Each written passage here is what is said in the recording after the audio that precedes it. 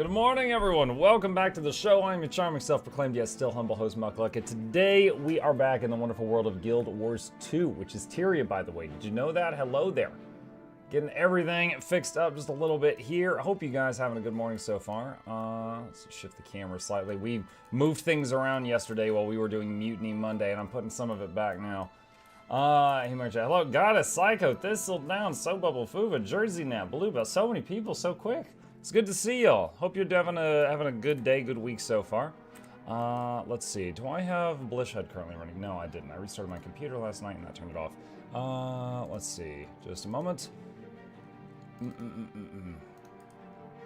And run program. Ba-da-boop, ba-da-boop, ba-da-boop. There we go. All right, Blish is waking up. He just needs a minute. Okay. And let's go ahead and get that. And go to... Wait. Hold on, did I say new build is available? I just opened the game. Are you serious? Oh my god. Hold on, I apparently have to download a new build so that I can go to the guild hall. Just a minute. Okay. Logging back in.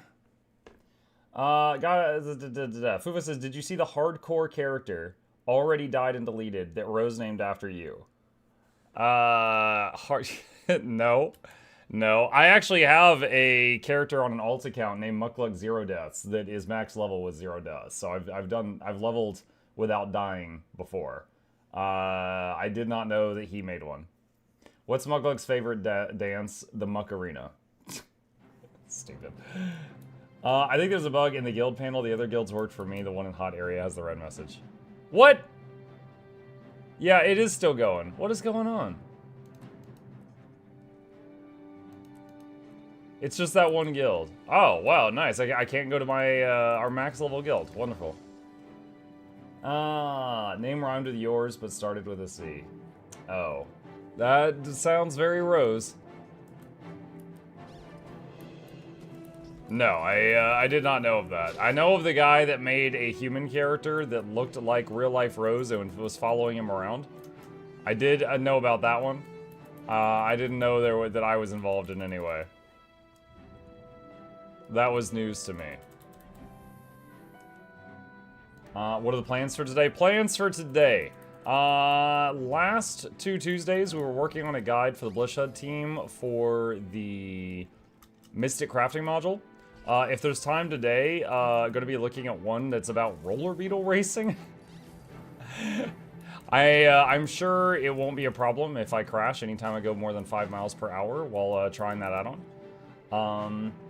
Aside from that, going to be, do the daily routine here for the next few minutes, answering questions, and need to clean up the guild banks a bit. I need to do some not spring cleaning. Let's see. Wait, what? Dude, the go-to guild hall button's just gone. Like, for all of them. Is it because I'm... Hold on a second. Is it because I'm in here right now? Let's see. Alright, leave instance. Let me see if I can access any of them from outside. Hardcore character in WoW specific. Oh, he was playing WoW. Gotcha. He made a character that was supposed to... Wait, what? Was it a short race at least? Was it like a goblin or a gnome or something? If it was supposed to be related to me somehow? Okay. I can access the guild halls while not in the homestead. That's weird. I usually can access them from the homestead. That is weird. Hey Muck, I recently started streaming Guild Wars 2, did some giveaways. People told me it could be bad news. Why? Moonhaws, I do not know what that is supposed to mean. I have done giveaways at least once a week for years, and I basically find it to be advertising. So, if you're streaming and you do a giveaway, a bunch of additional viewers will show up. Now, I know, and you know, and they know that many of them are showing up just because they want free stuff. What you're banking on is that, you know, 1 in 5 or 1 in 10 or even 1 in 20 of them go, oh, hey, this is a nice place to be. I'll be back tomorrow. You know? You're basically using the giveaway to advertise your stream. And, you know, you're spending whatever you're giving away, and you're gaining, maybe, some new followers, you know, new viewers, things like that. Doesn't always work out, but that's basically the exchange. As far as it being just bad news, quote unquote, I don't know what that's supposed to mean. Like ANET interpreting it as real money trading. Okay, so there are some rules that you need to follow. For example, let's say you're doing the giveaway on Twitch. Hold on, did you say where you started streaming? You didn't. Okay, I don't know what platform you stream on. So you know how on Twitch you can spend money to be a sub, or on YouTube you can spend money to be a YouTube member? You cannot have that be a requirement to enter the giveaway. If you have to spend money to become a Twitch sub or a YouTube member to enter the giveaway, then they could view that as RMT, real money trading. You know, like, oh, for example, I know of a creator in the past that was doing giveaways where you had to sign up for his Patreon. And then each month he gave away some legendaries, but you had to be a member of his Patreon to have a chance to win. They were not happy about that, and I believe they asked him to stop, is my understanding, because that was RMT in their eyes. However, like, when I do a giveaway, if it's, you know, if I'm doing a giveaway on stream, I usually just say you need to be a Twitch follower or a YouTube subscriber to enter, and then I'll have them type a single thing in chat, like, you know, type potato. And then after 2 minutes, I'll be like, okay, I'm drawing names of anyone who drew potato, and that filters out just the AFK people, just so I don't call a winner who's not even at the keyboard. But yeah, it's just, you can't make spending money be a requirement. Another weird one about Twitch is I once had the wizard hat icon from Guild Wars 2 as an emote on Twitch, and you have to spend money to unlock emotes. So they basically were saying that I took artwork that they had made and then locked people's access to it behind a small paywall.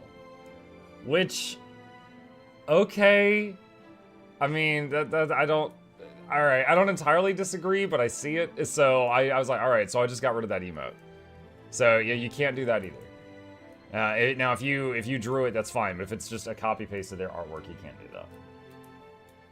But yeah, basically anything, you know, you can't just like put it behind the paywall.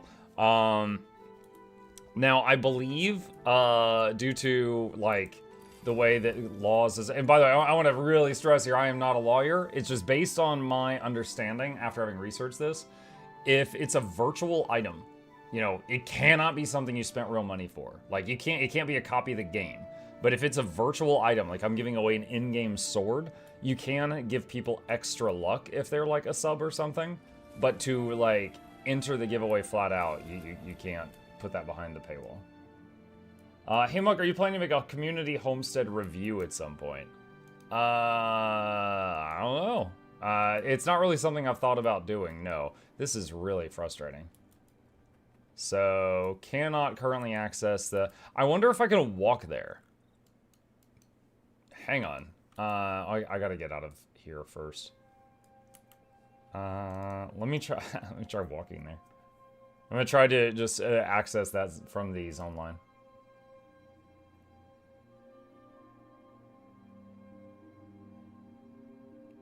Tuesday in it? Yeah. Yep.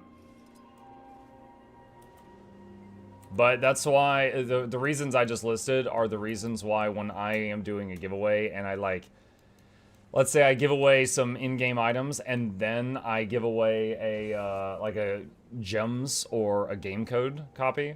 Typically I, you know, stop the giveaway and restart it. Dude, I have not entered this guild hall in the proper way in so long. I know the Verdant Brink access one's over here. Is it here? Surface tunnel waypoint? Oh, I wonder if I could just waypoint there. That's not good. Huh. Alright. See if we can walk there.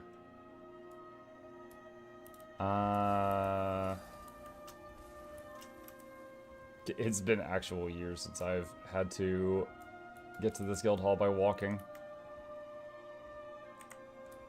Is that it? Guild hall button not working? You can't currently access the Heart of Thorns guild hall, it seems. Trying to figure that out right now.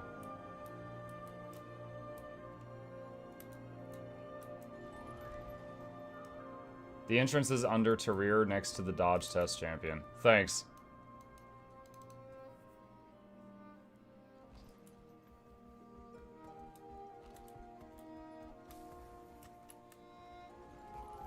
Any group events in the planning? Right now, hang on a sec. Group events in the planning. I think that's it right there. Main thing for today is I'm trying to see if I can access this broken guild hall. Need to do some spring cleaning of some stuff, maybe do some events, and intending to work on another Blishhead guide. Last one I did was on Mystic Crafting. That one was really well received. And how do I get through this friggin' door? What? Is that it? Is that not it? Sealed passageway. New build. Yeah, there's not a new build. It's just that one guild hall is claiming there's a new build.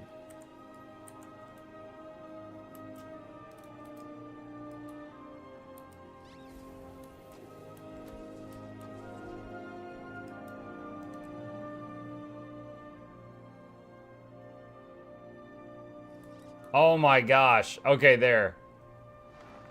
Wow. What a pain.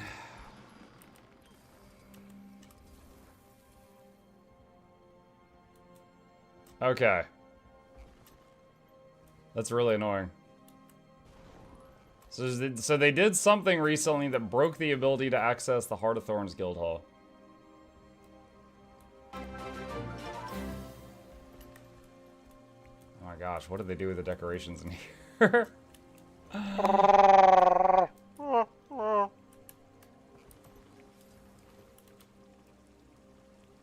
Wait a minute. Wait. I just realized it zoned me into Ace. I had Bone Zone selected. What?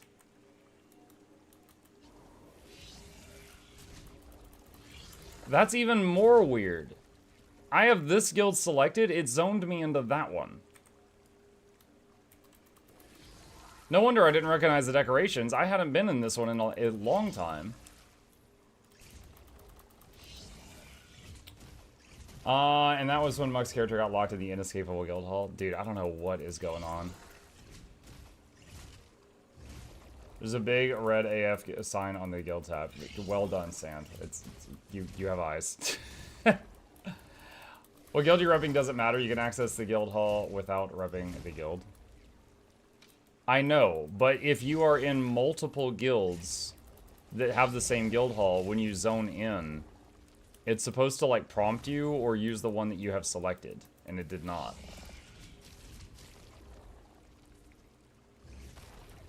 Is this a US only bug? I can enter that issue. Well, it's apparently not all gilded hollow. That's why it's really weird. Because like this is a gilded hollow guild, and this is a gilded hollow guild, but this one I can't zone into. I don't know what's going on with this one. And I already logged out and logged back into my game. So that's not it. So it's like certain guilds are messed up. Oh my god, it has been a while since I've been here. This place is a mess.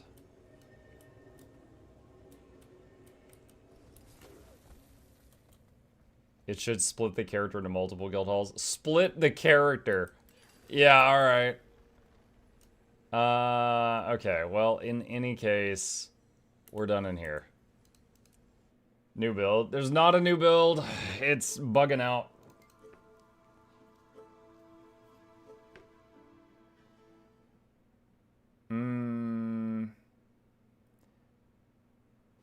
William Lee says, if you have an ArenaNet employee in your guild and they access an upcoming build with their tune, your guild hall is locked like that till the build drops. What? It's not a bug. Well, okay, first off, I don't know that I have one in my guild. An ArenaNet employee?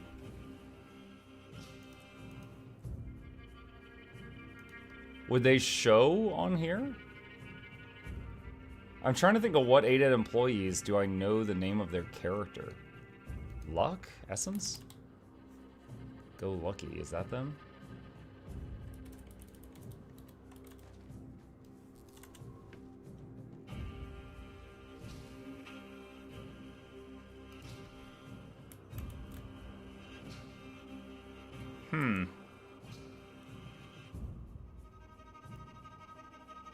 Well, it's Tuesday. I wonder if there will be a new build today. But that is super strange. Maybe Muck is the ANET employee? No. They'd be quite cross with me. I played 110 games last year.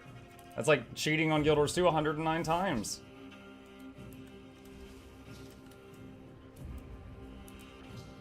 Today patch notes got released early but deleted.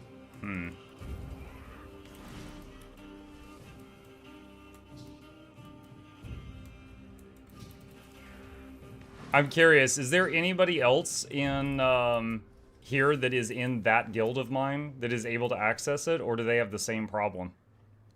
Hey, look, it's the Tree of Birds. How are you today? Hello, Bird Tree. I suppose I could ask in guild chat, too. Let's see. Oh my god. Guys, look at me. I'm so curvy. I'm unable to access the guild hall for this guild, getting an error. But only for this guild. Is anyone else seeing this behavior? Question mark? Alright. Let's see what the others think. Other people are reporting it on forums, also TP issues. GW2 forums. Let's see what we got. Where would that be reported? General discussion.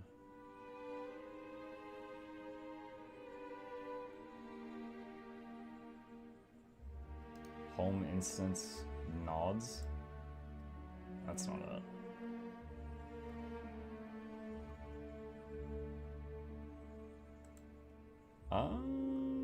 It's not in general. Bugs? Hold on. New build available. Trying to go to my guild hall, but the interface keeps saying a new build available. I've tried reloading the game, but it doesn't update. What's happening here? I also have this issue. Okay. Missing guild.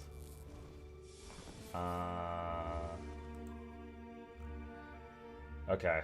Yeah, alright, it's not just me.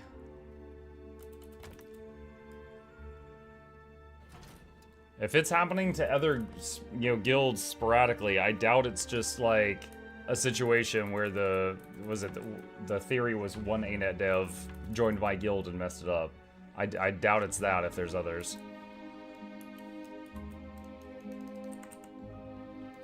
That's interesting. All the time I've played this game, I've never seen this one before, this glitch. There's blank items on the TP as well. Oh boy. Is it your World v World guild? It's my main guild, the highest level one.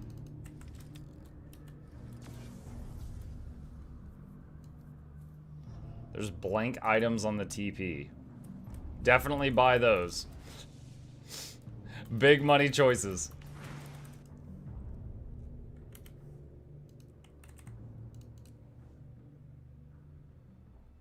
Actually, with further thought, like, I haven't done World v World in a long time, but I believe it was my World v World guild.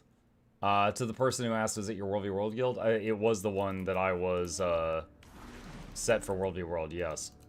I don't know if that's related or not.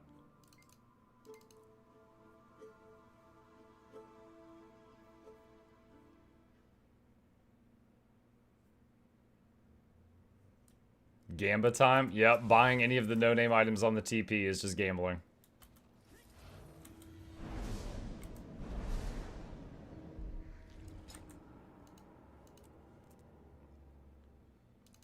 You can see if it's your Warrior World Guild and the guild panel has an icon. Right. Pretty sure it is. I think I said it as that one long ago.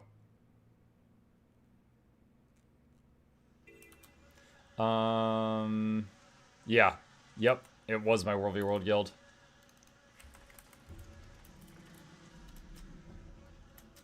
Let's see. Beavis.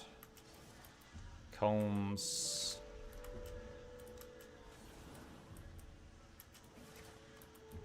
Honey.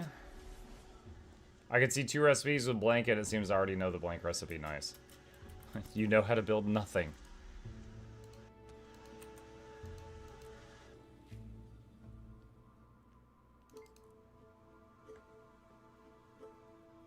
Someone touched the spaghetti code again. It is possible. Not sure. Let's see if anyone responded.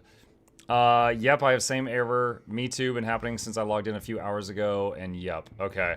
So at least 2 people responded in the guild that I'm in that they are also unable to access the guild hall.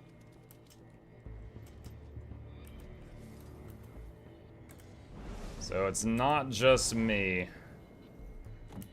If that's the case, the bug, whatever it is probably related to guilds and not individuals. Over the years, the spaghetti code gained sentience and touched its... Oh my gosh. You make it weird, Synth. You're making it weird.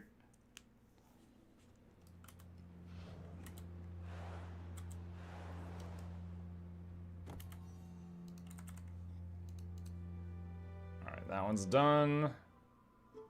Okay.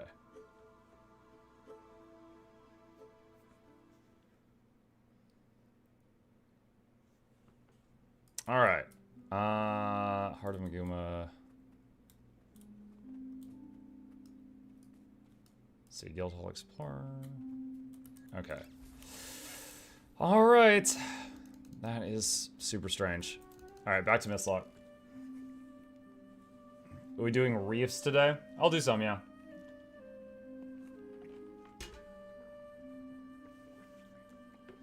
Going to, hey. What's up? Chip is poking his head into the room. Ugh. Okay.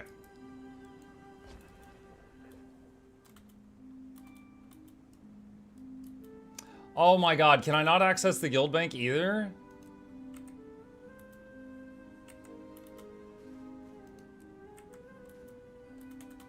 I can't access the guild bank. The giveaway vault that has like tens of thousands of gold in it. I can't access it.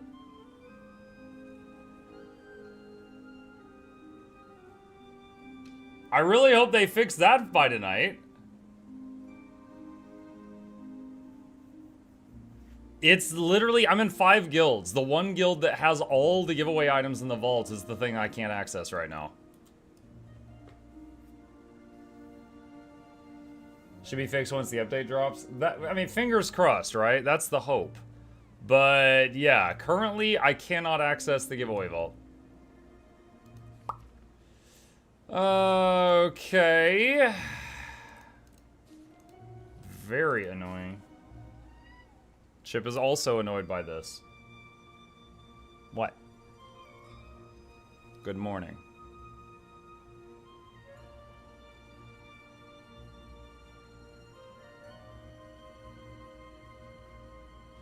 How many characters do you have? I'm sitting at 19 at the moment. Is most characters alt part? How many do I have? Like 11 maybe? I'd have to double check. Something like that. Zucchinis. Friggin' butter. 4 giveaway. It's a whole set, goes together. Last piece in second mail, there's only 5 boxes to fit things in. Dragon Jade Tech. Okay. Thank you. And hi Muck. I'll read this later. Alright.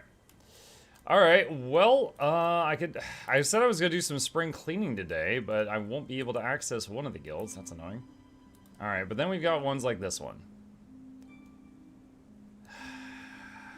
So annoying. Alright. For those who aren't in guilds or never mess with the guild bank who don't know, you have to click and drag in this window. So when someone fills the bank with garbage, it takes an equal amount of effort to get the garbage out. Which is why I do this like once every 6 months.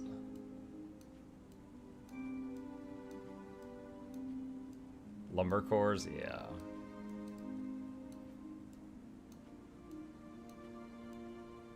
That is something really weird that they need to, like in normal inventory, you could double click something to move it to your bank or double click it in your bank to move it to your bag. That needs to be a thing in the guild banks as well, for sure.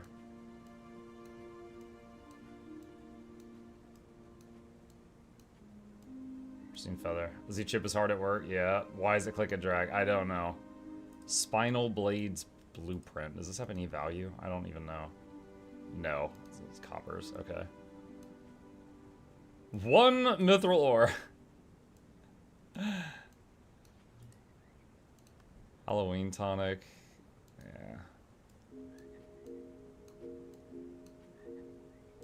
Sealed pack of snowballs. Oh boy. Ascalonian blueprints.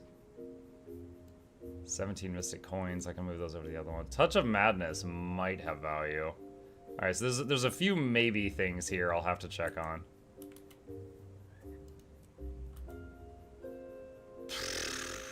I hate you guys. Why?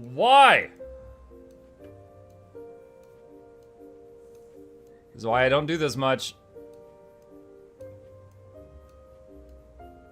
Jackals keeps saying, give me access to all the guild banks and I'll clean it up. But, you know, there's a trust issue there, Chad. Jackals might just steal all the legendaries I have stockpiled. I don't know about that.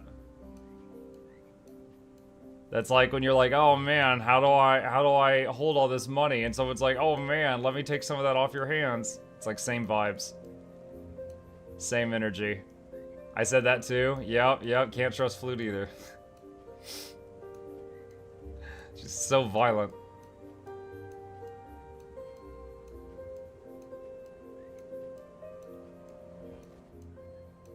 This is it, chat. This is the reason you make full 32 slot bags. So you can empty a guild bank, 1 lumber core at a time. Oh, have mercy. What is this thing? Minor potion of hologram slaying? Now look what you have to do, right? Right?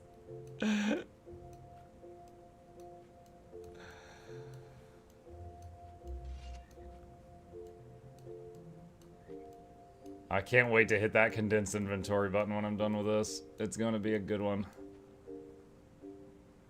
At Muck, I want that siege. You want that siege. But it's blue siege. Gold siege is the new thing. Hold on, does this have any value? Not really.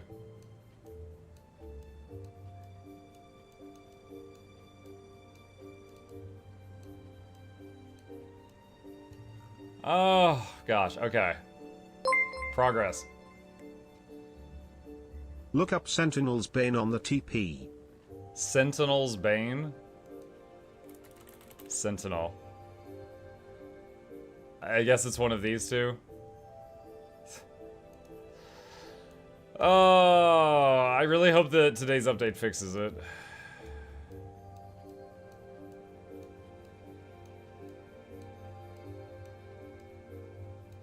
Where do I apply his guild vault cleaner? Again, there's just like a major trust situation there.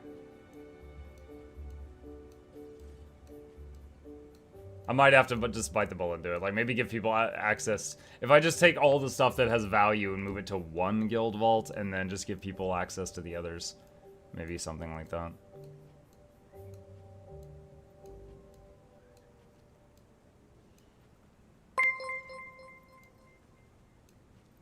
I am just watching the KCD VOD from last night, and when you were confused why the guard stopped you for injuring someone, it was because you choked out a dude in the church, you donkey.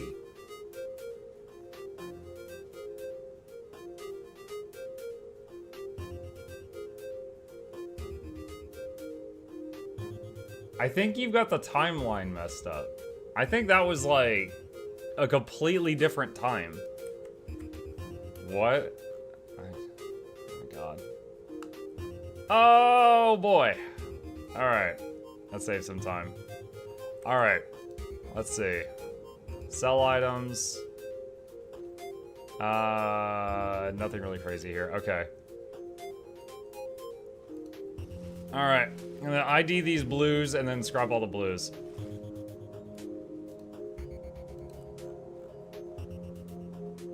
Okay. Click a drag, click a drag, click a drag. Yep. Just dealing with the interface for guild halls that they came up with in 1995. Alright, there's that. Greens. Salvage greens. Hey, Magic Beard Man, what are your major goals for the year 2025? Just keep on, man. I mean, I don't really have any major goals like outside of the normal stuff. Like, you know, just keep trying to make quality content, make guides for things people don't understand. Keep the streak going if possible, where this year we would hit 7 years streamed in a row without missing a day if I, you know, continue to not have anything interrupt that. What else? We're nearing 100K subscribers on YouTube, which would be, you know, when they send you the plaque. Really hype about that. I would love for that to happen. We'll see if able to pull that off.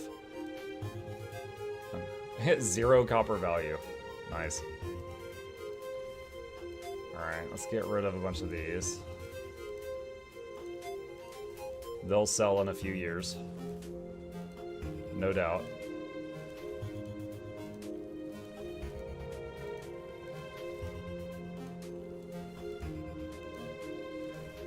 It's gonna lock me out of the TP soon. It's like you're flooding the market with crap. Stop!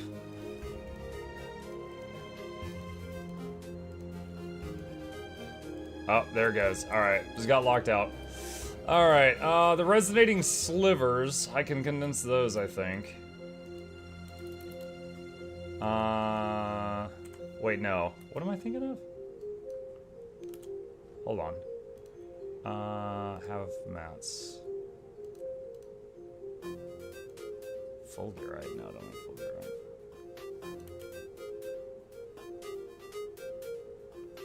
Slash wiki resonating sliver. Hold on, am I thinking of something else? What is this used for?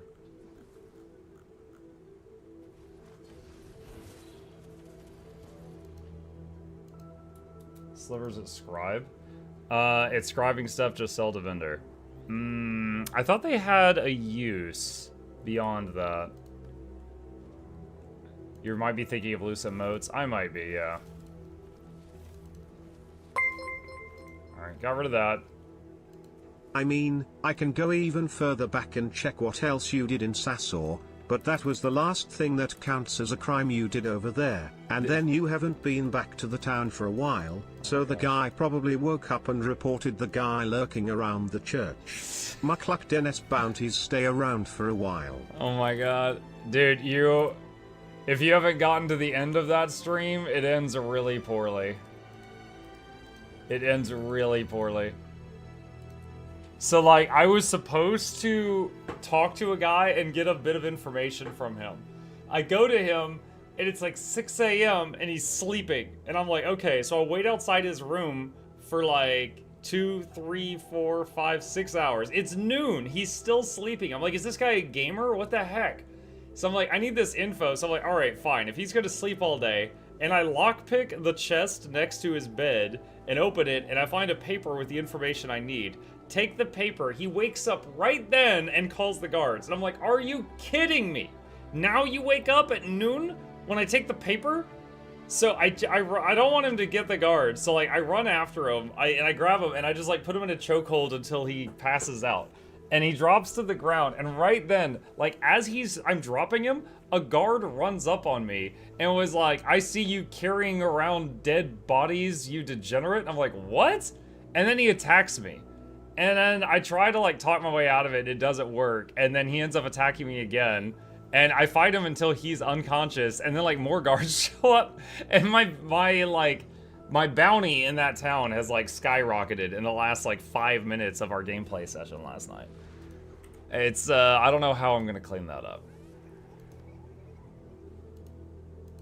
It was rough. Then there was that other scenario. Okay, so chat, for those who have never played Kingdom Come Deliverance, your armor makes noise. So I wanted to sneak into an enemy camp, so I took off all my armor so I'd be quiet. So I was in my undie pants. Happy return to Irritable Bowel Syndrome week. So I snuck into an enemy bandit camp in my underpants, and I managed to assassinate and pick off like 6 people. And then there was a boss, and I'm coming up on the boss. I'm like, alright guys, if he starts to turn around, I'm gonna pause the game and put my armor on, because you can't get your armor on in combat. And as I walk up to the boss, it triggers a cutscene of my guy just confidently walking up to him in his underpants and telling him, "You're under arrest." And then it throws me into a boss battle where I'm in my undies versus a guy like with a giant sword. I'm like, oh my god. And yeah, I died. I had to redo that area.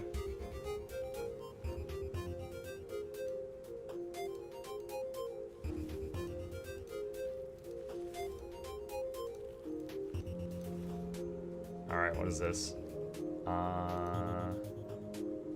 Major Sigil of Force. Major Sigil of Energy. High Charisma character. Well, unfortunately, the You're Under Arrest didn't work, so failed that Charisma check. So many lumber cores. Oh my gosh. Alright. Mail more stuff to Flute. Using her as a blueprint trash can right now. Okay. That cleans up 2 of them. Let's see. Guild Hall number 3. This is the last one. I got 4 guild halls, and one of them's inaccessible right now. At least these cores are stacked up.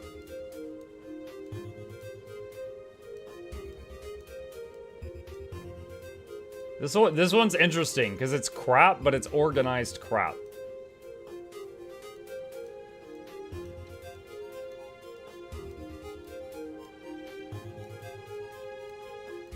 Mug, is it possible to join your guilds? Absolutely. Exclamation guild in the Twitch or the YouTube chat, and there is a very short instruction. Just go through that, and we can get you in one of them.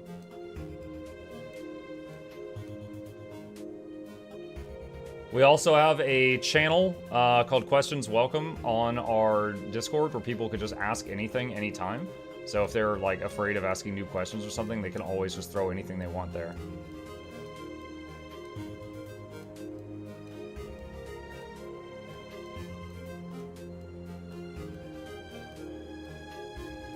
What is this? Phospholuminescent infusion. There's an infusion in this guild bank? Wow. Alright, we'll leave that. Mini Devil Dog. I don't know if that has value or not. Rabbit lanterns? Oh my lord.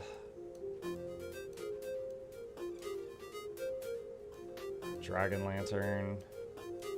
A few knickknacks here. Okay. Alright. That was me. I used to take them out, stack them, and return them. I'm not complaining.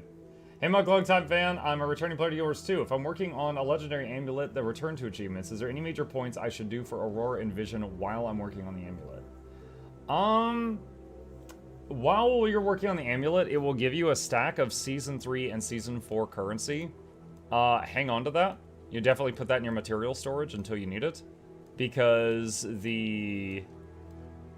those currencies are used for... Season 3 stuff's used for Aurora, and Season 4 stuff is used for Vision or the Sky skill. So you can absolutely get some use out of it. There are a few overlapping achievements that you could do, like, at the same time. So if you are, going through those achievements, definitely, glance at the Aurora and the Vision ones and see if there's any that you could do, like, at the same time. Wayfarer's Hinge. Well, Wayfarer's Hinge is the time gate for Aurora. And it's certainly not a bad idea to do that. But what that is basically you need to go and do the hearts and then buy an item off the vendors in Draconis Mons every day for like over a week to get past that step. So because it's time gated, you could go ahead and start that early if you fancied it, which is I think what they're talking about.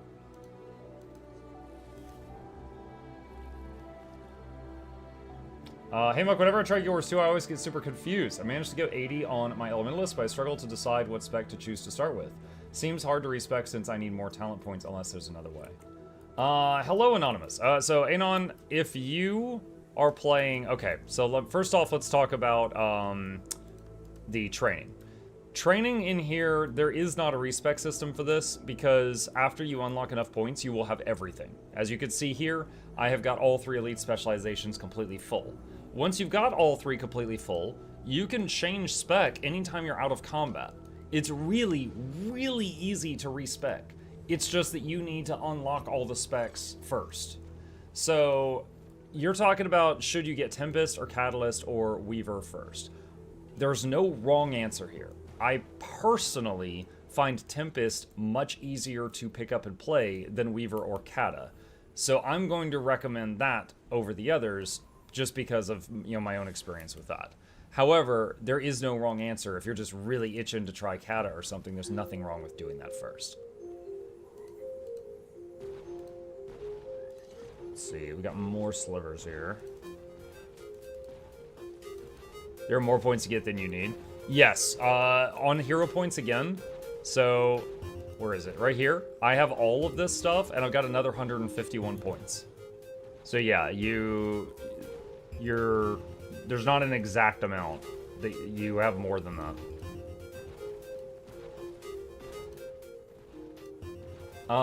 What have I gotten myself into? A new guide? What's up, Albert? Right now, I'm cleaning up our messy guild bank. And also dealing with a bug that's currently going on in the game. Hopefully it'll be fixed in a few hours.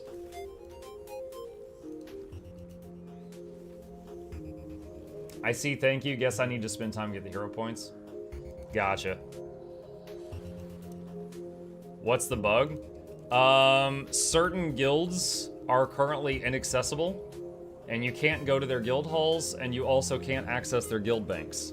And unfortunately, one of my 4 guilds is hit, and it's literally the one that has the giveaway vault. The one where I do big giveaways from. So I can't access it right now. So I'm hoping that it's going to be fixed very soon. Well, to be specific, our next giveaway from that vault was going to be tonight. But, yeah. Okay, hold on. Let me get all this stuff. I'm about to do a salvage all, and I want to make sure I got all the valuable stuff out of there. I think I did. All right.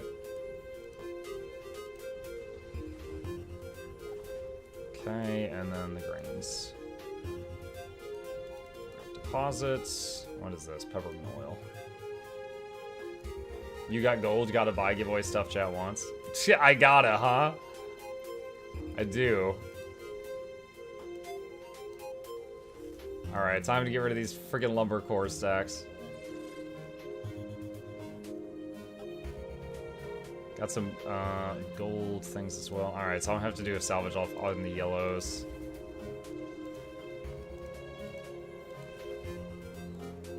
Oh, no, not that. Crichton lumber core is what I was trying to click on. Okay. Where's un-ID'd yellows? Alright, double check to see if we got anything of big value. Nope. Alright, salvage all yellows. That'll get rid of all the extra miscellaneous stuff. Okay. Why do I have so many potatoes? Nope, not that one.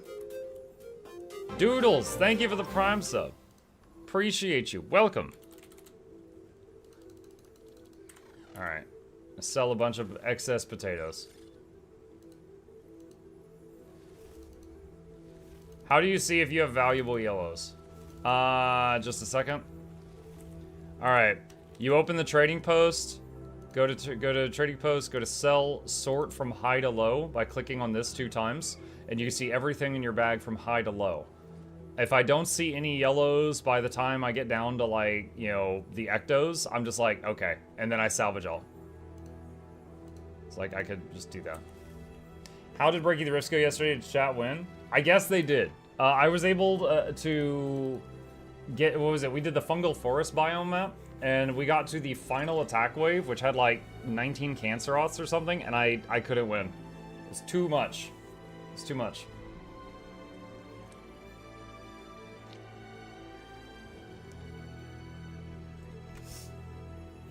I haven't started expansion. I did the main story for base game, and I think I started Living World Season 1. Hero point train. Yeah, so something about hero points that you might not know as a new player. So the hero points in here, any hero point that you get in the base game, which are typically very easy to get, you know, you just walk up to it, you do a thing, you gain 1 hero point. Any hero points that you do in the expansion, like in Heart of Thorns, Path of Fire, or End of Dragons, those will give you 10 hero points. So you don't need to like rush for the expansion or anything, but it's once you get there, they will give you, you know, a very large amount very quickly. Sirmuk, I just recently got and started playing Guild Wars 1. I wonder if I should worry about which I should do for the monument bonus for Guild Wars 2. I want to do a blind run, but I'm too afraid to continue because I might screw up the monument rewards. You're not going to screw up, excuse my sniffles, I'm sorry. You're not going to screw up the monument rewards. The monument thing is an Eye of the North, which is in one of the expansions to Guild Wars 1. So if you're playing through the base game, you're not even there yet. Some examples of the stuff that you can get for the Hall of Monuments is, let me see, Guild Wars Hall of Monuments.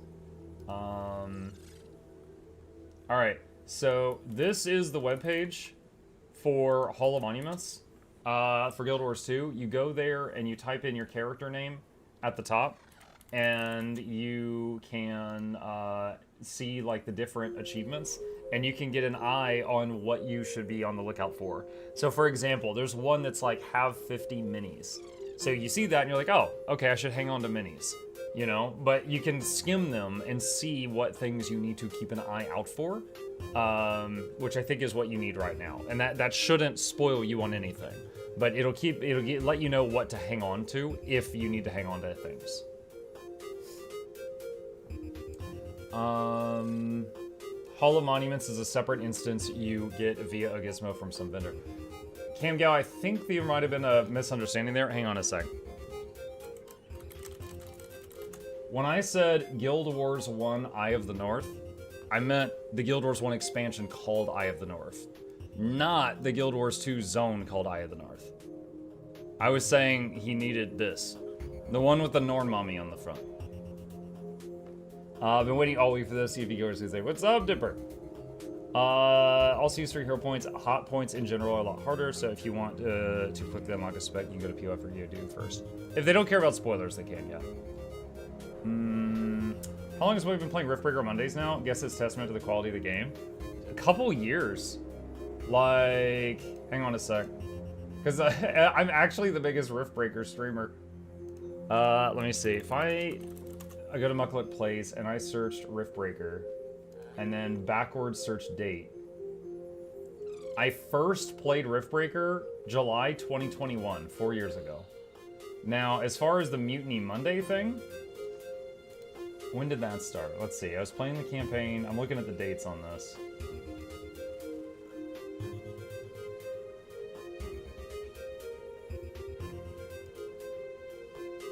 Oh, wait. Hold on. Here we go. Streamer versus chat. That's what I'm looking for.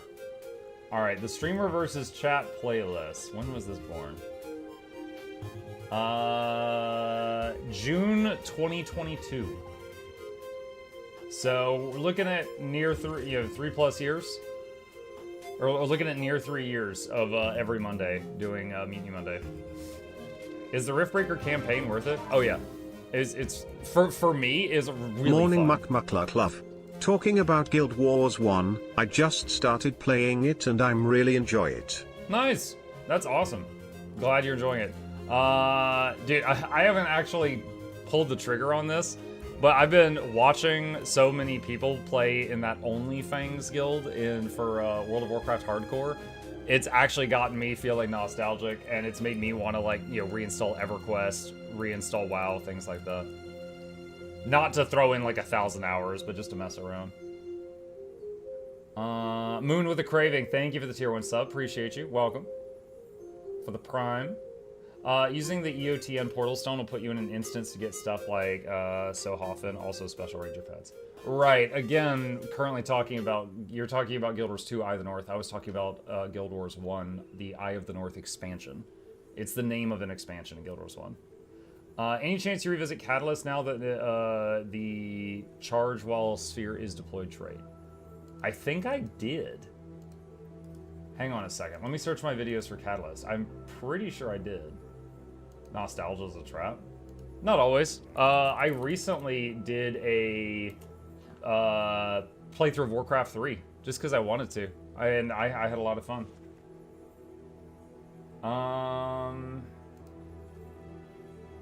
Let's see. November, so like 2 months ago, I tried the new DPS Quick Catalyst. And I think that was after they did the sphere change. I also, in October, I tried to rework Heal Kata. So I think one or both of those were after they made the sphere change. Nostalgia's a trap. Hero Reset, thank you for the Prime. I appreciate you. You pet ship. Hey. Oh, he's in the deep sleep chat. Hey. He was actually shaking a little bit. I wonder if he was dreaming. There you go, as requested. YouTube never showed me those. If you want, Cam, just go to my channel and just search for the word Catalyst on my channel, and you should easily find them if you want them.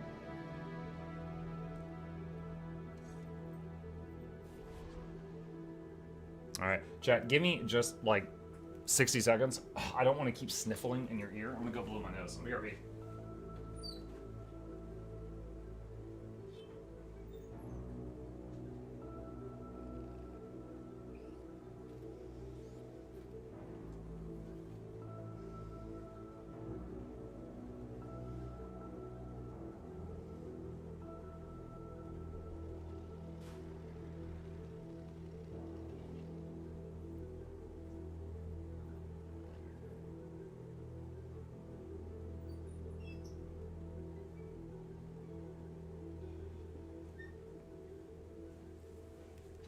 Okay, I'm back.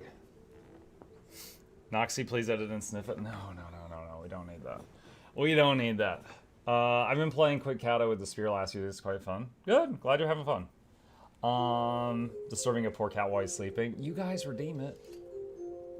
It's your fault. Okay. Someone said wizard hat. I'll throw this on and then continue. Alright. Next up. Get that ASS. Get those antique summoning stones. Where is... No, it's taking too long. Let's go port to Arborstone. Grab these.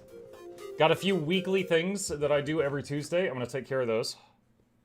Make progress toward our 3rd legendary Club Journey, and also get the ASS just in case we ever want them. This is a place of refuge. This is the wrong thing. There we go, that's it.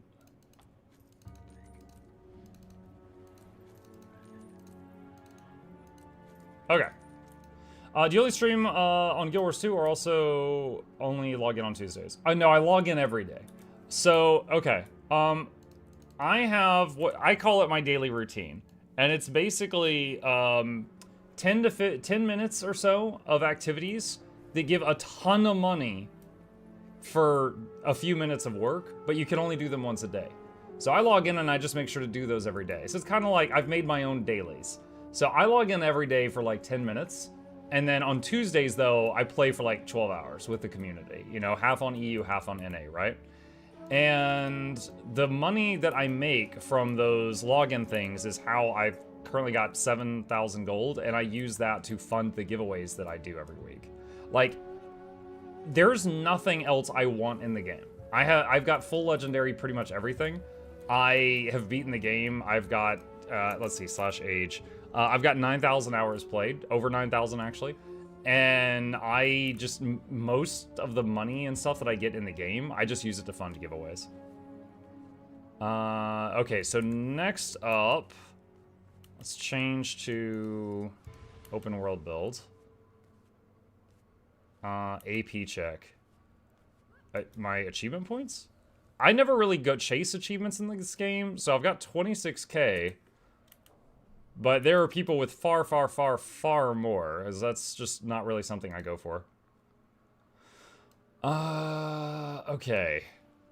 Jan Thier.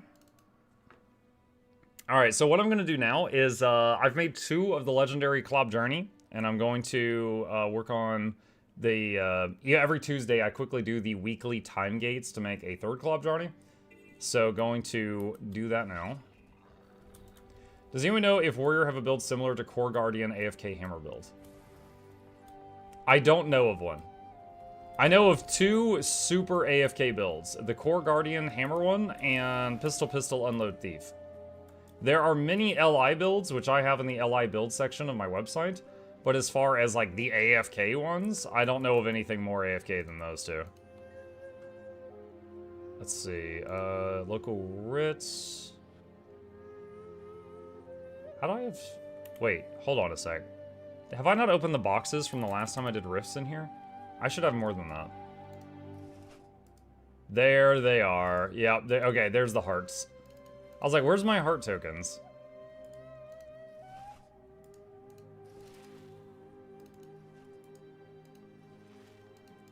Alright, let's try that again. Yeah, now I've got 20, up from 8. Okay. Alright. Use tokens, instantly complete the hearts. And discounted shards. There we go. Okay, that heart's done. Alright, next one. Did you get your 10 mystic coins from the tower? I have to check. I'm not sure. During the current reset, anyway.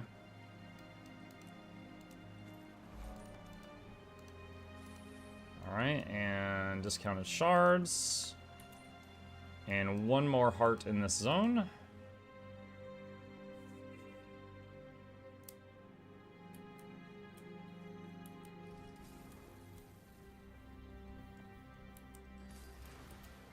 Let's see, and buy supplies, local writ of renown, trade in 4, instantly complete the hearts, and get the discounted shards. All right, there. Done all the hearts in Lowland Shore, and just gonna do the same thing in Janthier Century, and then do some riffs.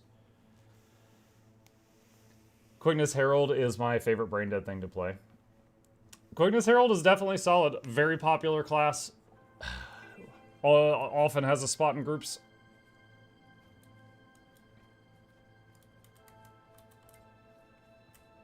What a point by them, still don't have spear. It's... I mean, this is taking a very small amount of effort to walk over here and instantly do these hearts, so I'm totally fine doing it this way. But no, I'm actually making my 3rd legendary Klobjarni Liberty. I do have the spear, I have 2 of them. I'm just making more for giveaways.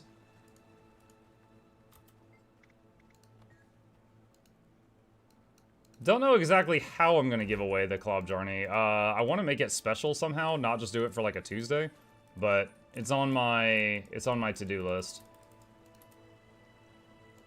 All right, and I'm sorry, I did that one. I did that one. Where's the 3rd one? It's over here, I think.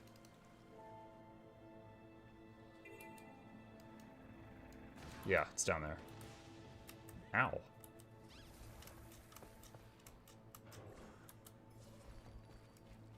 Thing I love about Quintus Herald is that giving boons to yourself is actually really strong when going solo. There are a few classes like that. One of the biggest examples is Reaper. While a Reaper is solo in open world, they actually supply 25 might to themselves, quickness to themselves, and 25 vulnerability to the enemy. So they are almost doing raid level damage while they're on their own. Because they have like all the important buffs and debuffs.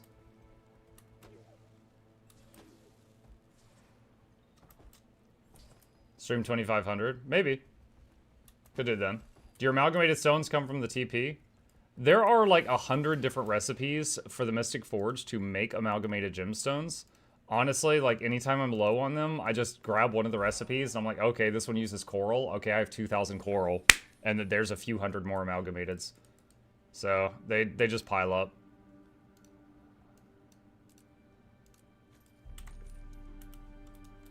Okay, there we go. All right, so with that, I have done every heart in the Janthier Wilds expansion in the last 5 minutes and gotten all of the shards.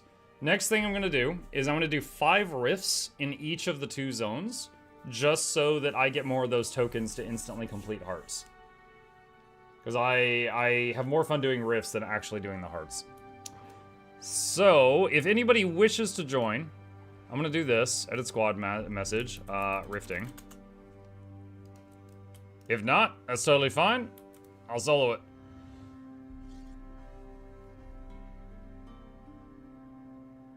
What, am I just admiring my hammer? What is going on right now?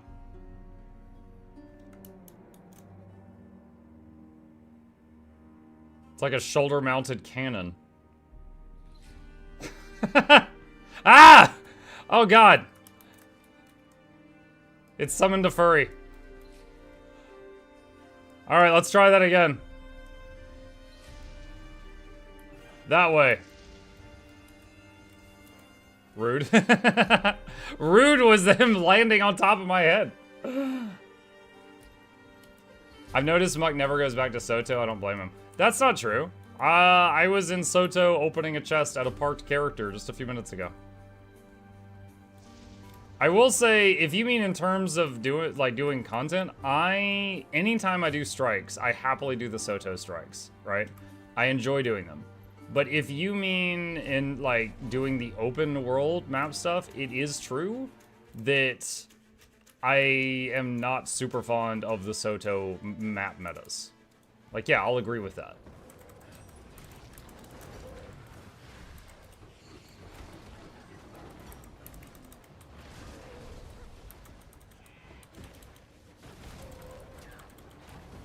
Someone type /SQ join Mukluk /slay chat in Mislock. It happens from time to time.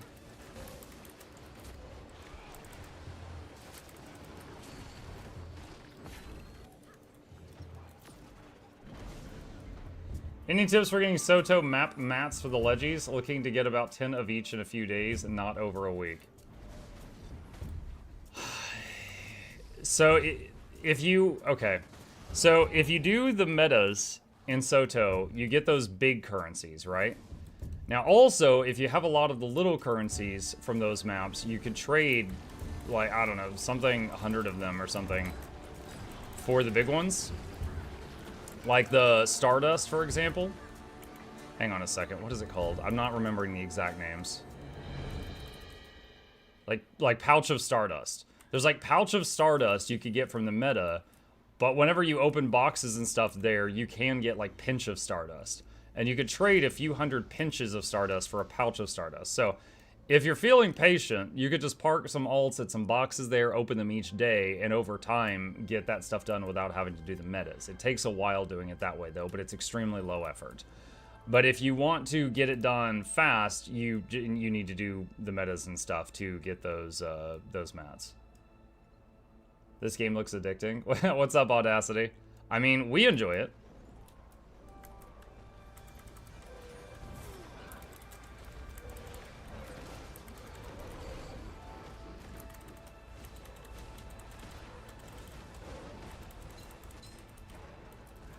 Agreed on Soto, 5 pieces of obsidian armor is enough for me. Yeah, at this point, I've had those characters parked there doing the daily login rewards, or not daily login rewards, sorry, the daily routine for so long that I could easily crank out a few more pieces of obsidian armor if I wish to, without having to do any metas. But it takes a while to get there. If you want to get it done in a week, as you said, you'll need to do some.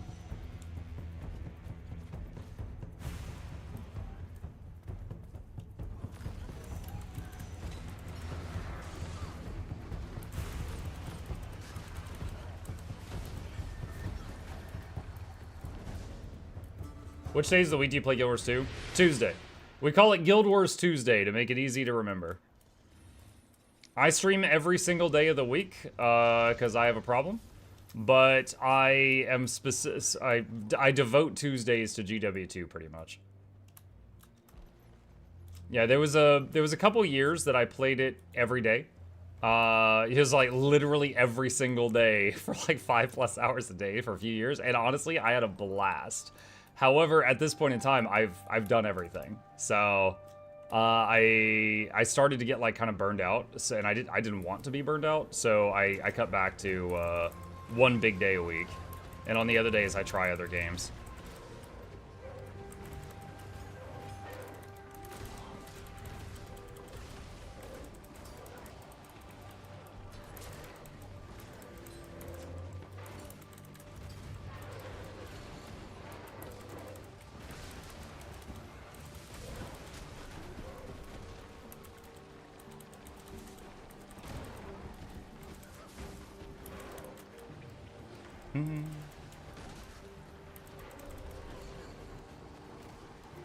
Working on Shining Blade and map completion. Oh, nice, Barry. I actually don't have Shining Blade.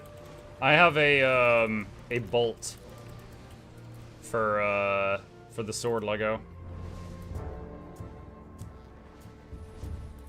Over the years, you developed various content outlets for engagement. What do you think are some of the best strategies for a new commander tag that enjoys the game and wants to engage individuals in key events or metas occurring in different maps? How can you create a continuous stream of active players while also fostering community that loves specific content, such as pursuing new open world legendary armor?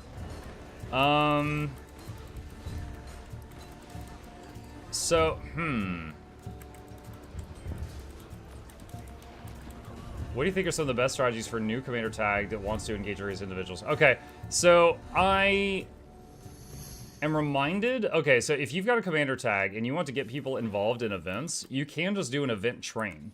You know, just make it really easy to join in, invite people to join, and take them from A to B to C to D, and just be like, you know, do these events. You know, basically just find a sort of a schedule where they line up and, you know, take them around to a bunch of stuff.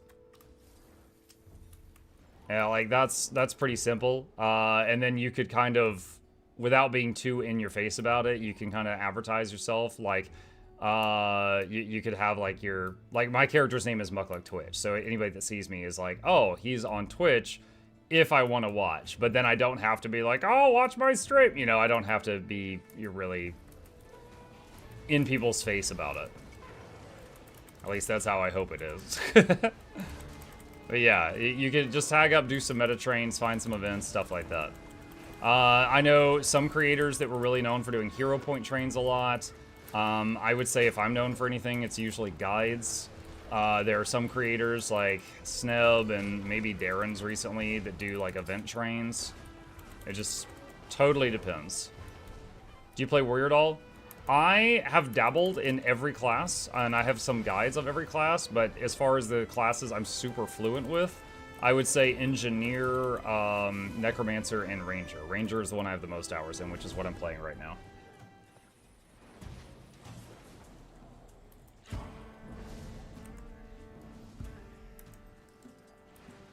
Is Loranity known for being late?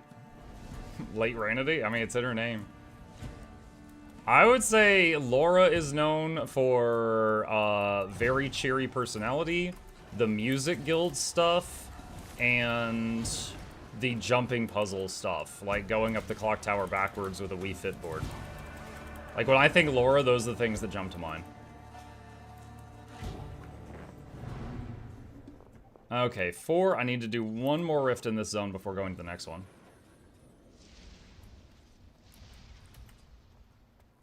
I'm just going to teleport to the moon camp and jump from there.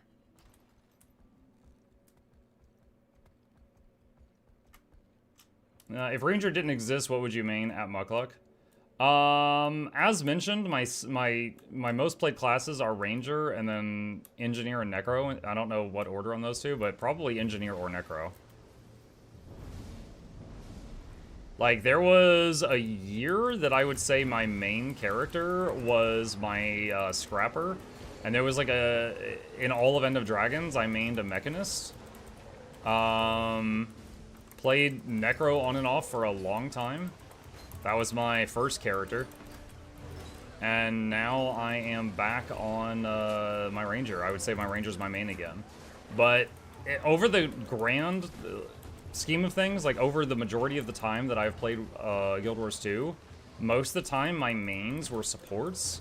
This is one of the first times where I'm often playing a DPS, which is Quick Untamed, just because I'm having so much fun with this build.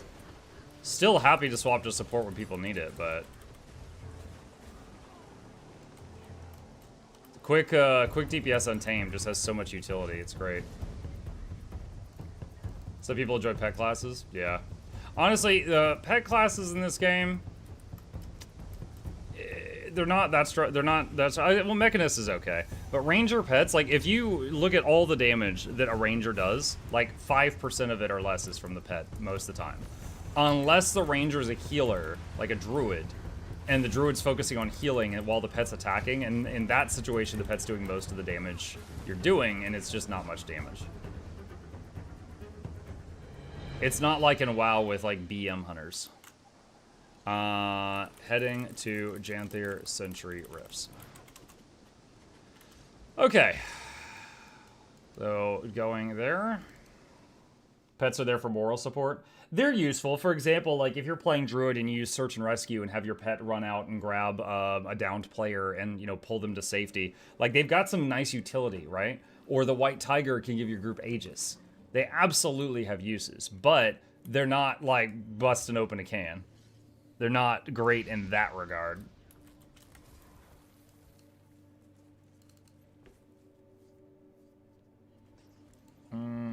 Tiger has good Fury uptime? Yes. Yeah, Tiger has good Fury uptime, the Turtle has a projectile block, the Iboga has a pull, the Bear has an AoE Conti Cleanse.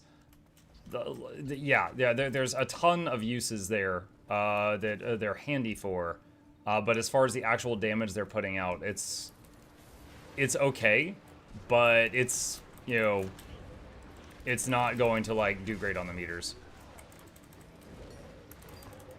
Like, if we're making the comparison to the World of Warcraft Hunter, if you've got one that's Beast Mastery spec, the pet is probably, like, I would say in that situation, the Hunter might be doing 60% of the damage and the pet 40. But in Guild Wars 2, it's more like 95 and 5.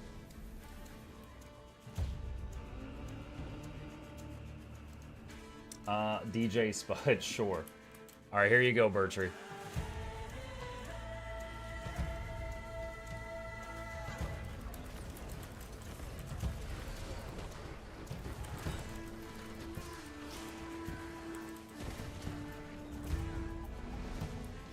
Very nice. Alright, that's Rift 1 of 5 for me.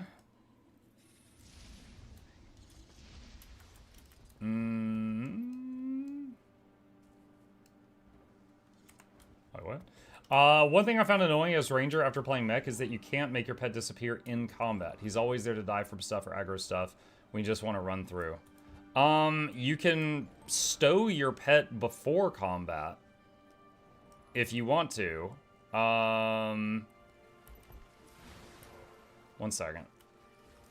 And then in combat, if your pet gets low health, you basically use pet swap.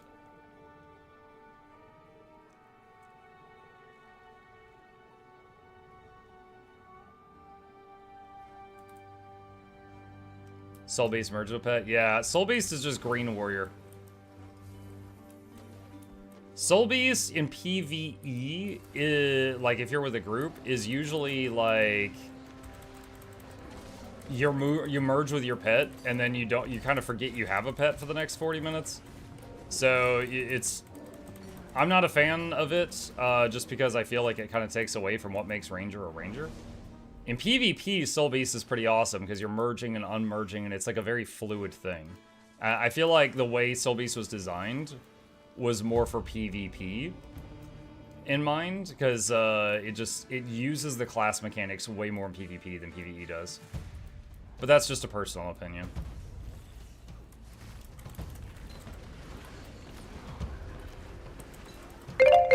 First, second, and third for you are Ranger, Engie, Necro. Pick fourth place for if you were banned from playing top 3. I mean, what is this conversation? I don't know. Like, if you take too many of my favorites away, I'm going to play another game. That's going to be my fourth place. My fourth place is going to be install something else.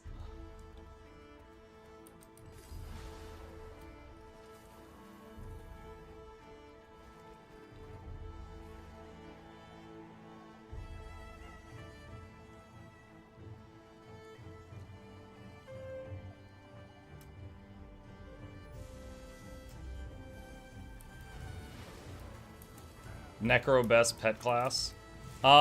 In Guild Wars 1, that is a correct statement. In Guild Wars 2, Necro is an amazing class, but not because of pet class.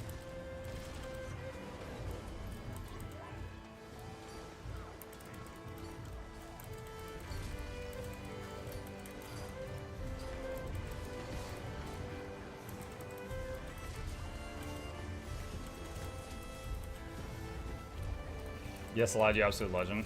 What's up, Dean?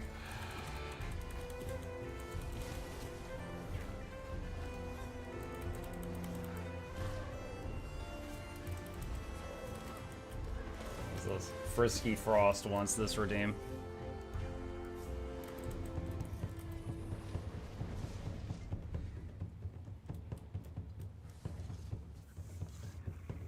You'd rather uninstall than give love to my beloved Revenant?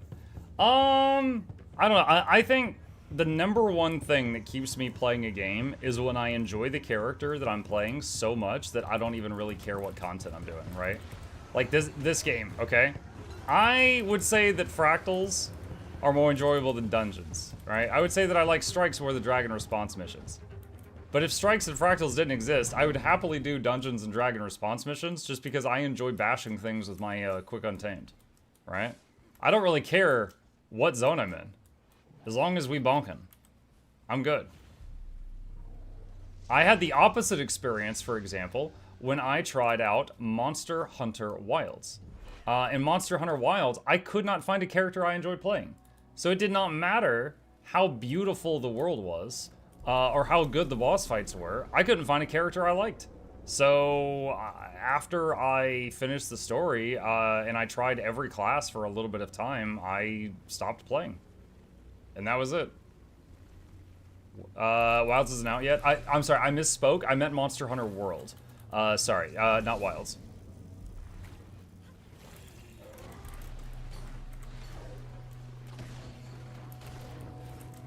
Yeah, I tried every class for a bit of time, and then I was like, yo, these are all okay, but I really don't love playing them, and so I'm good.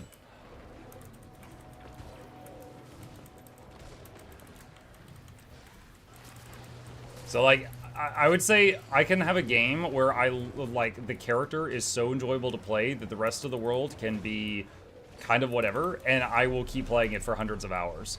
But if the world's beautiful and the character is boring, then I won't keep playing it for very long.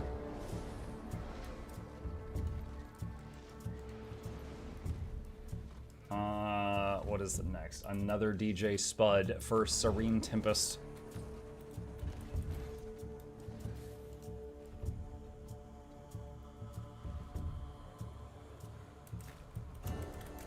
Muck, is Sikkim good in power-based Untamed?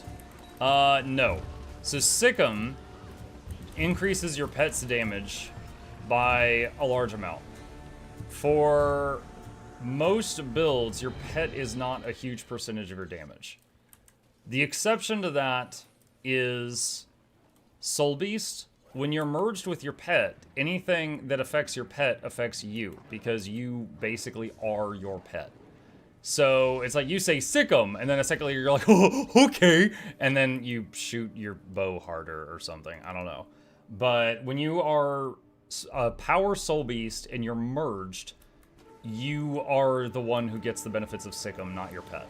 So for them, it is a massive DPS cooldown. For Untamed or Druid, probably wouldn't have sick 'em on the bar. There's a few unique exceptions, because like when Sikkim is going, the target can't stealth. You could maybe do some cheeky stuff with it in PvP against thieves. But that would be, you know, kind of a niche case.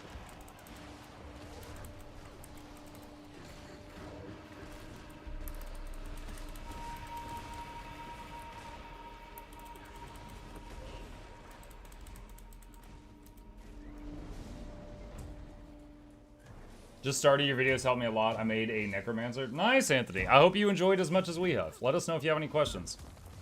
Even if I'm playing something else, Guild Wars 2 questions are always welcome.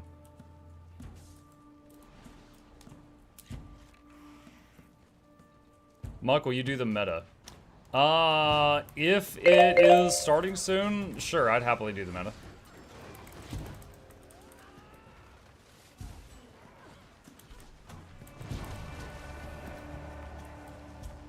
Looks like we got 7 minutes. Alright. That's it for me for riffs. Thank you all. Okay. Do that. Wow, I'm definitely getting some lag. I hit enter. It took like 3 seconds for that to appear. But I am connected to EU right now. Let's see, 7 minutes. Yeah, I could use some materials for the next legendary I'm working on from the meta. I could do that. Let's see. Create squad. And hold on, I'm trying to not get hit by lightning. All right, so I'm making a new squad. And I'm going to go into the group finder. Janthier Wilds. Janthier Century. What IP am I on? 176. So there's someone called Meta. I'm going to do the cooler Meta. Dot 176. Advertise. Y'all seeing that meme? It's like Daniel and the cooler Daniel. That's what I'm shooting for there. Curious, in the corner left, what is the ugly looking mutated furless rat with no hair? That's me, and I would appreciate if you watched your language. Also banned. The meta she told you not to worry about? Exactly.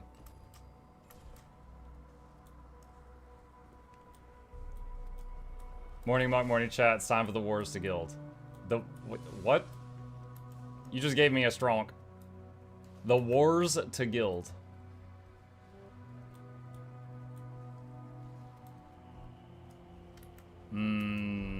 Okay. Let's fix that back.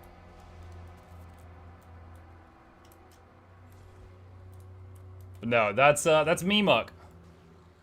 Like Nintendo me. He is capable of reading out all of the text-to-speech stuff you guys do. Like when you renew subs, or if I get a raid, or if if you do like bits or anything like that, he'll read it out. We also have the ability of changing his language pack. The other day we found one for Dutch that sounds exactly like Laura. So I have the ability to make him sound like Loranity. Sorry to hear that, Muck. Hope you get better. What's up, Hyzen?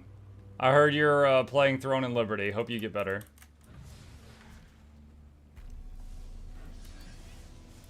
Coming back and powering through Soto's story has near burned me out. Please tell me Janthir's story is better than Inner Mayonnaise and Patha talking.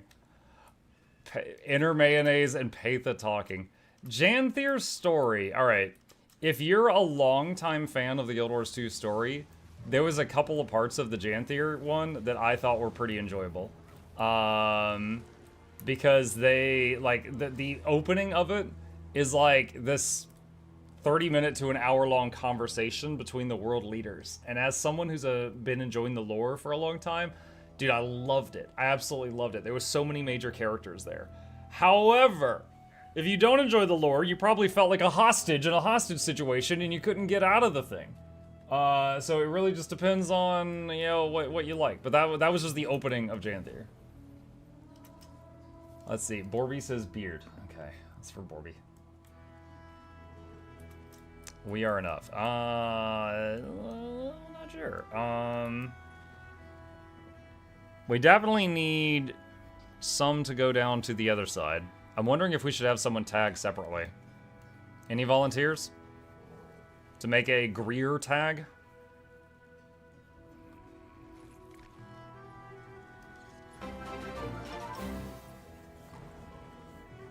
Happy Bezos Bucks Day to me and by proxy to you, Muck. Thank you, Atomic Ant. Appreciate you. Welcome back. They need to cut down the NPC speech length. It's okay the first time, but I like to repeat on different professions. It's agonizing. Or just make a skip button. Yeah, I think it's okay for it to be long-winded if there's a skip button for people that don't want it.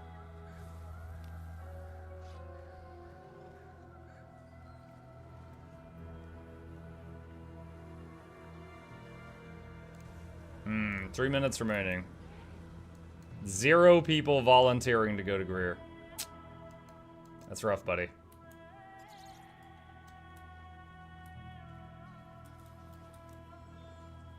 Mug, if you could go back and retcon anything in the lore, what would it be? Retcon... Oh, that's an interesting question. Retcon something in the lore.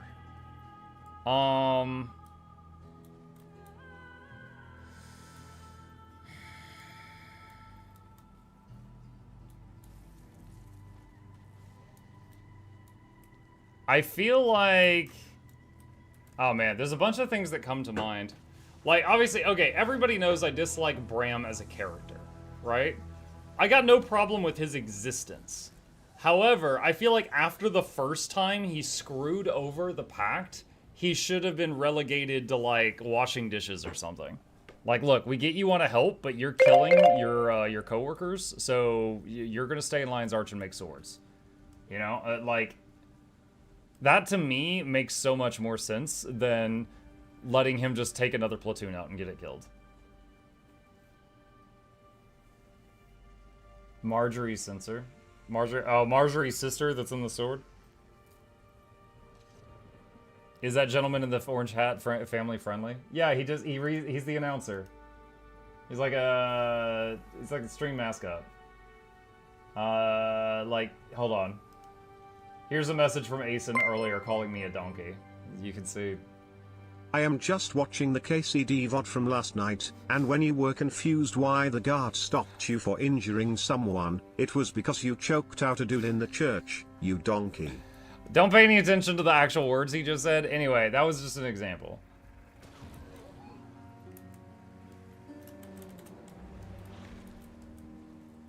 We can also change the, hang on a sec.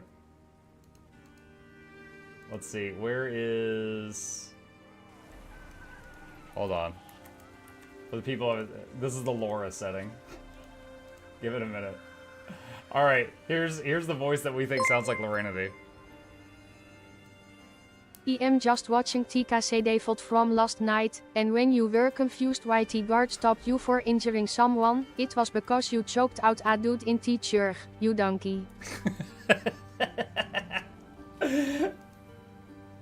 All right, hang on, I'm gonna change it back.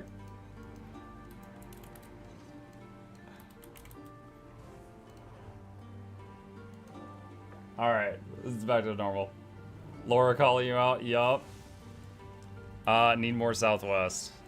Going to help south? Okay. Can you turn the Popcat on? Sure. Alright, he's set on Popcat mode now.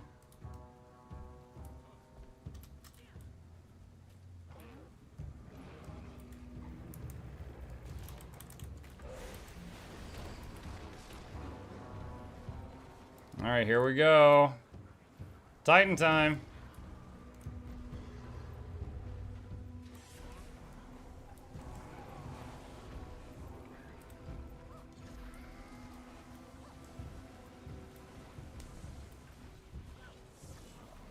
Oh, I just realized I have dialogue, like, off. Stone. Like cub to maw. They'll suck it dry if we don't halt their advance.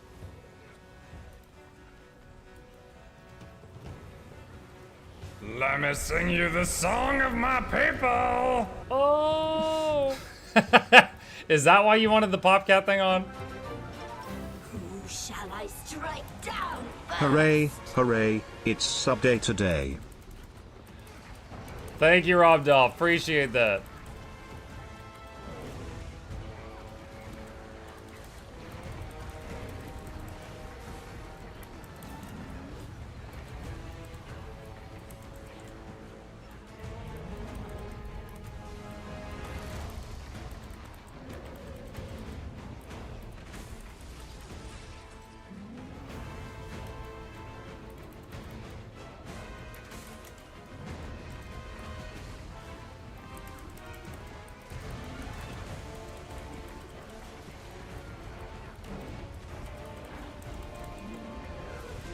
I'm gonna AoE res over there.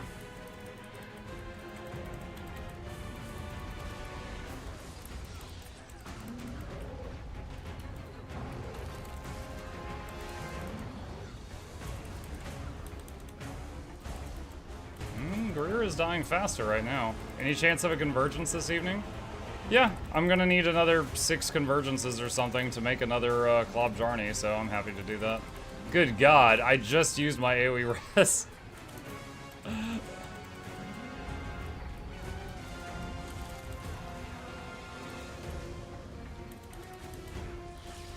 Muck is converging. Oh!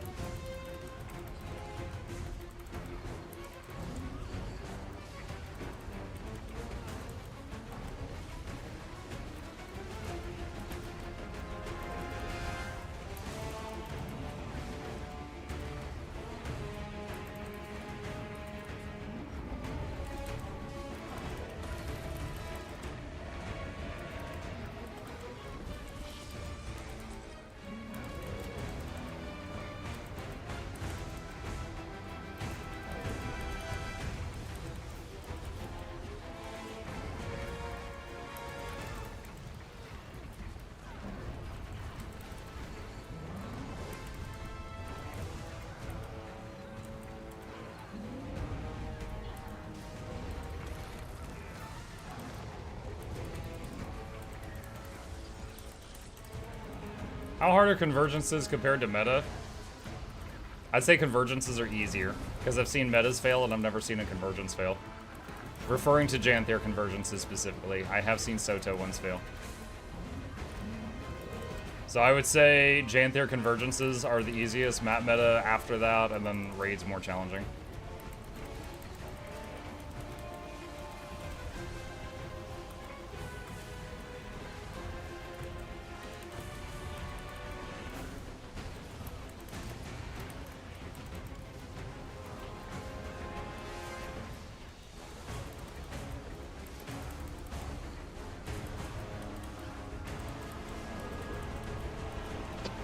Mike, do you know the usual schedule for patches for Guild Wars 2? They always felt random to me when they drop. Usually major patches are on Tuesdays. There are exceptions. Like they might, they might like change the stuff that is available on the gem store on some other random day of the week. But usually major patches are on Tuesday. So like 15 minutes from now is the time that major patches hit each week, usually. But there are exceptions. Like if they're doing some World v World beta test that's like going to be over the weekend, so they started on a Friday, stuff like that.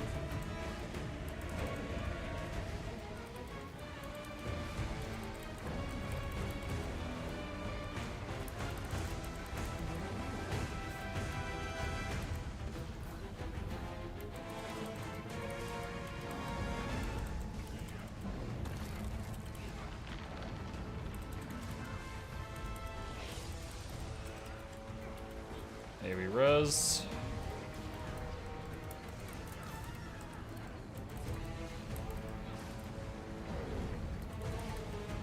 Gur and Desi are both about even.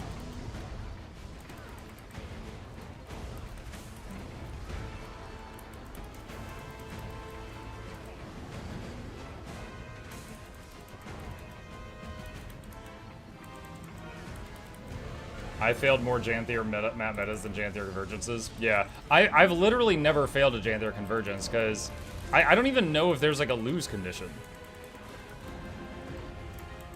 Like maybe if your group just cannot guard Thumpers. I don't know. Because it's like you defend the Thumpers for a minute or two, they go invulnerable, and then you don't have to worry about that anymore, and then you fight Decima.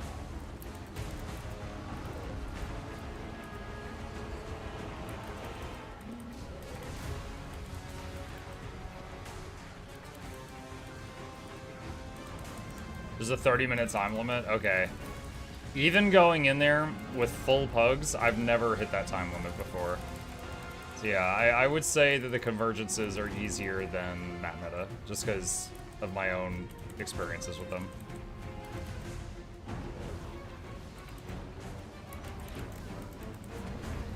If you start with 15 people, you could fail it. Well, I mean, if you start the map meta with 15 people, you'd fail it.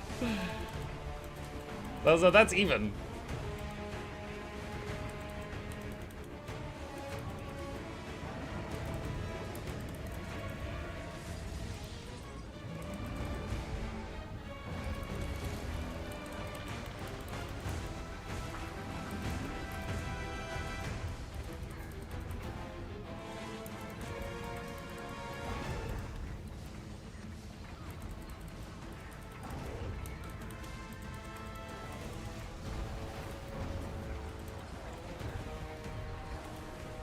Just gonna AoE res these 5.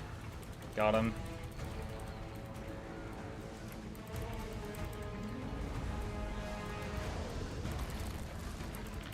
This is why I love Quick Untamed. Like, yeah, it's DPS, yeah, it does quickness, but it also has so much utility. At this point, we've probably done 15 to 20 revives during this fight. And also 5th place on damage.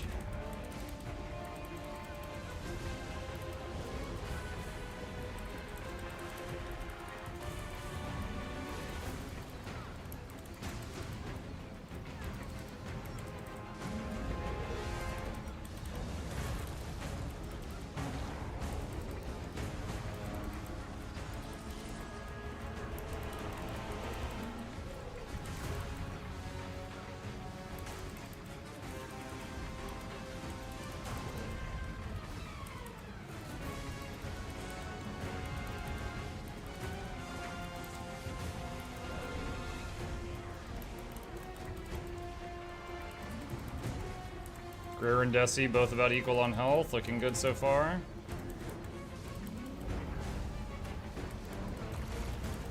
There are other people at Guild Wars 2, I thought they were all bots. It's all Heisen. Everyone you meet is Heisen.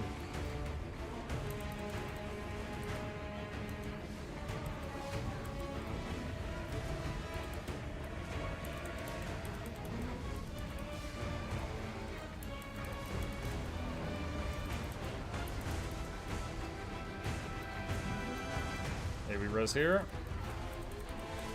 I think that one actually only got one person. I think people were responding to the need to revive really well there.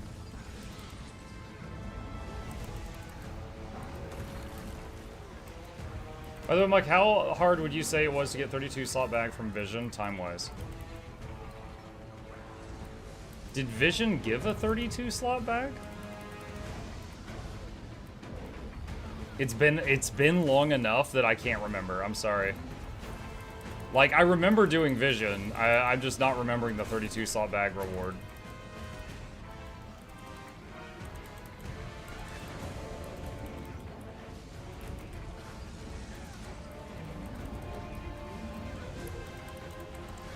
For the neck? Oh, wait, are you talking about the Season of the Dragons one?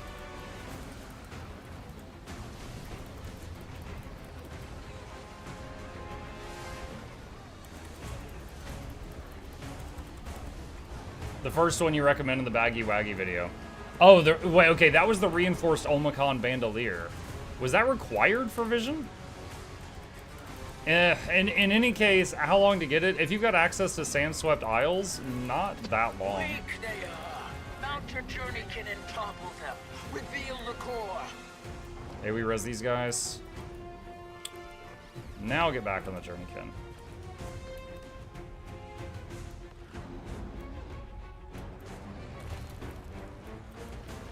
Pseudo convergences are failing more than ever. People don't do the mechanics, so Sorrow's become the hardest convergence boss. Wait, isn't Sorrow just the dragon? You just chase the booty.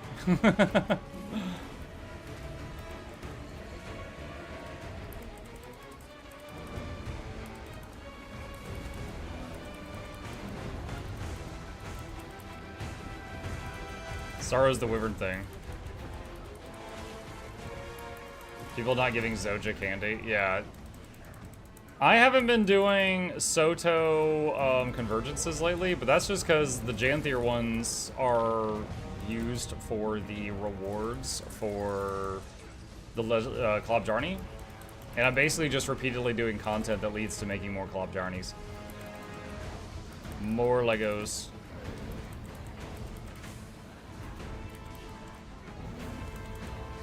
Isn't the math that even just farming gold to gems then buying bag slot expansions is faster than 32 out bag? I don't know about that, Mormonator, but there's a maximum to how many bag slots you can have. So using the strategy of just buy more bag slots only works until a certain point, and then it doesn't work anymore. So it's completely possible that they've already done that.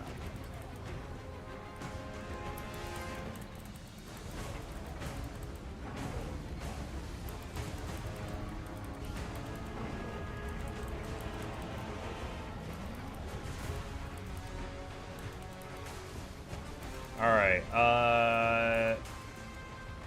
when we get Decima to 5%, we're gonna slow down a little bit to let make sure that Greer catches up.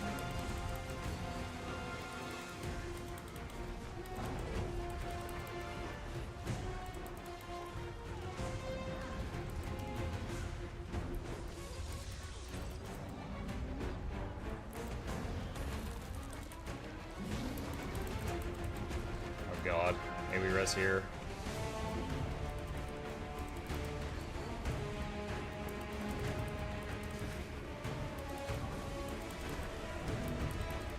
Okay, just keep going as normal. They're both 5%. Just keep pushing. Maximum effort!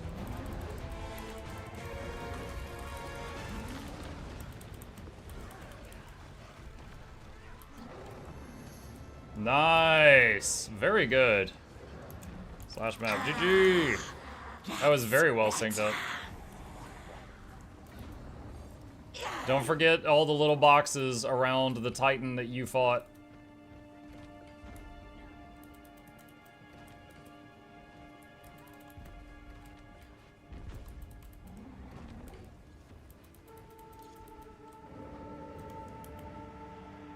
Nice. More mitts. Got credit for that too. Okay. Let's see. And the Isle still.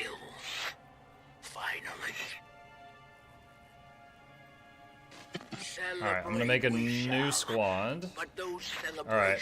Had some folks ask me if I would do a convergence after this. I'm happy to do that. It would give me more stuff I need for Klob Jarnies, so no complaints from me. Let me head over there. I'll make a new squad just in case there's people that went AFK in the old one, which is always a risk. The spear. Okay, it's Clobjorn. I know it's Clobjorn. Alright? But Klob Jarny is just fun to say. Escargot, Champagne, Trebuchet, Coupe de Gracie. It's fun to say, and it gets funny engagement from viewers. They pop in here, they see my videos, they've never seen me before.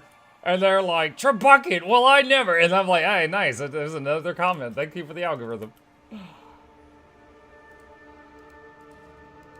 So all of those I do on purpose, chat. But I am honest when I don't do it on purpose. I give you an example. Mandatory. I 100% thought the word was man, Dan with an N, Tory. Turns out it's not.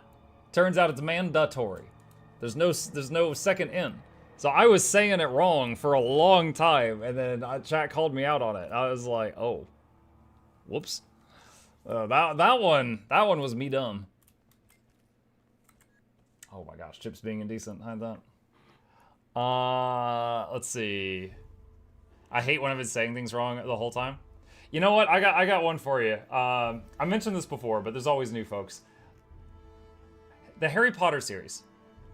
When I first was introduced to the Harry Potter series, the movies weren't out yet. I read the books. I enjoyed them. I would not say I'm one of the diehard Potter fans. I read the books through one time. I enjoyed them. That's it. That's where it ends. The movies came out. I went to see the movies.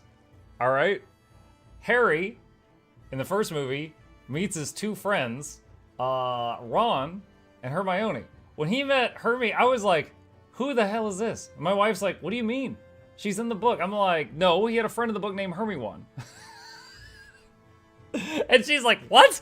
And, we're in the theater. And she's looking at me like, oh my God, my husband's mentally handicapped. And I'm like, no, in the book, his friends were Ron and Hermione.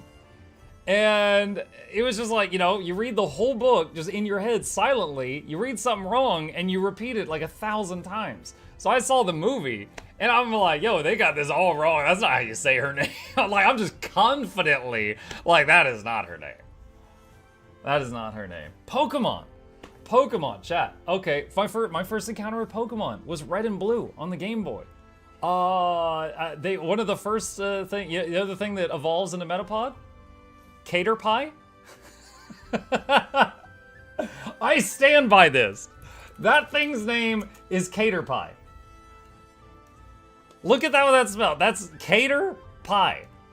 So when I saw this thing in the anime and he said Caterpie, I'm like, boy, you can't even talk. This is a mistranslation. That is Cater Pie. No, sir. Pie made of cater. Exactly. Cater Pie. Also, they always said they would say Rat-a-tat. And I'm like, his name doesn't end with a T. His name is Ratata. His name ends with an A. It's Ratata. So, like, yeah. There's never bully someone too bad if they are mispronouncing something, because that means they read it somewhere. Reading is good. But if they can laugh at it, that's good. I can laugh at it. At Muck, all Americans pronounce it wrong. That's why she added a bit of the fourth book of Hermione teaching someone to pronounce her name correctly, because Americans. I mean, to be fair, it's like, did she make the name up? Like, if she made the name up, then she could have spelled it better. Because I've never heard anyone name that. I know someone who pronounces neighbor as Neighboro. America, explain. Why is this Kansas, but this is not Arkansas? America, explain. Let's see. Hold on a sec. Nope, that's the wrong button. There we go. Okay, let's do a squad thing.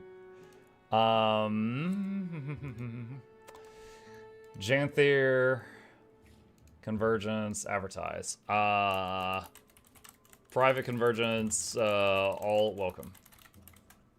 All right, I'm gonna set that up. Chat, I'm gonna go get a drink real fast. Here's Chip. Hopefully he stays decent. I'll be right back, slightly more hydrated. You are welcome to join me, exclamation squad, in the Twitch or YouTube chat if you want to. I'm on EU.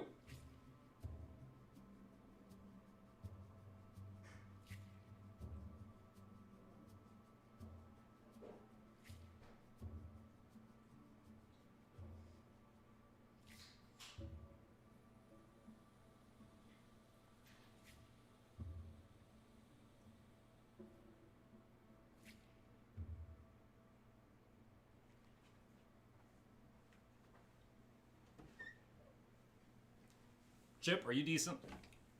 Are you decent? Are you staying decent? You better be. You better be. Squad size. Fixed, thanks.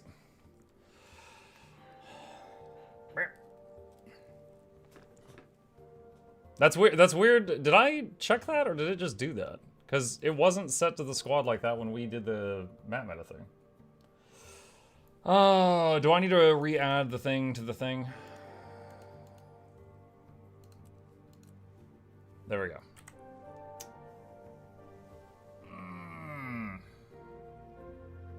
There's a related phenomenon in linguistics called eggcorns that deal with this type of mistake. It's named for a regional misspeak of acorn. Interesting.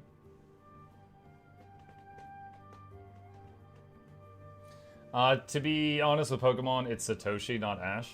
Well, okay, so with that though, you're talking about just like when they translated the cartoon over. I'm talking about like when I read a word and then heard the same word. You know, I'm not talking about like when the word was changed, you know. New build available, game will restart in 2 hours.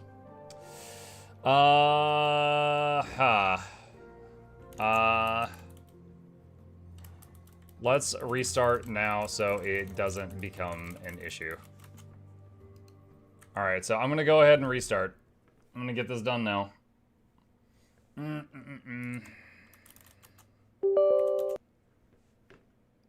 you create squad from LFG, it'll be 10-man raid squad mode. I'm not sure if that's what I did. It's possible.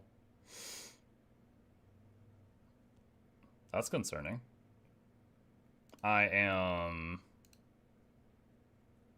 trying to open Guild Wars 2. It's just sitting like this right now. Oh no! Oh, there we go. Okay. We're good. It was like a very long 30 seconds of staring at downloading 0. They're trying to revive DRMs. I would not fault them for that.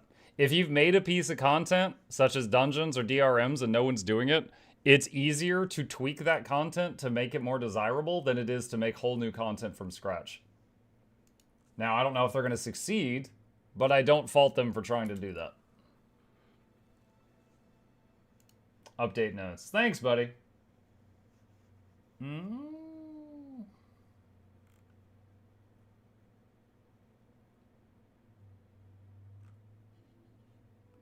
Alright.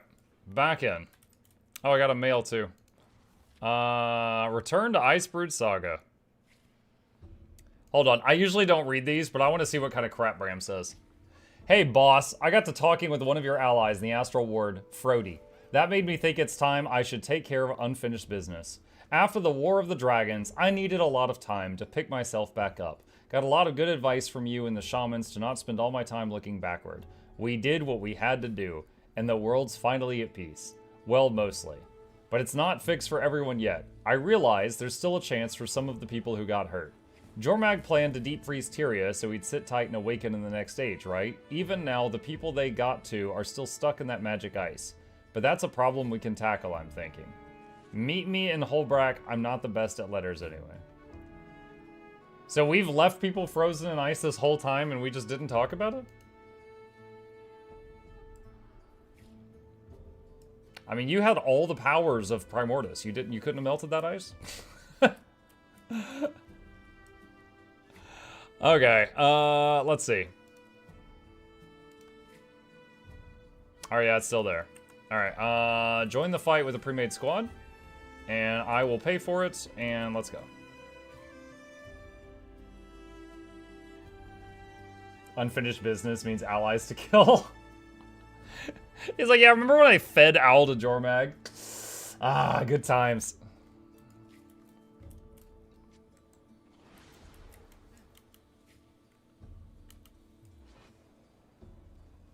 Alright.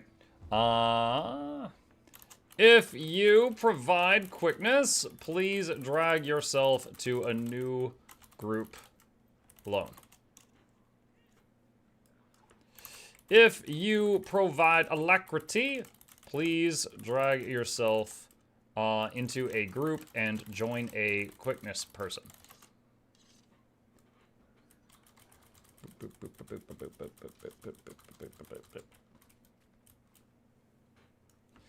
If you are pure DPS, please join a group with 2+ people until there are 5.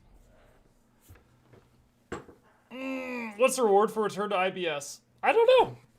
Irritable bowel syndrome. I have not looked. Is there an achievement? Return to Icebrood Saga. Glittering weapon cache.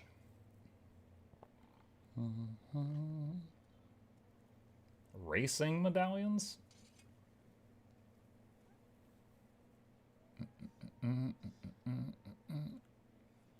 Glittering weapon cache. Mystic coins. Oh yeah, I remember this set. This is the one that looks like iceberg lettuce.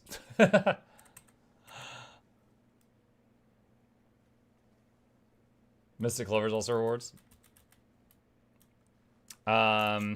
If you can't zone in, you and you are on EU, make sure you patch game. We still got 12 slots left if any late folks want to join in. We do have enough to go, so it's fine either way, but I'm just letting you know. Contents of Black Lion chest changed. Ooh!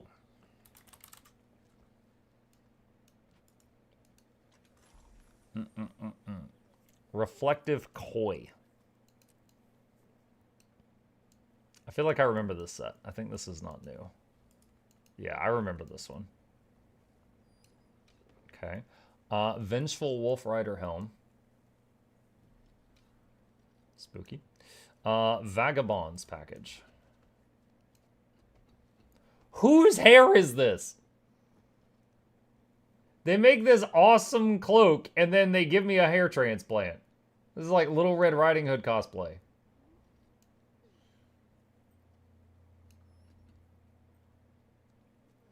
That's shoulder armor. Okay, so it's like a shoulder armor thing. This is kind of clever. So this red bit at the top and this red bit are separate. This is your cape. This is shoulder pads. But they kind of go together. But yeah, the hood thing coming with hair is weird. Alright. Let's get started. Dude, what's going on? We got... Okay, I'm going to start dragging folks into parties that did not follow directions. I'm just going to assume anyone in Group 1 is pure DPS. Because if you don't follow directions, you probably unga bunga.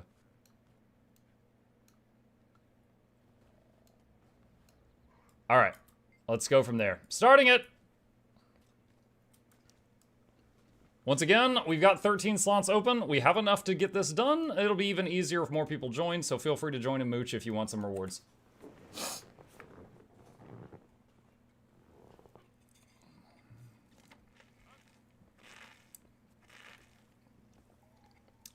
The IBS also gave us Drizzlewood, which I think is ANET's best map in meta ever. Drizzlewood's great. No, okay, real talk. I loved IBS. Do you remember at the beginning of IBS when you were getting like the whispers in your head? When Jormag was like trying to mess with you and it was like dark, it was kind of Diablo-ish.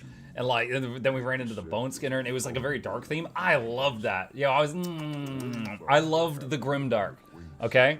Like, I like playing games like Diablo and Warhammer and things like that. And it was kind of, that was up my alley. But it was like, in my opinion, like 80% of Iceberg Saga was really enjoyable, but at the very end, they just dropped the ball really hard. And everybody just remembers that crash at the end. But yeah, like a lot of IBS is enjoyable content, IMO.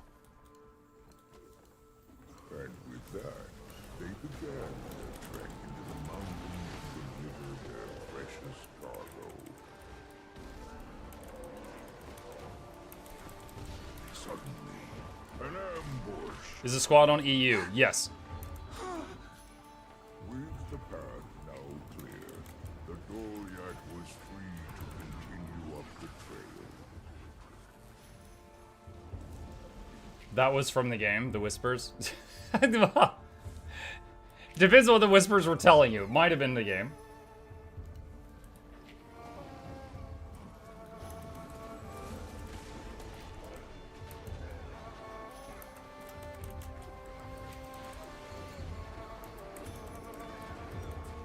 Those monsters sure are annoying. They should learn when to quit. With the path now clear, the Doriac was free to continue up the trail. Whispers watch Mukluk. Like and subscribe. Now we get talking teddies and hordes of herpy tree enemies. Herpy tree enemies? Thanks to the Wayfinder's efforts, the caravan reached its destination.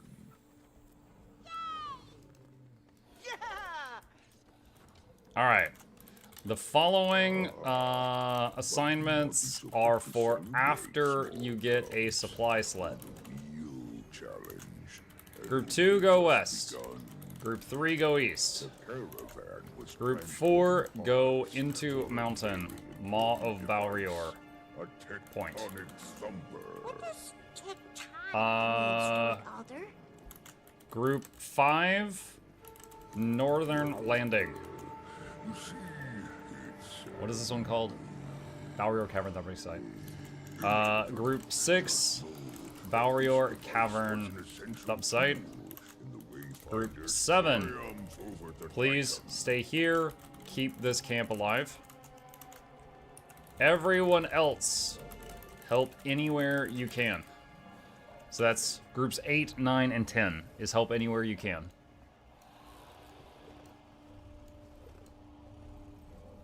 All right. As our intrepid band of heroes set up camp, an astral The sleeper lord job. detected Sorry, Cam. Someone has to do it. her name was Visha. Look out, Muck. They're gonna attack your new thumper. Oh She no. was the inventor of the tectonic thumper. Herpes is a dot, right? This, this. We used, but, okay, sorry. You said herpy, H-E-R-P-Y, and I was just like, what? I thought I was like thinking you combined derpy with something else. You there! Stop dawdling and make yourself useful. She was rather rude.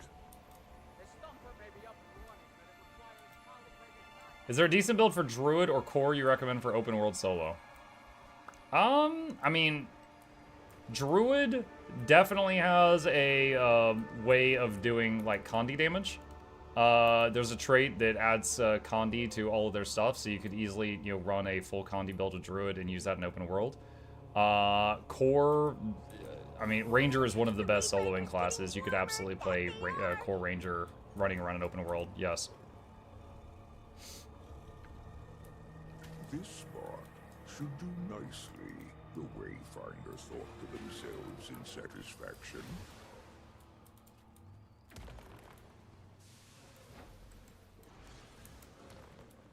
As the Wayfinder began running essence from the newly constructed thumper back to camp, Titan spawn waited in the shadows for the perfect moment to strike. Look out, Wayfinder! They're going to attack your new thumper. Lol.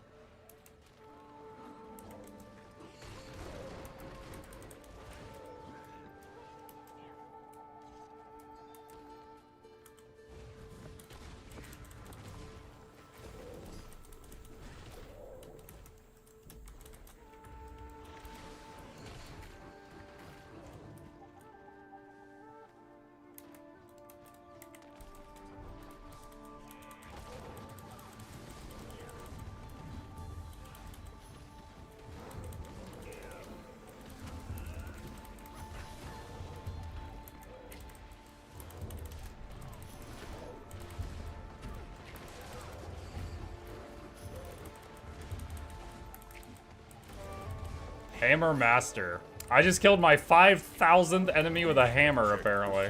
Thumper's readings. That's odd. Something was clearly stealing magic from it. But what? The Wayfinder's journey kin anxiously sniffed about. Perhaps he sensed something.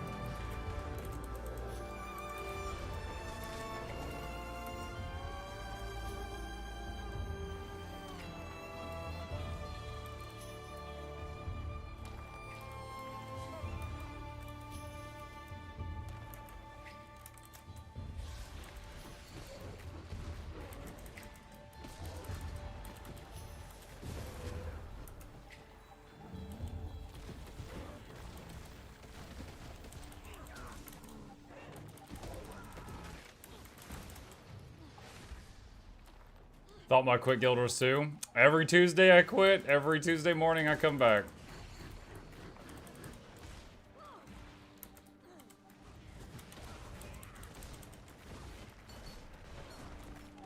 There was actually a funny Reddit post that someone linked me the other day about that.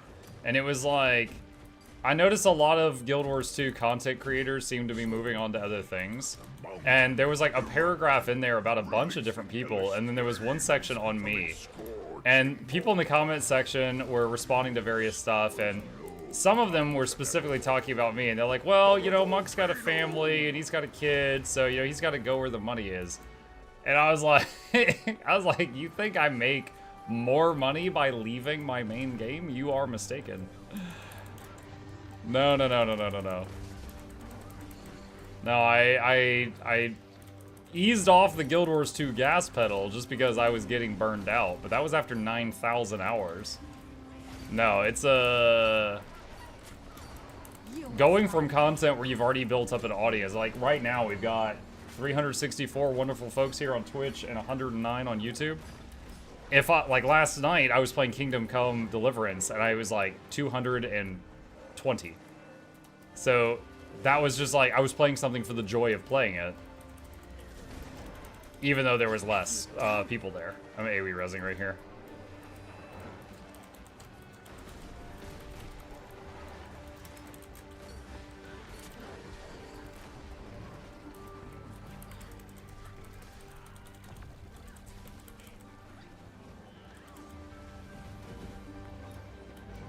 Okay.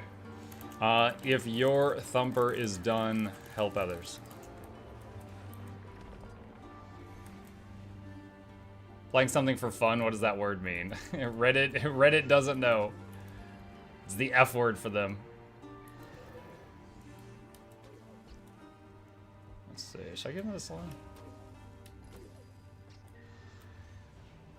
The Titan was most displeased with the Thumper and sent its underlings to sabotage it. Far North Thumper. Y'all doing okay? I'm at the other end of the map from you guys. You're the last one.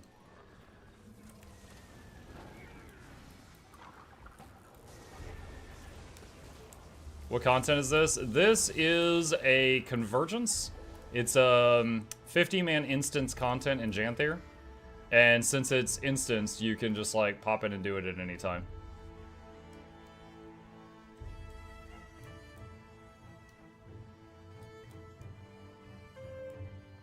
Acts of Titan spawn. Patrol the mountain diligently. Think we need to turn in Essence. The Wayfinder can handle that. We need to get the Tectonic Thumper synchronization up. There's also an event on the western side. I don't know if we have to do that or not. Overwhelm the camp. Potentially very troublesome.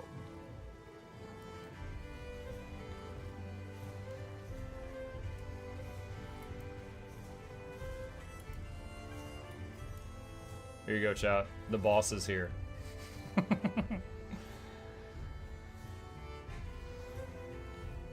Was this Secrets of the Obscure? No, this is Janther Wilds.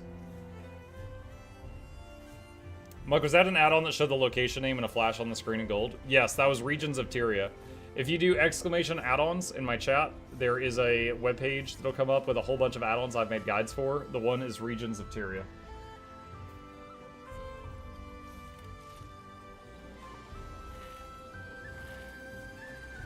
If they make Guild Wars 3, do you hope it's similar to Guild Wars 2 or something totally different?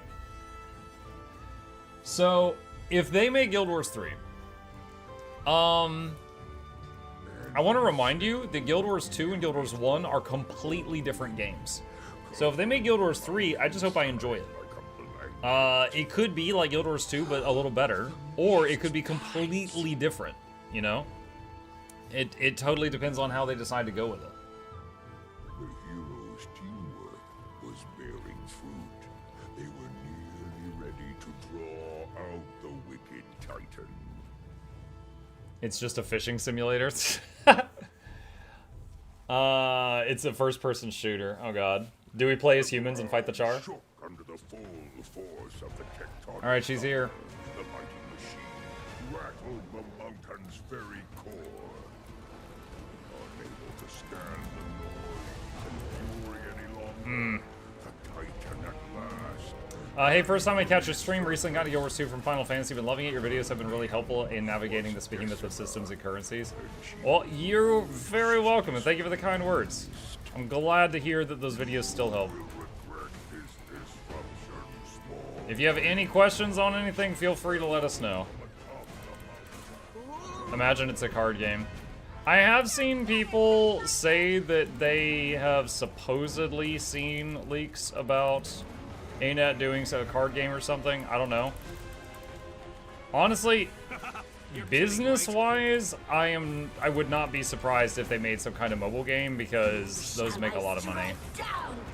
Not saying that I want them to. I'm just saying business-wise it would make sense if they did.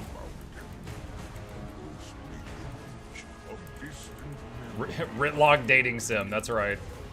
It's just Ritlock on your phone. You give them fish to earn friendship points.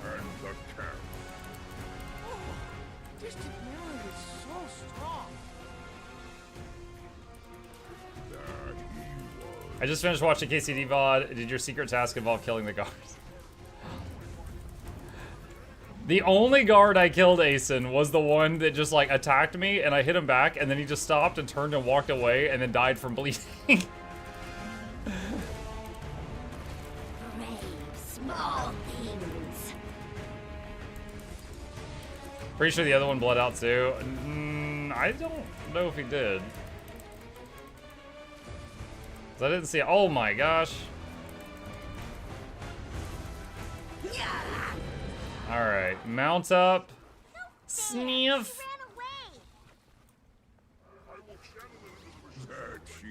It's south. But the Wayfinder was hot on her trail. With the help of their faithful journeykin, they sniffed out the direction she fled and gave chase. We're chasing Decima Sweat.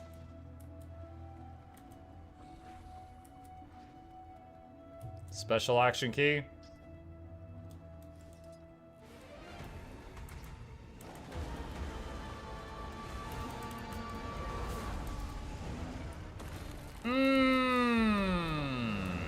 That happened.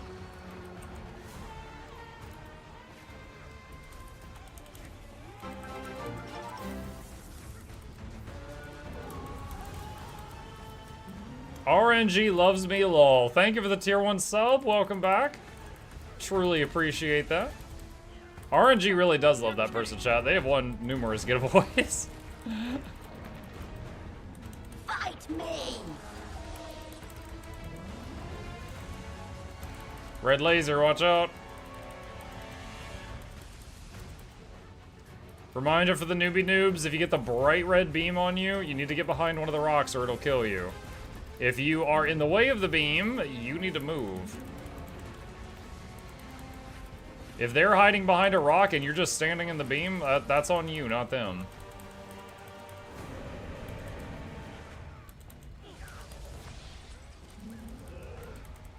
Why does the boss say bite me? Because she's a freak. Also, she said fight me. But then she runs away, so it doesn't really make any sense. It's kind of like when you're fighting Anka and she says, don't blink. And then she says, just close your eyes. It's like, wait, what? What do you want me to do with my eyes? You're giving me conflicting orders.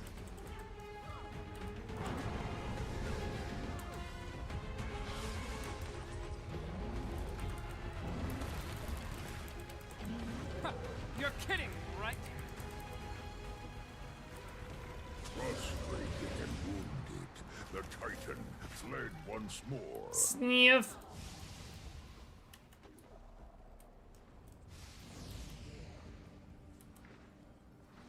Mark, do you use any concentration stat in Untamed?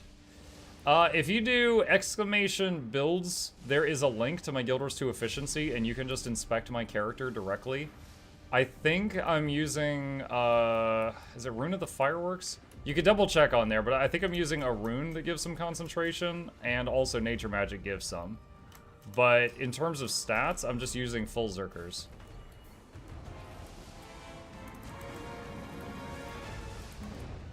Wow. I arrived at an unfortunate time. I am using my Jade bot. I like loaded in and went downstage. Always rise, and you will always fail.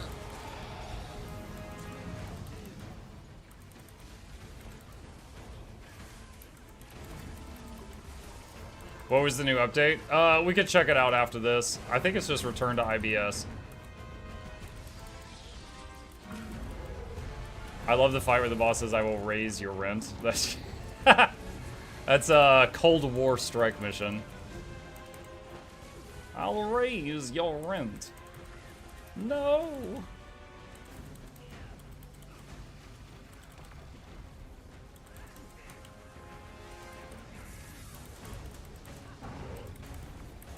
Huh, you're kidding me, right?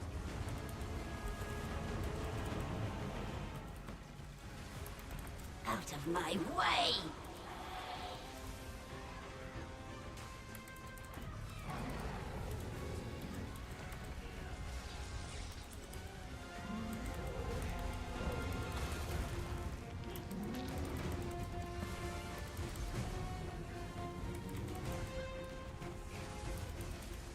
Bright red laser. Frustrated and wounded, the Titan fled once more. Sniff.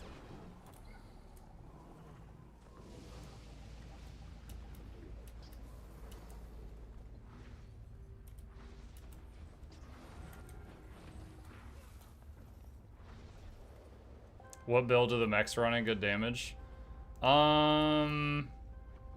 The top one was Condi, because his #1 source of damage was burning. The other one is also, yeah. So 1 and 2, yeah. The top 3 mechs are all Condi.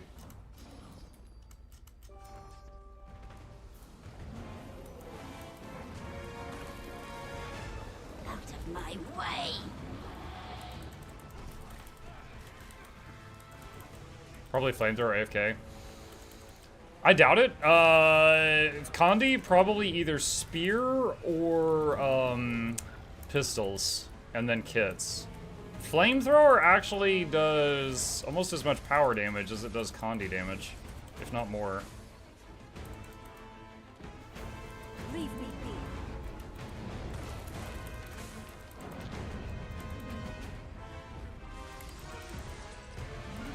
I'm just poking. We got a lot of young, impressionable people here. Gotta let them know that they can AFK flamethrower if they want, but it's not gonna be doing that damage. Ha! You're kidding, Can you right? explain they made DRMs for solo friendly? Cobalt, I haven't looked at the patch notes in detail yet. Let me finish this boss fight and I'll take a look.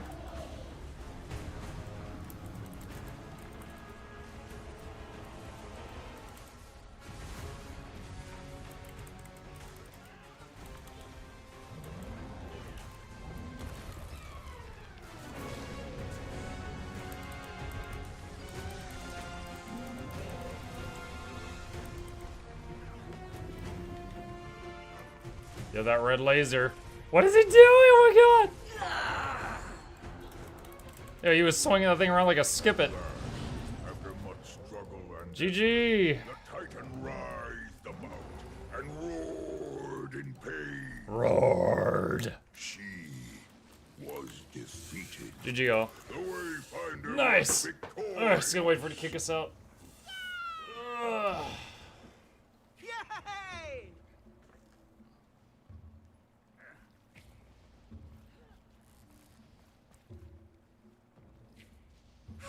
He lifted his Wayfinder chin a sure bit. is strong. Indeed, they are a mighty warrior. One that I'm honored to have fought alongside.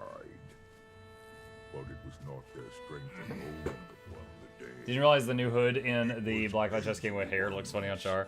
Yeah, when I put it on, I'm like, why does this give me hair implants? All of us putting aside our differences and fighting the insurmountable as one. When we all work together, the mountains shake Achievement chest. Target painter trap. Oh my gosh. So worth getting all those achievement points. Convergence Decima design, where she opens every phase with 2 overlapping, often not yet loaded in invisible attacks that 95% one-shot everyone with essence collected. Yeah. I mean, I'm connected to EU, so I have just like a little bit of latency, and I was loading in there and got popped there that one time. That was the one time I used my Jadebot though, so I was able to just pop back up, but I was like, okie dokie.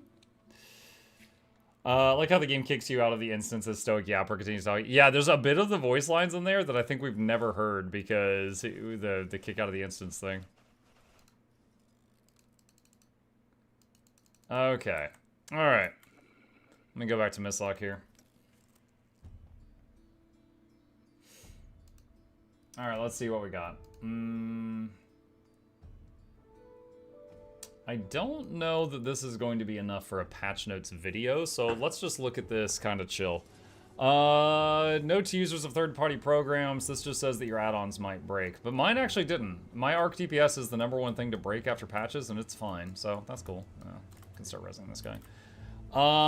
Fixed a terrain issue in Lowland Shore that prevented some wisps in the tail of the Lowland Wisps collection from reaching their destination, blocking progress. I never saw that happen, but that's good. Fixed an issue in Lowland Shore that prevented some wisps from Tales of Lowland Wisp collection from being interacted with when their objective was unlocked, but still incomplete, blocking progress. Okay. That's it for Lowland Shore. Dragon response missions have been updated in preparation for the Return to Icebrood Saga bonus event. These changes allow the preparation phase objective to scale properly for group size. The number of objectives to clear the phase for group of 5 players will be reduced from previous state, while the number for solo players will be greatly reduced. Remove the 5-minute timer for the prep phase events and place it with a progress objective that fills as the players participate in the events above objectives. Progress still gained if the individual... You know what? This is actually worth talking about. Hold on. I'm going to change tone here, chat. I'm going to go into video mode. Alright. Say hi to Mom if she watches my videos. Alright, hello gamers, Muck here, and we've got a little bit of Guild Wars 2 news to go over today. These are the January 14th, 2025 Guild Wars 2 release notes. First off, note to users of third-party programs, this is just the usual thing that says your add-ons might break with this patch. I will say the add-on most known for breaking is ARC DPS, and mine was completely fine. You might be fine, but just letting you know. General issues. They fixed 2 issues in Lowland Shore involving the wisps from the Tales of the Lowland Wisp collection. One where they wouldn't reach their destination, which blocked progress, and one where they could not be interacted with after they reached their destination, which blocked progress. Those issues have been fixed. Never saw those, never saw those issues, but good that they have fixed that. And then the main thing, which is the main reason I'm making this video, otherwise I would not, make a video for news this short, is big changes to Dragon response missions. Dragon response missions have been updated in preparation for the Return to Icebrood Saga bonus event. These changes allow the preparation phase objective to scale properly for group size. You know what, let's pause there, and just so everybody knows what we're talking about, let's go back in time for a minute. So periodically in Guild Wars 2, they will do different events, such as, like the current one is Return to Icebrood Saga, which basically they will shine a spotlight on some part of the game, like Living World Season 4, or Heart of Thorns, or Return to Icebrood Saga, where you go back and you replay the content from that, and you get a bunch more rewards than you normally would. Just kind of a way to get people to go back and do that stuff if they haven't done it yet, and encourage them like, hey, it's paying really well right now, that kind of thing.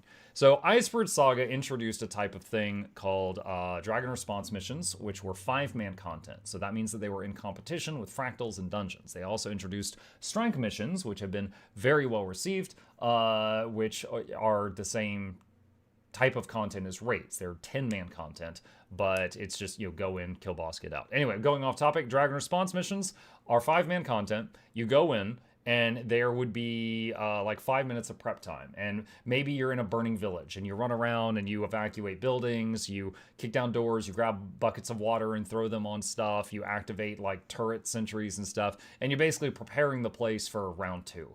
And then after 5 minutes run out, then this thing starts. Maybe you escort Kaith through this instance, or maybe you frantically roller beetle across Gendaran fields to get to a village under attack by destroyers, and you get there to save them. Stuff like that. So why are Dragon Response missions not widely done? Because if you're a newer player, you might have no idea they exist. Time versus reward. Fractals are 5-man content, take like 15 minutes, and they pay insanely well. Dungeons and Dragon Response missions are 5-man content, they take longer, and they pay less. So that's it. It's just reward versus time spent. Now, on that note, they are making some changes to try to encourage people to do them. And I do not blame them for this. It is a whole lot easier for a developer to tweak something they've already made to make it more desirable than it is to make something, new from scratch. Getting back into this, Dragon Response missions have been updated in preparation for the Return to Icebrood Saga bonus event. These changes allow the preparation phase objective to scale properly for group size. The number of objectives to clear this phase for a group of 5 players will be slightly reduced from the previous state, while the number of objectives for solo play will be greatly reduced. Now, I had soloed some of these in the past, but I had to play a pretty tanky kind of Lord Hyzen-ish build. It's nothing compared to soloing like legendary bounties or anything, but they were soloable before, but they're making it a lot easier, and you don't have to do the 5-minute thing beforehand now. Removed the 5-minute timer for the prep phase events and replaced it with a progress objective that fills as you participate in the event's sub-objectives, so such as like, throwing the water buckets on the burning houses, things like that. Progress is still gained if the individual sub-objective has been completed. Morale boosts can still be gained if the 3 sub-objectives are completed. The requirements for these objectives do not scale and have been significantly lowered. Okay, so it's just a whole lot easier to get done with the prep thing at the beginning. Fixed various pathing issues that could leave characters in awkward positions, cleaned up a number of marker display issues and inaccurate skill text for events, and fixed a number of small NPC issues to improve event performance. So will this put DRMs back on the map? Honest answer, I don't know. It is certainly, these sound like good changes. Like a couple of these are just little bugs.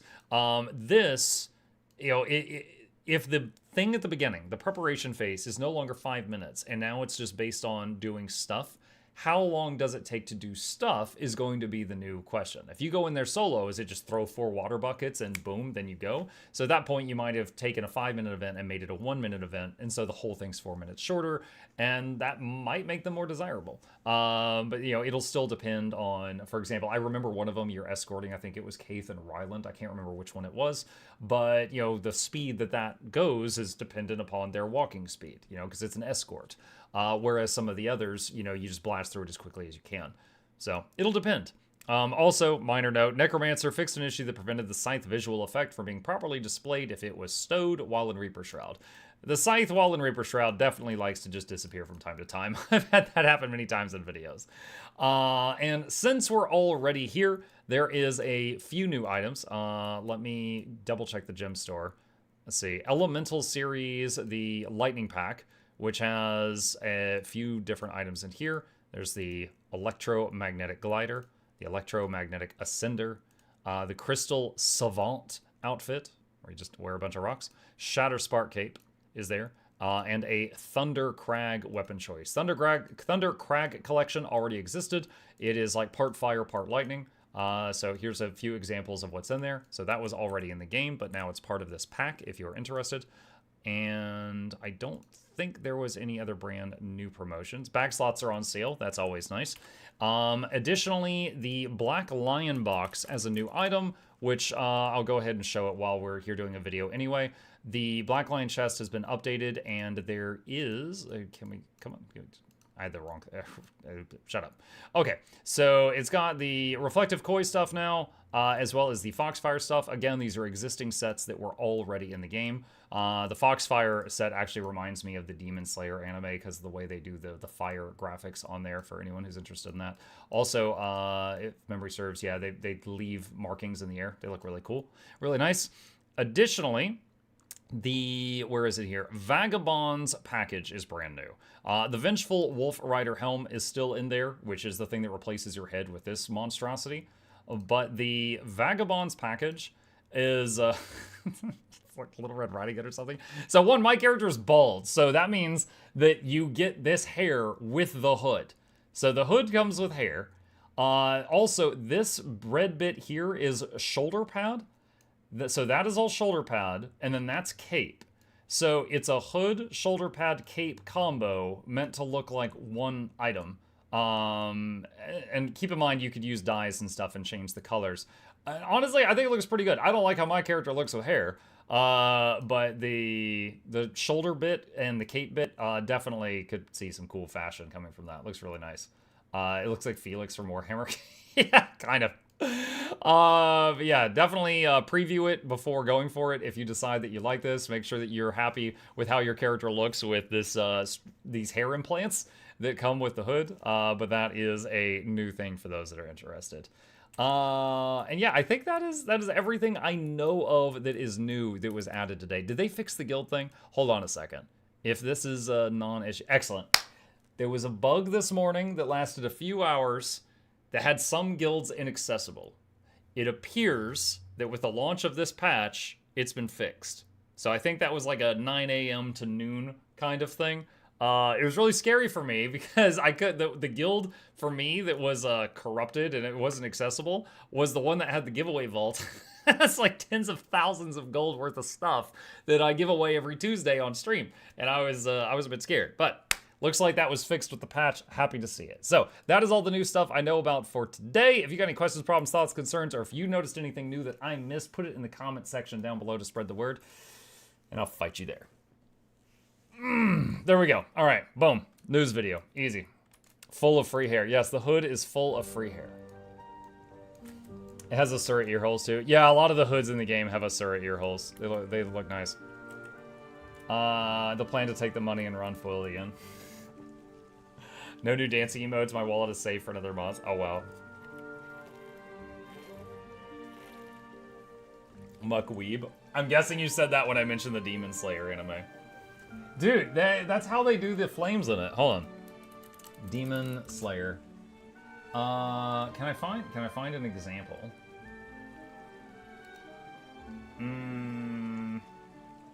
Okay, here's an image. Just a second. All right. So it's just the flames. Do you see how they do the flames in a very different art style than like everything else in the show? And it looks nice. It looks nice. And the way that they do the demon, was it Demon Fox weapons or whatever in Guild Wars 2 has very similar art style to that. Did Muck read the mail yet? I'm waiting for him to have to talk to the person. Oh, the Bram mail? Yeah, we read the Bram mail earlier. Anyone having login issues right now? About an hour ago, I logged out of the game to download the new update, and then I logged back in. And, excuse me, hiccup. It took a minute to log in, but I was able to log in.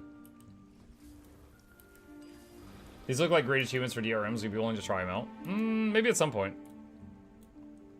Hey Muck, can you do Return to the Icebird Saga without the Icebird Saga expansions?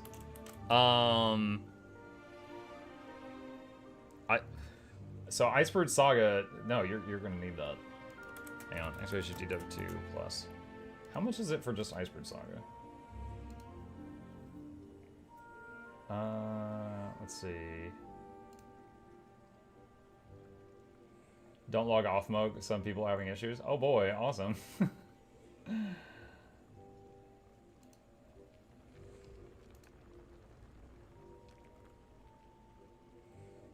Hold on, I'm trying to see. Let's say you don't own Icebird Saga and you want to buy just Icebird Saga. How to get that? I'm looking through the store right now. There's the complete thing. It's in the complete collection. Can you buy Icebird Saga from the gem store if you don't own it, chat? I would not be able to check that on my main account.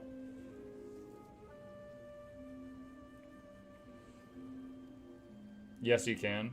Okay. Okay. All right. Let me answer this person. Thanks. You would need IBS to access the IBS zones. You can get just IBS from the gem store if you need it. Okay. You need Path of Fire.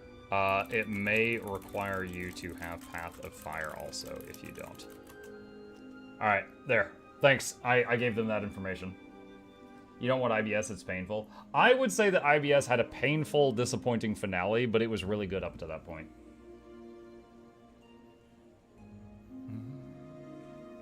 Any chance of Ice Fruit Saga going on sale during this, based on previous events? I do not know. I do not know. Typically, anytime I see sales in the store, like in here, I make a video and I let people know. But if you're talking about like a sale of IBS on just like the gem store, I would not actually know about that unless they announce it publicly. My grandpa has IBS. That's awesome. He fought the dragons. Okay. Let's see. All right, back to Mukluk.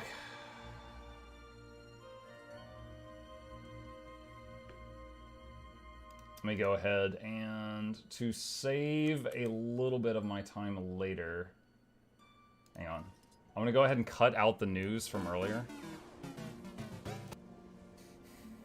Say hi to Mom if she watches my videos. All right, hello gamers, Muck here, and we video mode.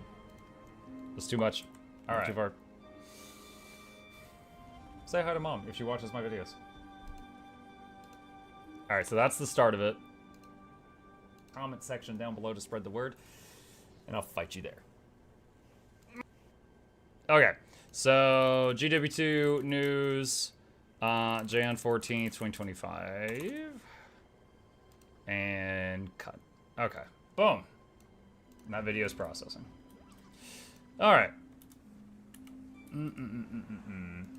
That reminds me, I think I had just a small video scheduled to go live like an hour ago. Just double check that. Boom. Okay, cool. Adam J says, Blish HUD GeoGuessr stream. I'm wondering how well Muck would do. Probably not great. I might be like, oh, that's that one place over near Ore. You know, I'll just be like, oh, it's over in Ore. And I won't remember if it's friggin' Malcor's Leap, Cursed Shore, Siren's Landing, or Straits of Devastation. I'll just be like, oh yeah, that's an Ore. So I honestly don't have a lot of faith in my ability to do Blish HUD GeoGuessr. Let's see. Grab that, grab that, grab that. And... Alright, hang on a sec. You want me to try it? Hold on, module repo. Oh wait, there's a few things in here that need to update. Clears tracker. I could honestly just uninstall that one. I'm not using that one. Raid clears. Delete module. Alright, module repo. Events and meta observer. Okay, we can update that. Guild GeoGuessr. Play a game of Tyria GeoGuessr. Is that the one?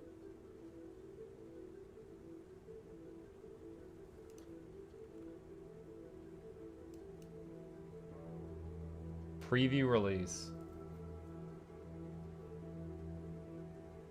Kruno says, thank you for everything about Guild Wars 2. I played it on Mac for the first months. Then I bought the high-end PC and I'm enjoying it. Thanks for showing how to Tempest I've outdone myself. That's awesome, Kruno. I'm glad you're enjoying it. Welcome. Mystic Crafting. Update that.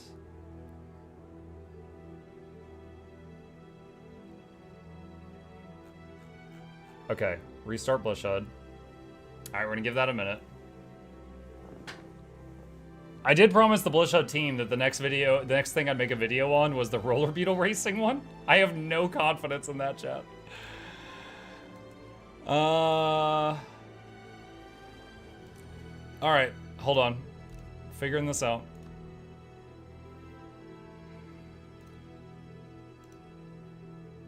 Loading GeoGuessr.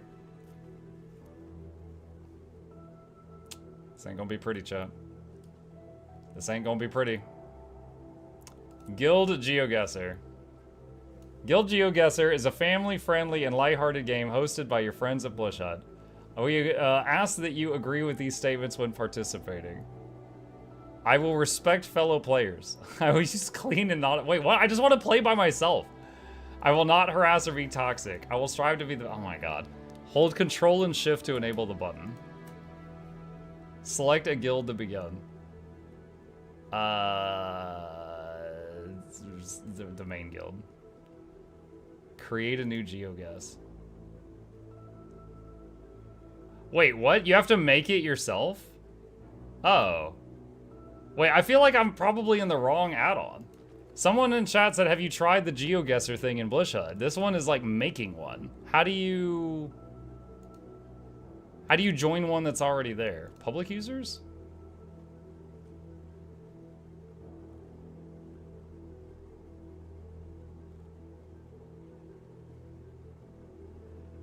I think it's a website normally.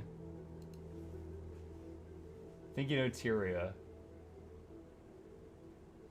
Does the Yours to GeoGuessr website self that already exists? Okay, hang on a sec. Alright, quick game. Round time limit, image time limit. Yeah, it's fine, start. That's in, is that Dry Top? Alright, I'm thinking that is here. Or Silver Waste, yeah. I think it's there, right there. Alright, yeah, okay. I knew the location, I said the wrong word. I knew the spot. Alright, that's Asuran architecture. That looks like the Asuran newbie zone. Where's that bridge?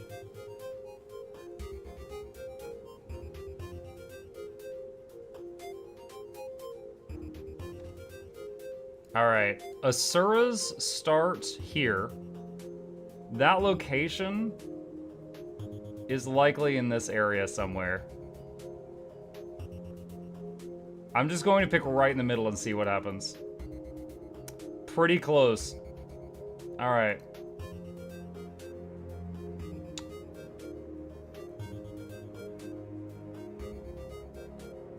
I'm thinking this is in Biora? And it might be... Wait, is that where the Bone Skinner entrance is? I'm not looking at chat on purpose. I want to see how I do just playing by myself. Alright, I'm gonna guess that. Where is...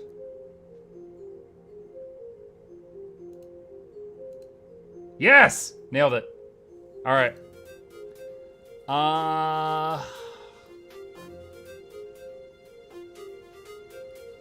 That's Exalted Architecture, I think. I think this is in that one zone that has like a million different climates and stuff. What was the name of that one?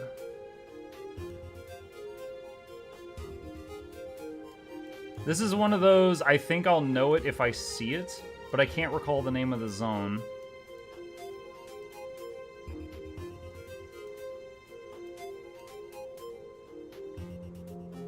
I think it's here. Yes. All right. I didn't know the name of it, but I knew what it looked like.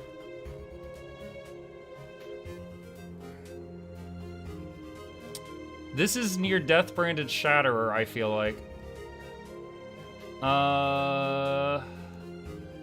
It's like that weird oil pipeline or whatever. Okay, hold on. So when you do DBS, you fight him like here?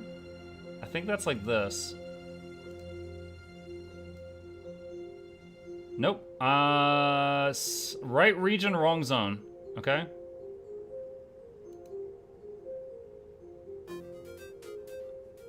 I did 2087 out of 2500.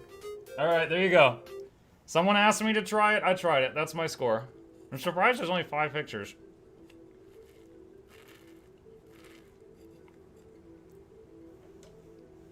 Okay. Move that over here. Okay, so let's go back in here and guild GeoGuessr, delete module. That's the wrong thing. You choose how many at the start, didn't you? Did I? I don't know. New game. No, it just says round time limit and image time limit. That's it. So you can time yourself. But it doesn't have like how many pictures. It wasn't Death Shatter, Muck, just the Shatter. Yeah, I said the wrong thing. I was thinking that was the structure near the Shatterer. Yeah, I said Dry Top, I meant Silver Waste. I said Death Shatter, I meant Shatter. But I was clicking where I wanted to click. I'm very much a visual learner, not a talkie learner. Okay. What was the racing add-on they wanted me to see? Hold on, I need to hide this for a sec. Go back to my super secret comms.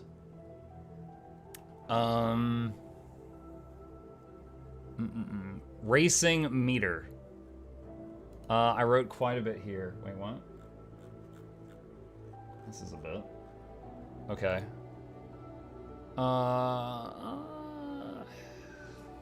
Module repo. Racing. Advanced specialized mount speedometers. Leaderboards for official and unofficial races. Race your own ghosts or ghosts from the leaderboards. It's like Mario Kart.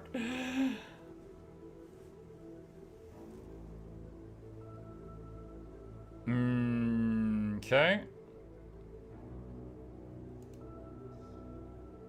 Alright, Bullish HUD. Racing meter. Enable module. Has anyone happened to, let's see, hold on. Green Dragon says, anyone happen to be able to log in after having encountered the issue? Chat, has anyone logged in the last hour? Can we get Guild Wars Mario's Kart with the Mad King? I refuse to log out. Yeah, no, don't log out. I can't log in anymore. Great patch! Alright, show speedometer. SFX volume, max ghost data files. What? Dude, what? What are all these settings? Okay, hold on. Where is a race? Isn't there one in Gandharan Fields?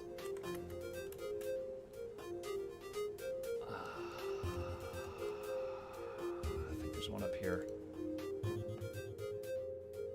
Go there. ANET really want you to in DRMs.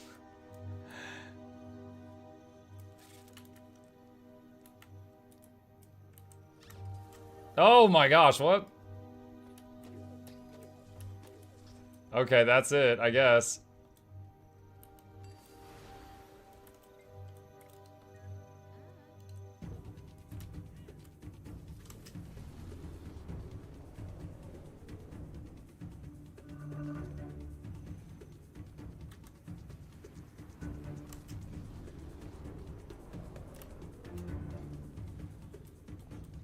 Ah!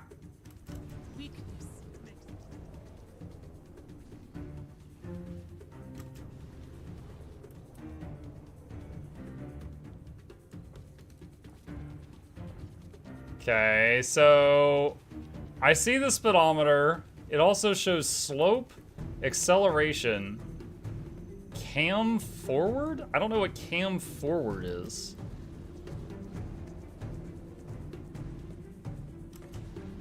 Also these little circles on the top. Oh, okay, that seems to be showing which way I'm facing. Ah, shoot. I was watching the speedometer. Okay, so the big circle seems to show like which way I'm about to turn. And the blue circle is which way am I going currently, I guess?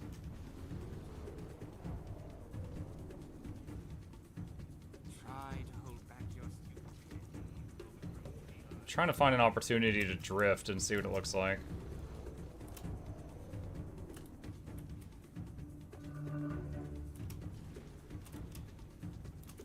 It does that. So the blue circle and the white move jarringly when you drift.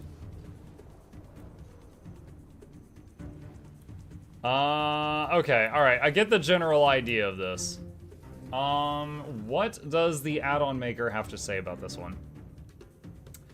A module that provides specialized mount speedometers as well as features for racing and creating racetracks. The speedometers are useful even for players who don't do a lot of racing. Hold on, it says specialized mount. Oh my god.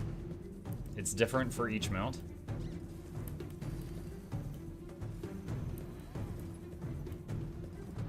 There's a turtle speedometer, but there's not a sky scale speedometer?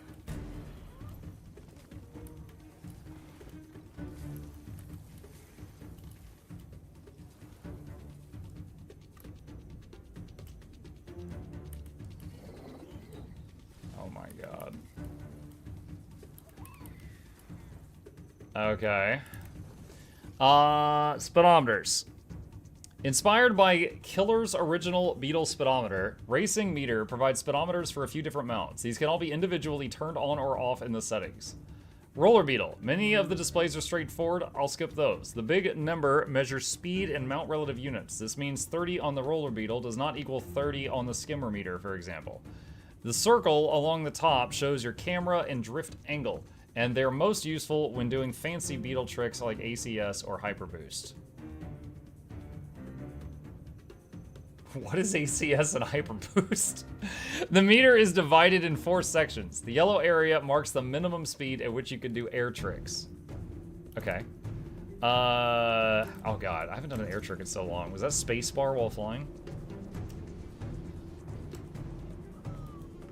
Yeah, I heard my guy go, woohoo! Yeah. Okay. Alright, no, stop!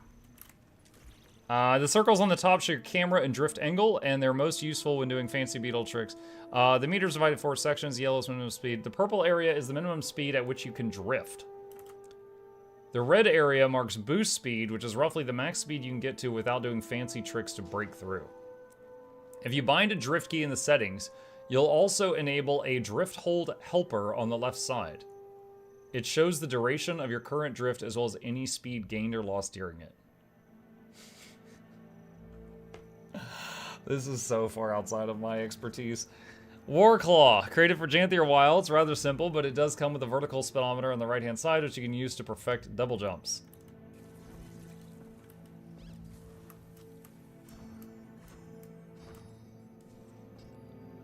What? I don't understand. How do you... It comes with a vertical on the right side.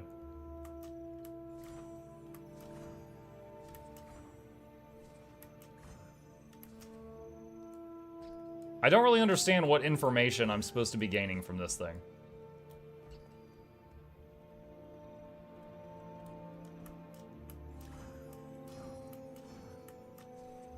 Dark blue is jump power.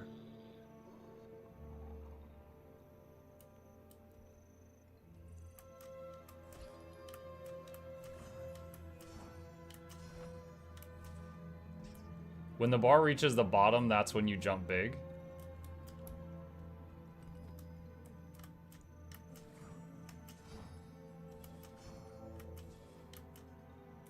Are you sure? Are the balance patch notes out? There wasn't really a balance patch. There was patch notes, though. We already went over that. Someone said I'm able to log in now. If anyone's having trouble logging in, you might try again. Skiff. Since the skiff can drift, it has angle orbs just like the Beetle meter. This section indicates the max speeds for each setting. Slow cruise, moderate clip, full throttle, and turbo boost. I don't know what any of those mean. This is useful because the higher your speed setting, the lower your max acceleration. What? But the sections only line up if you don't have any fancy skiff speed modifiers. You can skiff drift? I guess. I don't even have skiff on a hotkey. I haven't used it in a long time. Don't you hate it when you're trying to get to the next fishing hole fast, but end up totally overshooting it and having to slowly and awkwardly back up, wasting time? When you can pick up a certain amount of speed to the skiff, Racing Meter will show a white circle on the surface of the water. This circle is the spot you'll end up stopping at if you start hitting the brakes right now. So just line that up with the fishing hole and hold the back key, and then watch yourself come cruising down to a perfectly positioned stop. This is calculated like this, not that you asked.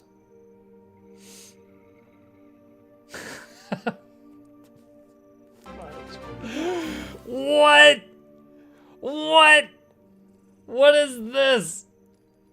Get out of here. I hate skiffs and I hate that. Griffin. This meter has blue colored text. This signifies the speed being shown as 3D speed, since usually your up-down speed is ignored. The Griffin meter also has 2 needles. The blue one is 3D speed, the white one is 2D speed.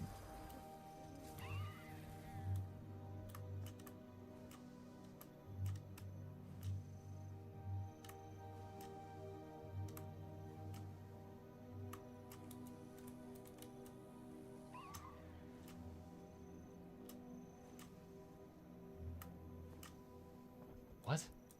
Live and let live. 3D speed, yeah, I... Live and get rich.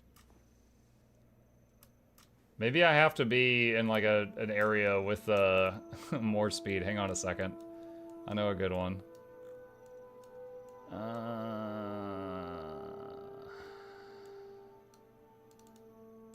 What? Oh, come on.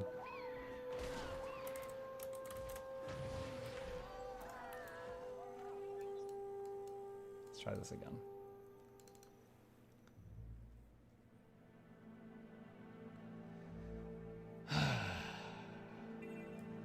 They have a thing on the stamina bar where you can flap? Yeah.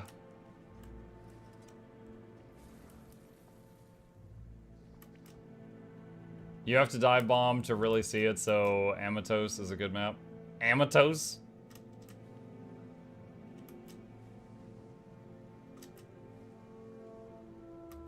Alright, where are these needles?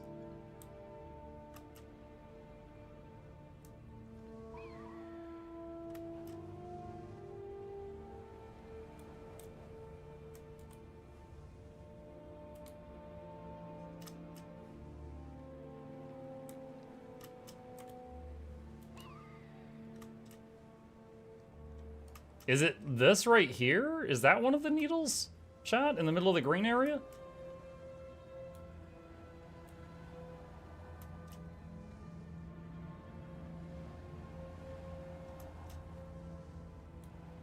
They're both there.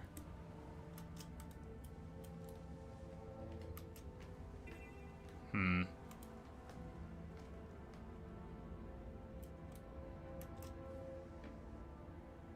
Chip is gone. Yep, he jumped down. Okay. Poured out of there. Is this an add-on? Yeah, we're taking a look at an add-on right now. So it's basically an indicator showing if you're going fast enough to go up on a griffin, right? Yeah, I guess so. Alright, I just did that because I wanted to pour it out of there really quick. Let's go back to Lion's Arch. Alright, so 2 needles. The purple zone marks the minimum speed required to use the climb ability. The green zone is the max speed you can reach with a normal dive. And the dark red is the max speed you can reach with a boosted dive, which is diving plus using flap. The vertical meter on the right is a vertical speedometer as well as a height meter. When you do a dive, a red line appears on it, representing your dive height. The LO... What? LO, okay. The LO represents thousands of units you are away from your dive height. So L2 means you're at least 2,000 units below your dive height. This vertical meter also shows water when you approach it, but sadly this only works reliably in pre-Soto maps. Maps after Soto can have water at any level, and that water cannot be reliably detected. Also, as you probably know, the Griffin can flap when it has about 75% endurance, but annoyingly this threshold isn't marked in the game, so Racing Meter marks it for you on the bar. What's the add-on to select your mount? It is, is it radio mount? Hold on, sorry. Is it mounts and more? I think it's mounts and more. Module repo. Yeah, it's called mounts and more. It's in Blishud. If you do exclamation add-ons in my chat, there is a bunch of guides that I've made, and one of them is for mounts and more. There is a video on it if you need help.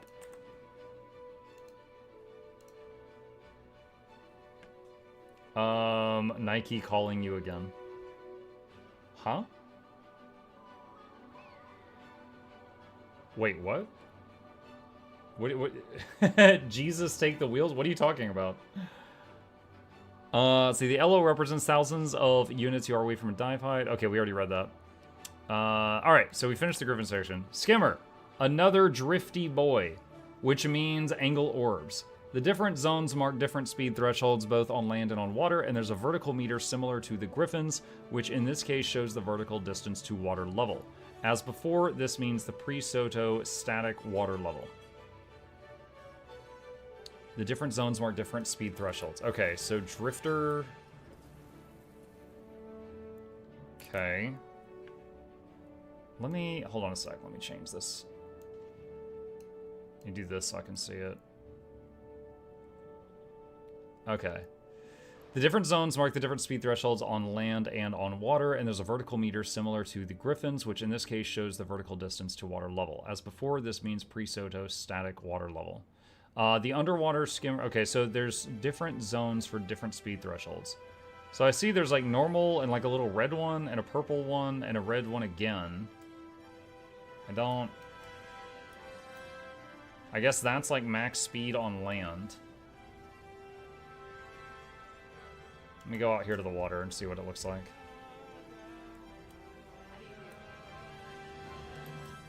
Today I learned all water was same level pre-Soto. Yeah, there's a... You know, if you think about any spot in the game where you might have accidentally fallen through the world, you usually land on water, because the water was just like a set level through the whole game.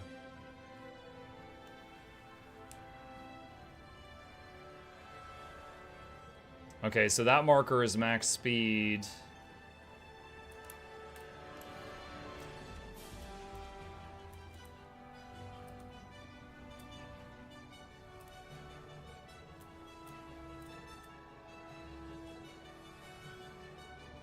What about underwater? Is max speed underwater the same as speed on land? 50, it says 58. And then 90 on the water. And then on land, 58. Huh, today I learned that underwater skimmer is the same speed as land skimmer. Okay. So we got these, what are those bars over there again? Vertical distance. The underwater skimmer has very different physics, so the meter changes when underwater. The thresholds are all different. Also, an angle indicator appears on the left-hand side. You can maximize your horizontal speed by using either hover high with a 30-degree angle, or dive with a plus 30-degree angle. This will also make you slowly move up or down, so you have to alternate between the two if you want to go somewhere in a straight line. It's kind of fun. Wait, what? Are they saying if you want to go in a straight line, it's faster to do this? Like a dolphin? Okay. That's a weird movie. It's just funny for people that aren't into that sort of stuff, I suppose. Yeah, this is... Dude, I have never felt more lost looking at one of these things for the first time. Alright, hold on. Turtle. Lots of zones for all the different speed thresholds. Once again, orbs for drifting, a separate meter for vertical speed. See, this right here confuses me when there's like blue on the bottom, and then there's blue on the top. Remember, folks, I rely on your generous donations. Wait. Hold on, theory. So is this like, if the blue's on the bottom, that's how fast I'm going up, and if blue's on the top, that's how fast I'm going down? Okay, hold on. I think I actually just figured out how to read this thing.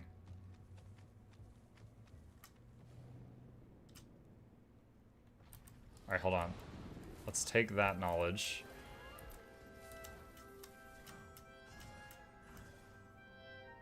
Yeah, alright, that makes a little bit more sense now.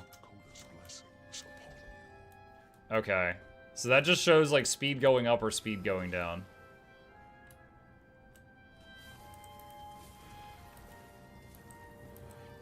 So if, for example, we fly up here...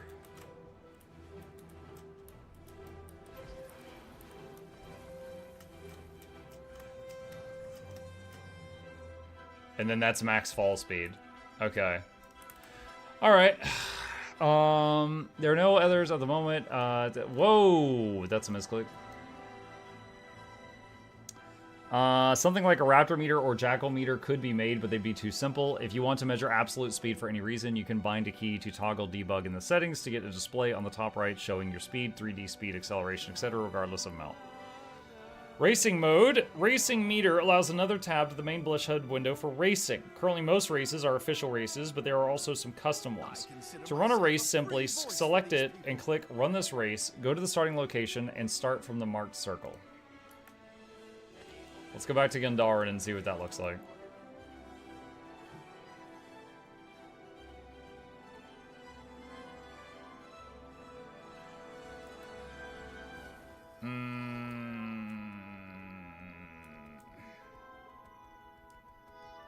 Alright, so... Blush HUD. Racing.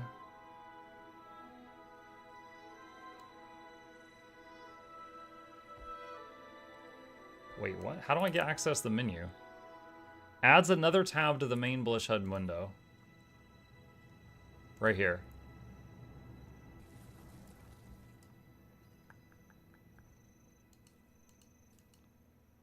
Local races, nothing. Update races. There it goes. Gandharan Fields. Lakeside Loop. Run this race. Whoa. Oh, wow. That's kind of cool. Look at that.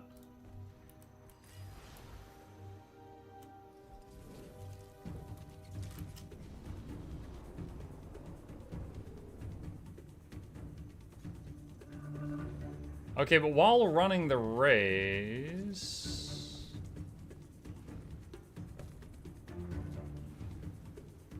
Oh, wait, it does... Hold on. Checkpoint says 0 out of 32. Let me go back.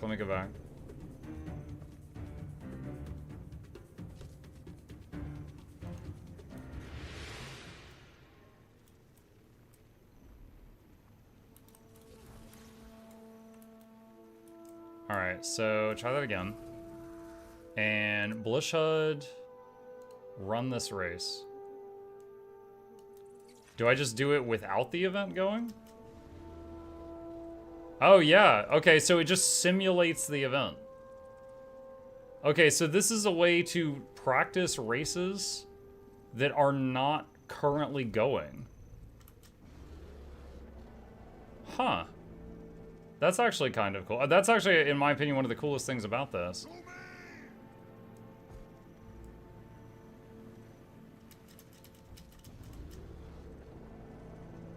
Needs to tell you when to press space for max results. Just get it to play for you. Can you always practice these races? This one, yes. But there are others, no. What's one you can't always... Oh, it shows it on the map, too. Look at that. One of the desert areas, isn't there a race with, like, a skimmer over here somewhere that you can't practice, like, at any time? I think there's a skimmer race over here somewhere that's only sometimes there. I'm gonna go check.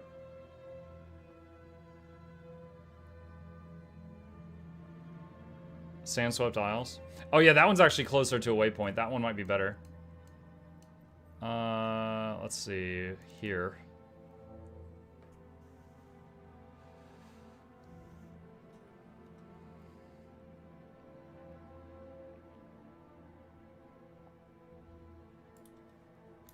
Okay. Blush HUD. Let's see. Unload race.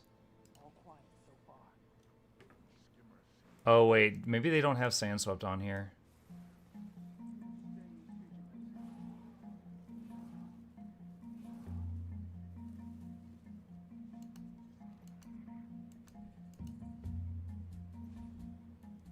Domain of Korna has one.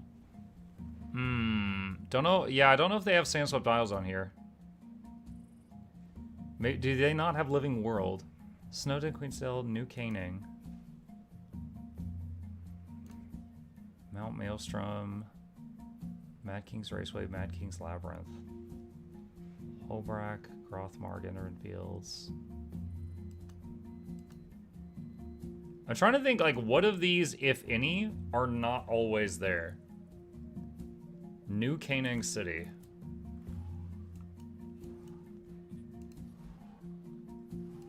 Hello, good luck. Hi, Moose. I don't think I've ever even done a race in New Canaan.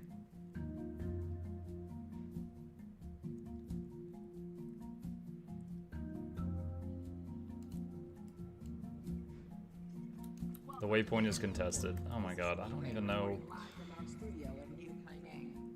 I don't even remember how to get into the city if that waypoint's contested. God dang it. Alright.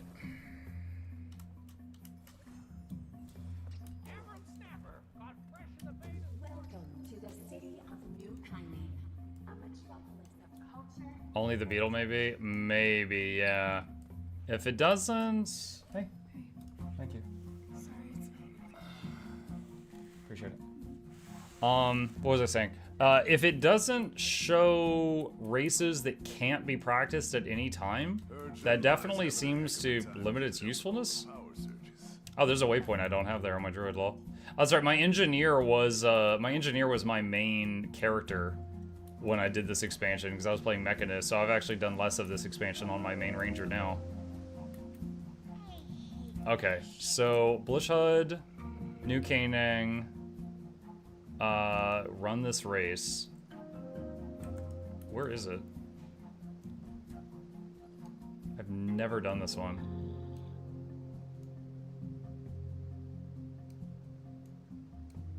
Where does this one start? Oh, up there by the waypoint I don't have. Alright, let's see if this one is always there or only sometimes there. The rest of us are next. Any job a mech can do faster? It's nice, I think, that Canaan has these wheelchair ramps in the middle for if you want to, you know, push someone down the stairs and watch them scream at 90 miles per hour. It's good to have things wheelchair accessible. Are you a fan of... Greetings, civilian. Inform me.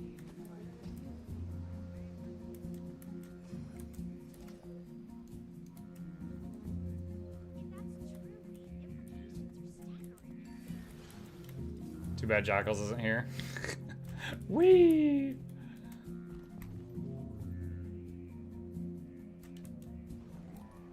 Do I have that vista? I don't have that vista.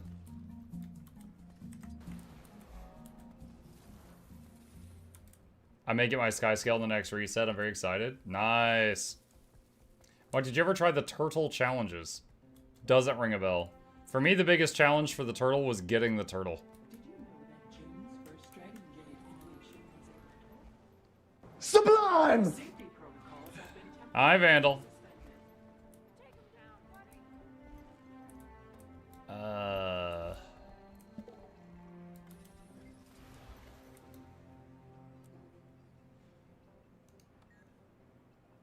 Oh, wait. Is this race Jadebots? Wait, what?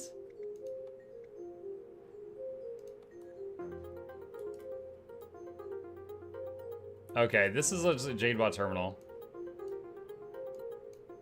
This race that I'm looking at here, chat, is this Jadebots or is this something else?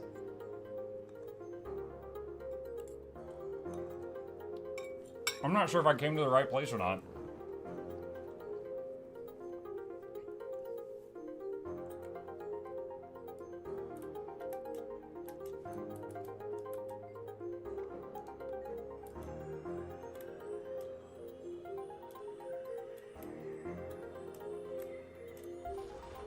Okay, that's just an adventure. That's not what we were looking for.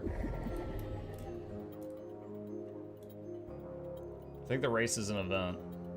Well, that's the whole thing, is we're trying to find a race that's not always available. And if this is a race, I don't know if this is with Jadebots or Sky Scales or what. I just don't know enough about this one. Okay. And all the core ones, those are always there. There were circles as you were a bot. Hold on, unload race. When I unloaded the no, see this one is just collect the balls. This one is just ball grabbing, that's it. This is not the race.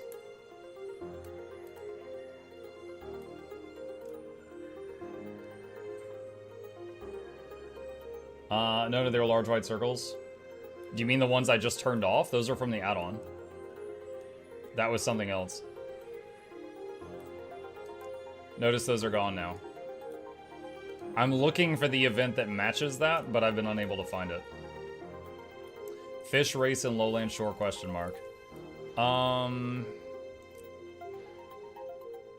Lowland Shore isn't on here. So no, that one's not on there either.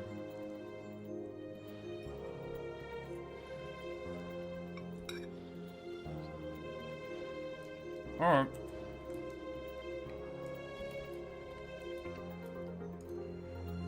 Alright, let's make some notes.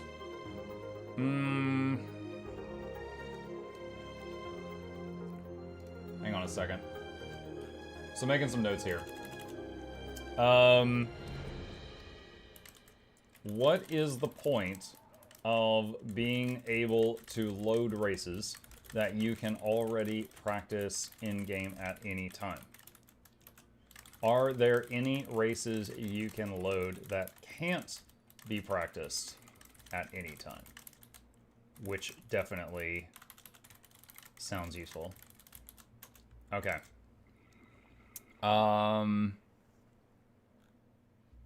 Speedometers, roller beetle, scanner, drift, boost speed, max speed, Dancer Wilds,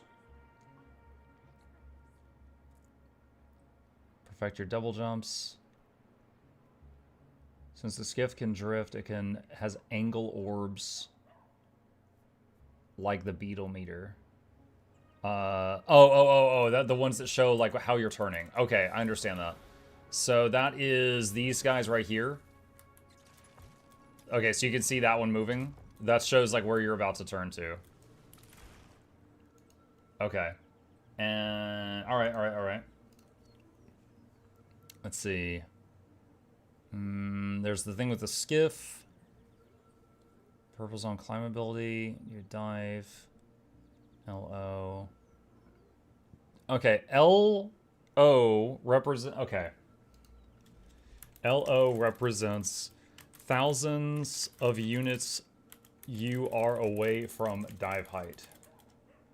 How is this information helpful? Helpful? Question mark. I don't know why I would want to know that.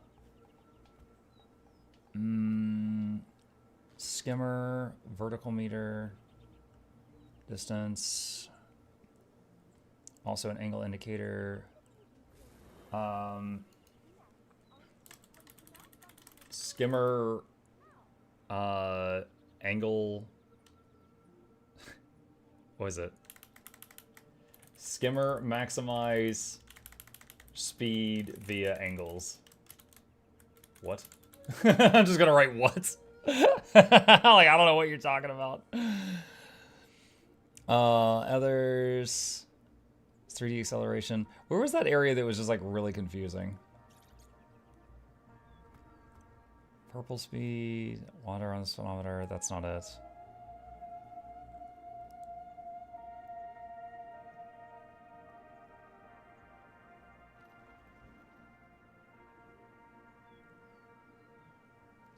I remember there was a setting in here I read, and I was just like, what the hell are you talking about through the whole thing? Oh, here it is. I think this is it. Slow cruise, moderate clip, full throttle, turbo boost. Oh, are those just the names of speed settings for the skiff, chat? I have not, I've not used my skiff in a year. Maybe more.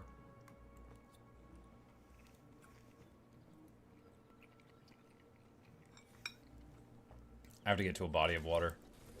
Do this.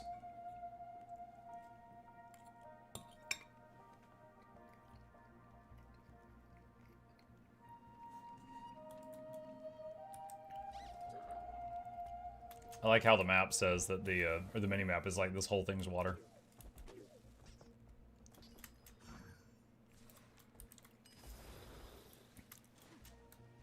Oh, come on. I'm just trying to summon my boat.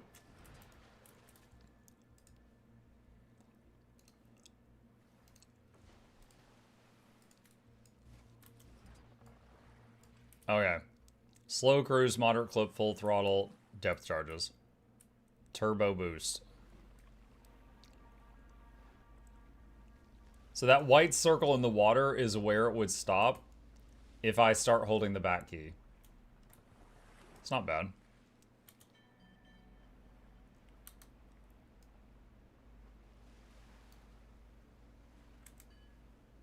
So if I hit 1, max speed is 30. If I hit 2, max speed is 59. If I hit 3, max speed is 79. And there's the white circle out there if I want to come to a stop. Okay. Alright. So I understand that now. It's useful because the higher speed setting, the lower your max acceleration. But the sections only line up if they don't have any fancy speed modifiers. Okay, so I understand that now. Underwater skimmer, if you move forward and or up and down, you move faster than if you are moving forward or up and down. So fastest straight line speed is to tilt so that your drift angle points in the desired direction.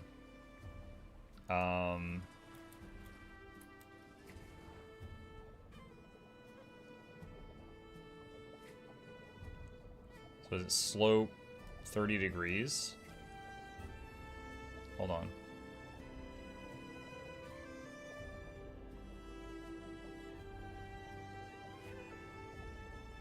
Alright, so right there I'm at 39 speed. Oh, shoot.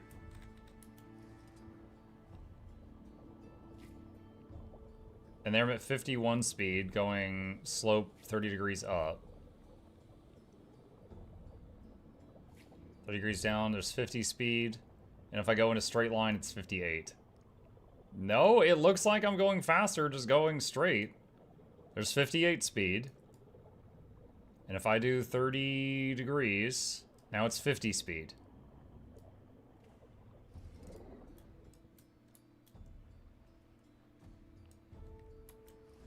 Let me reread the directions for it. Let's see. Speedometer, skiff, griffin, skimmer. An angle indicator appears on the left-hand side. You can maximize horizontal speed by using hover high with a 30-degree angle, or dive with a plus 30-degree angle. This will also make you... Oh god, okay. Alright, 30, and then spacebar. And I'm going at 67 speed. Or I do plus 30 and hold shift, and it's 67. Alright, I see it now. God, this is stupid information. Alright. I get it. I get it. So the space bar, which you usually use to make you float, if you point like you're going sort of downward, and then use the space bar so the upward movement pushes you forward, you go faster than if you just go forward. That's, interesting. Okay. I'll get rid of that.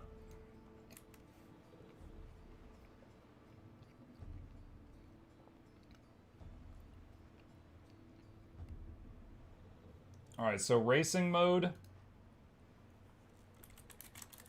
is the whole point of it. I like the idea of being able to practice races that you can't just do at any time, like there are events that pop up when they're not going. But right now it looks like you can only practice races via that part of the add-on that we're already going anyway. So I'm not really sure what the point of that is.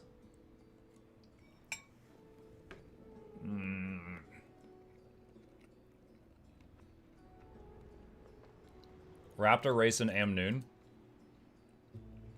Amnoon's not on the list of what they've done, you know. Mark, did you ever have Bloodshot menu pop up randomly while playing the game? Because that's happening to me right now. No, I have not. I get error messages from Guild Wars 2 pop up at random times about like the login server.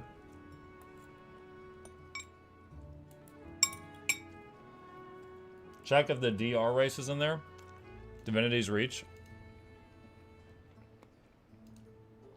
Yeah, Racing in the New Year is there. Let's see.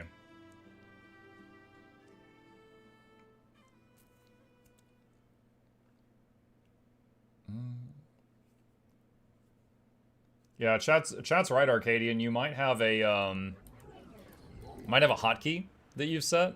Maybe poke different like when it happens, like try to hit buttons that you just pressed again and see if you can replicate it. And see if it's one of them. Hello, Lumino. Welcome.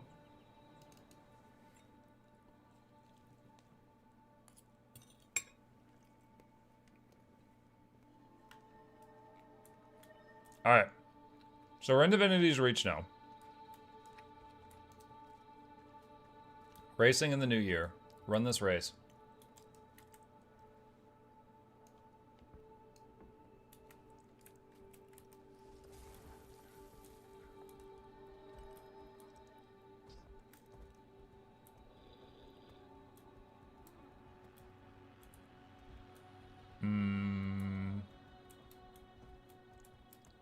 Okay, there it goes.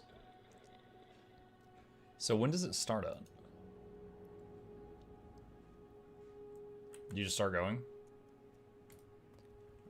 Oh, as soon as you leave the circle, it starts. Well, there you go, chat.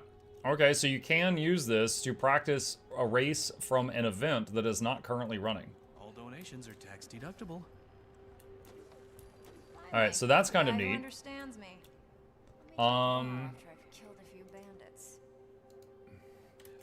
Will you be adding other races that cannot be done at any time already? Example, skimmer race in Sandswept Isles. All right, so I'll write that question down. You think this is bad? You should try trading with the Tengu. Talk about strict. Oh, come on. Can't really be that much bias, can it? Bloodshot. Alright, unload race. There's another one here called Snowfall Sprint. Is that from Christmas? That might be Christmas. It's a similar race.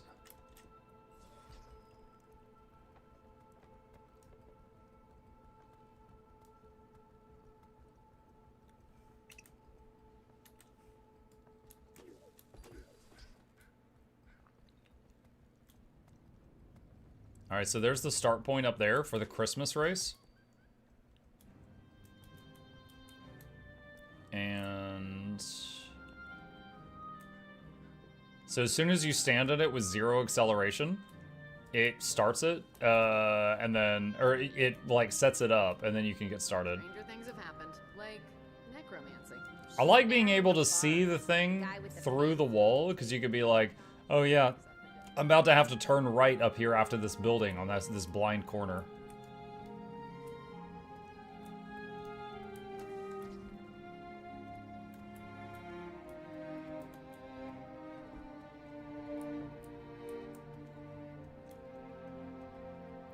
Alright. Okay, that's pretty neat. Do I have any other questions I need to write down for the developer? See, when you have a race selected, a full race preview is shown on your map. The next checkpoint is marked on your minimap. Multiple aspects of the racing mode can be configured to check out the module settings if there's stuff you want to change. Once you're done racing, you can click Unload Race at the top right. Once you complete a race with Racing Meter, your time will be saved in the form of a ghost file. The ghost file is essentially a replay of your run, which you can then race against in real time. You can... Whoa, I didn't mean to click that.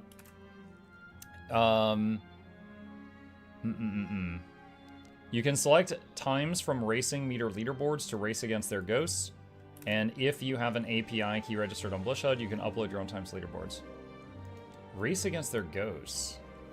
That kind of sounds cool. Where is... Let's go to Gandharan. Let's try to make a ghost in Gandharan and race it and see if we can make it work. See what it looks like.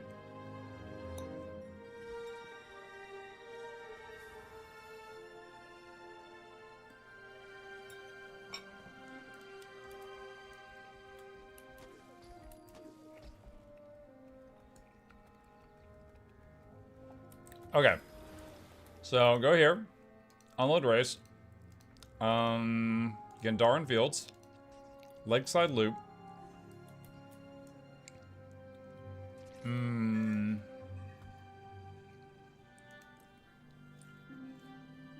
okay, run this race, race this ghost. All right, so I just picked the top guy on the leaderboard for this race, chat.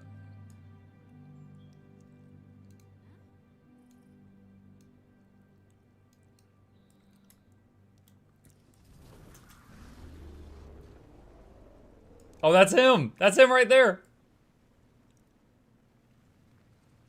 That's really cool! Live and let live. That's actually really cool. Live and get rich. Shoot, he's better than me. Who would have thunk?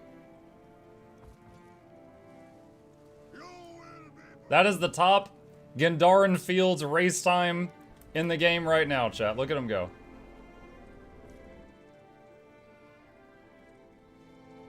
He's zooming. There's something with Roller Beetle, like if you're rapidly wiggling left and right just right, you can get into this red area of speed that you can't normally. And I think he's doing that like the whole time. He's all the way at the other end of the zone.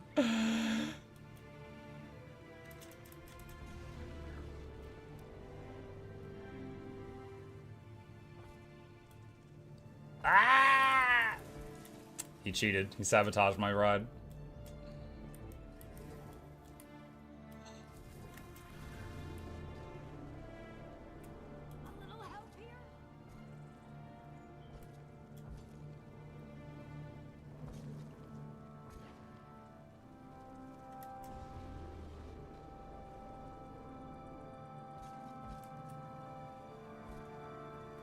Almost beat him. That's pretty neat, though. Can you race multiple ghosts? No, I think it's just one at a time. You can race one at a time. That's really nice, though. It's definitely one of the coolest features.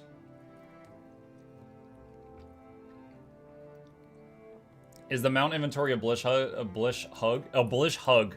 Yes, this is love from Blish. This is mounts and more. It's from Blish HUD.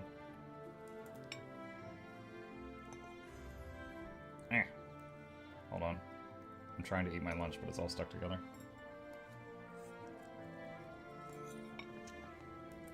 Okay. Alright.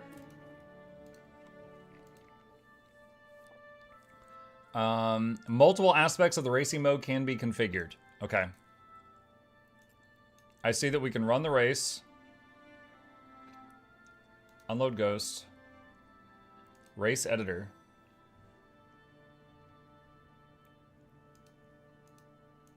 Custom.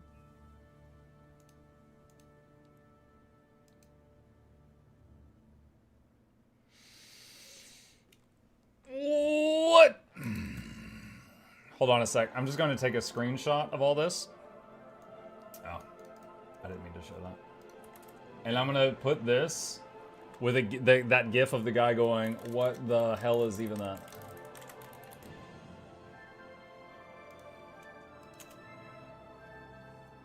There we go. All right, just to show that I'm very confused by this screen.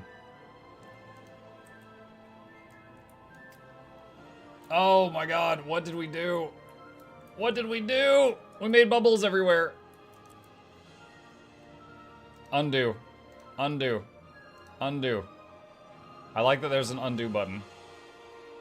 Back to racing. Okay, so race editor, new race, import a race, back to racing. Maybe do it in the guild hall? The guild hall that has a race in it? Oh my gosh.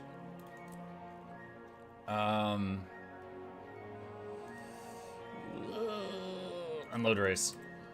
All right. Let's just see if we can start making a race in the guild hall. Not going to make a whole race. Just trying this out for a minute. We have a race in here.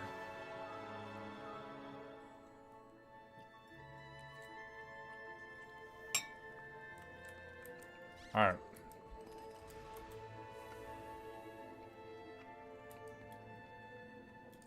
Okay. So for those that haven't seen it, we do have a... Wait, did someone move it around? Oh my god, what the hell? Someone changed it. Someone changed it. That jump did not used to be there, chat. Someone changed my race.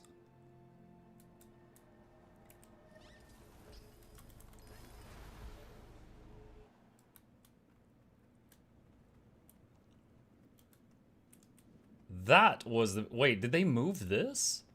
This is the start marker. That was the beginning of the race.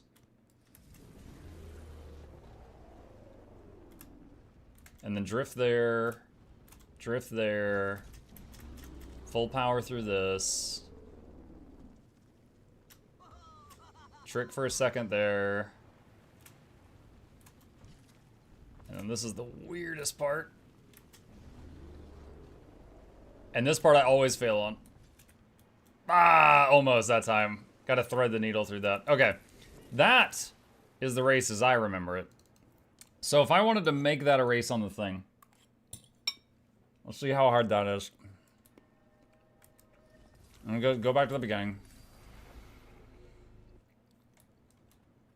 Alright.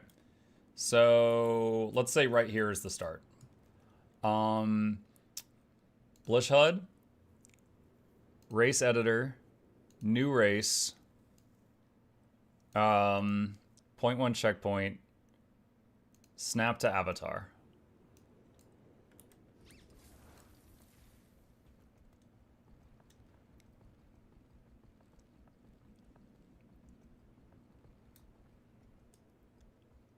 Point 2 checkpoint,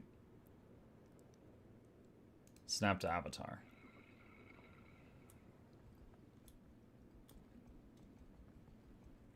And then point 3 checkpoint, snap to avatar. This isn't that bad. Like, obviously you can type in coordinates and stuff like that, but from what I'm seeing, like, because like if you were doing a Griffin race, it would be a bit trickier. But you, like, even I can understand this, and I have, you know, a minute of practice on this. So yeah, I could go through the whole race just using that snap to avatar button and then do that. So like if I go back in there now, because it doesn't have those arrows on the ground.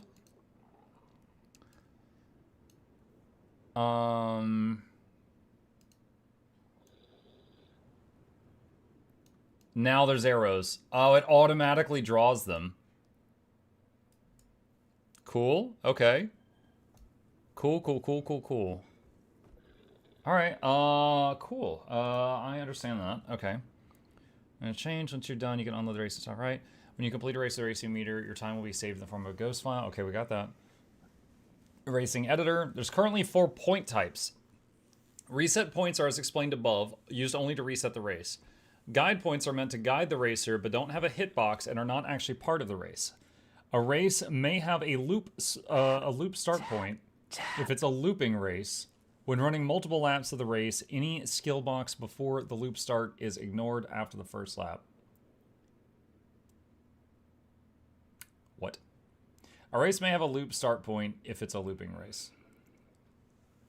When running multiple laps of the race, any checkpoint before the loop start. Do not understand the loop start thing. Okay. If your race is looping but doesn't know it, when editing points, text field labels can be clicked on and dragged to change their values. Alt drag changes the value more slowly. Shift drag changes it more quickly. All right, so if I go to point 1 checkpoint, which I'm standing on, And I click on X. No. No, it doesn't look like that. Hey chat, what game trailer did Muck watch last night? It was The Blood of Dawnwalker, which looks pretty good. Made from the director of Witcher 3.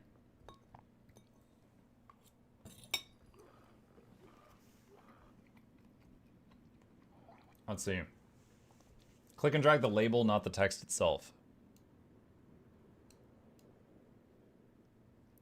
Oh, there we go. Thank you.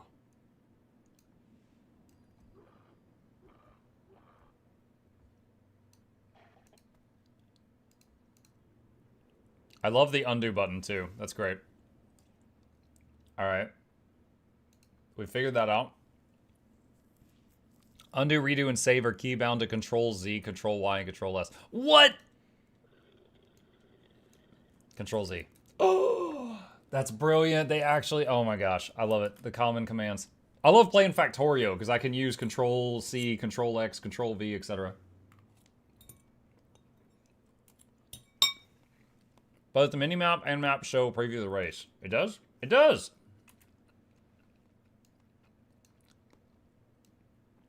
It does indeed. Race sharing. Currently, there's no feature for users to upload custom races. I want to add this eventually. For now, if you do make a race and want to add it to the module, you can contact me on Discord. I can add it manually. Online racing. Access by clicking online racing in the main module window. All right, what is that?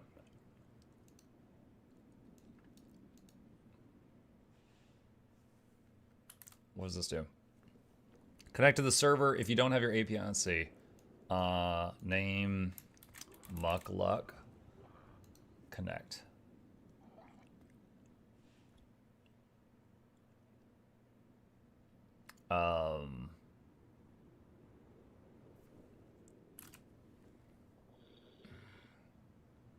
By default, the lobby creator is set as the host. Host can right-click users to mark them as a host or a racer.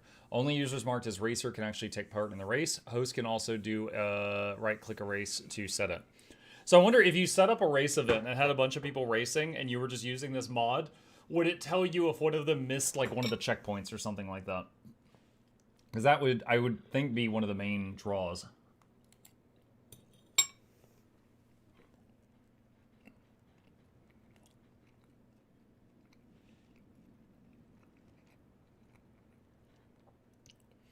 Racers can ready up by standing within the race's start circle. When all racers are ready, a host can trigger a countdown to start the race. Racers leaving the circle before the countdown ends will cancel the race. New giveaway tonight. Winner has to win the Mukluk Grand Prix. Note that online racing is a rather niche feature and is largely untested, especially a lot of users racers. You say that, I think we got... There was some major racer that came in our guild hall and tried it out. Hang on a sec. I'm trying to see if I can find the video. Hold on. Search history.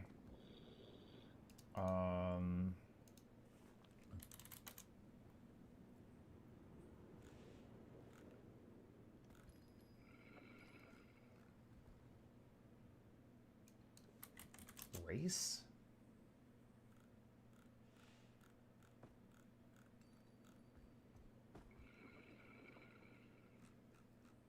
I can't find it. It's been too long. There was a... I have to dig for it. There's a video of one guy who came in and visited, and he basically blasted around this track and got, like, the top spot, and then he never came back. For the Emperor! Hey, Invictus. How's it going? Muck's whole world is now races. No. I'm just trying to figure out this add-on. Because I was going to make a guide on it, but I can't make a guide on something I don't understand, so I got to get an understanding of it first. Urhug says, Muck, I don't have time to play Yours 2 anymore and I miss it, but on the other hand, I don't like this new system of yearly expansions. Do you prefer it like this, or do you like Path of Fire plus Living Worlds type of expansions? I think Path of Fire and End of Dragons and Heart of Thorns were, of course, like the big expansions. I don't miss the Living World releases at all. I don't. Like waiting for months and months and months and months, and then like playing a little section of story that maybe adds a new map, and then you wait months more. And then as far as replay value, I have never gone back and replayed the Living World stuff. Now that's just me. Some of you may have, but when I think replay value, I think something that can affect gameplay all the time. Spears is that. Weapon master proficiency is that. Expanded weapon specializations is that. New elite specs is that. All of those affect the entire game. PvP, World v World, rating, doing the story, your future characters, etc. Those are the things I crave. The story is fine, and it is important, but I would say it's less important than that stuff. And those features were never in Living World. With the exception of like new mounts added in Living World Season 4. That's how the current model feels, waiting months and months for a trickle of story. But that's not all we're getting. Like, okay, don't get me wrong. I'm not saying that I like Janthier more than Path of Fire, because I don't. I like Path of Fire more. But I'm saying in Janthier, you're getting more than the trickle of story. We're also getting new legendaries to work on. We're getting the new convergences, new map metas, the Secrets of the Obscure had the new strike missions, which are really popular. You know, so we're not getting just the new story, we're getting other stuff as well. But you're right that it is less stuff than like what we got with Path of Fire.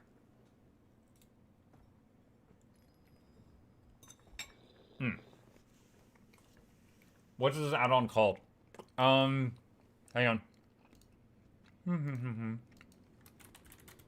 That's it right there. Racing Meter and Bloodshed.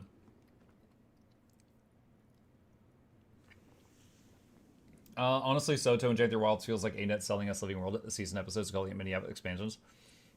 Well, that's why they lowered the price. Soto and Janthier Wilds, they... So, look, I'm not saying it's perfect, because it's not. But they did say it's going to have less content, and then they did lower the price also. And, you know, honestly, I'm pretty happy, because after Path of Fire, we had some Living World, and that's it for like 5 years. And this is way better than that.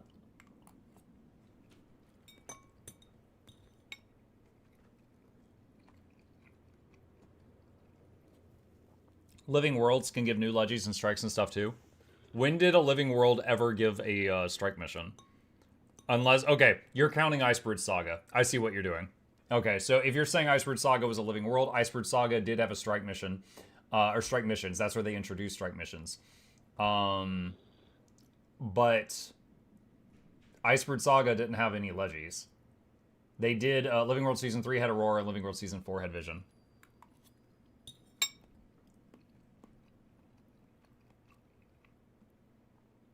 ANET should really do a yearly recap to show the value they provided, because people seem to completely forget that they've done more work in the past 2 years than the 5 years before that. It would probably be good for the business if they did that. Yes, I agree.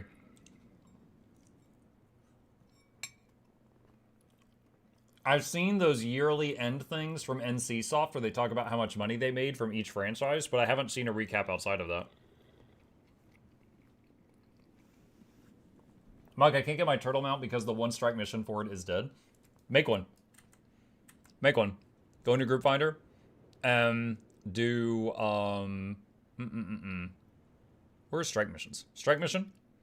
And do training, because you're new.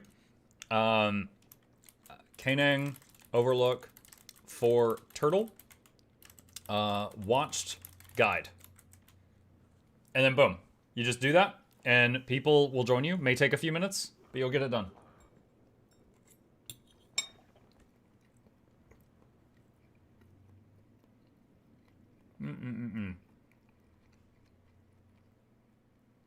Or solo it.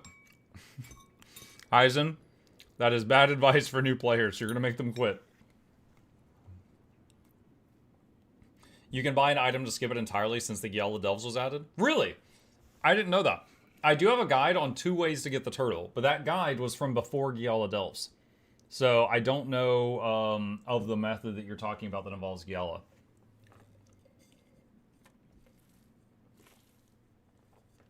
The Racing Mod developer is in the chat. Hello, Racing Mod developer. I don't know what their name in the chat is.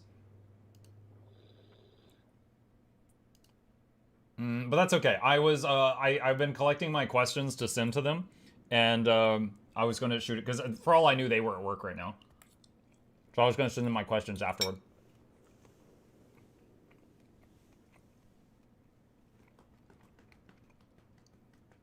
Living World Season 4, Episode 1 took on November 28th, 2017. Over 2 years later, ended on May 14th, 2019. Yes.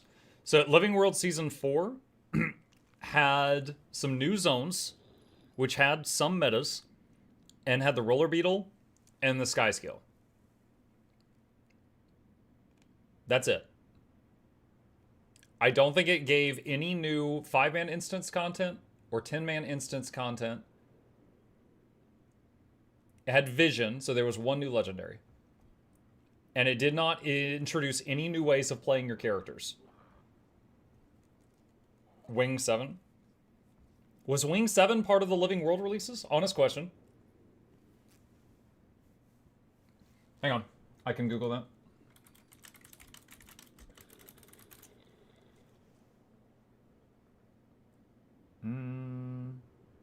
The 7th Raid Wing was released June 11th, 2019. Raid Wing 7.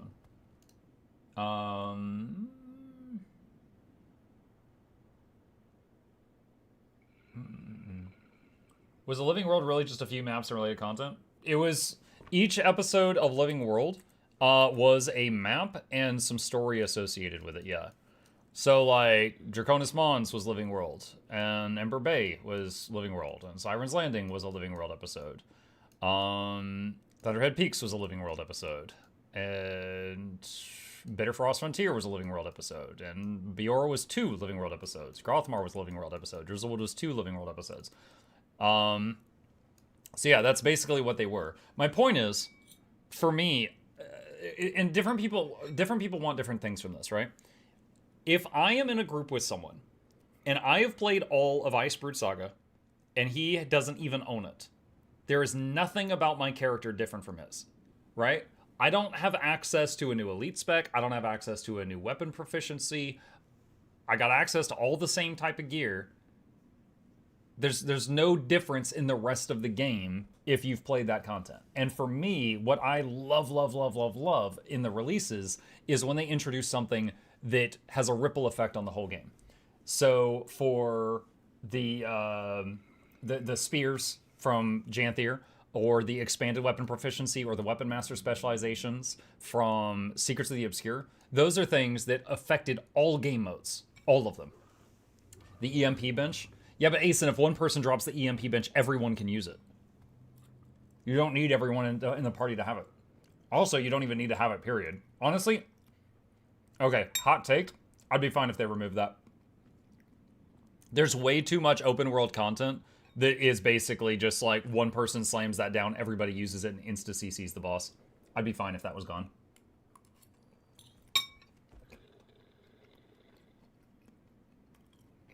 But on the other hand, it's not allowed to be used in any content that's really really challenging, like raids and fractals, so it kind of doesn't matter for those.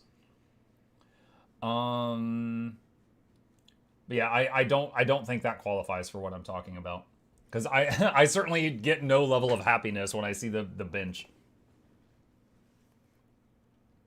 Also, Mount Spring, a lot of CC as well. True, however, there's not many places where you can use the mount for CC where it matters. Although Raid Wings, was it 5, 6, and 7 you can? Or is it just 6 and 7? A couple of Raid Wings you're allowed to mount in and you can use them.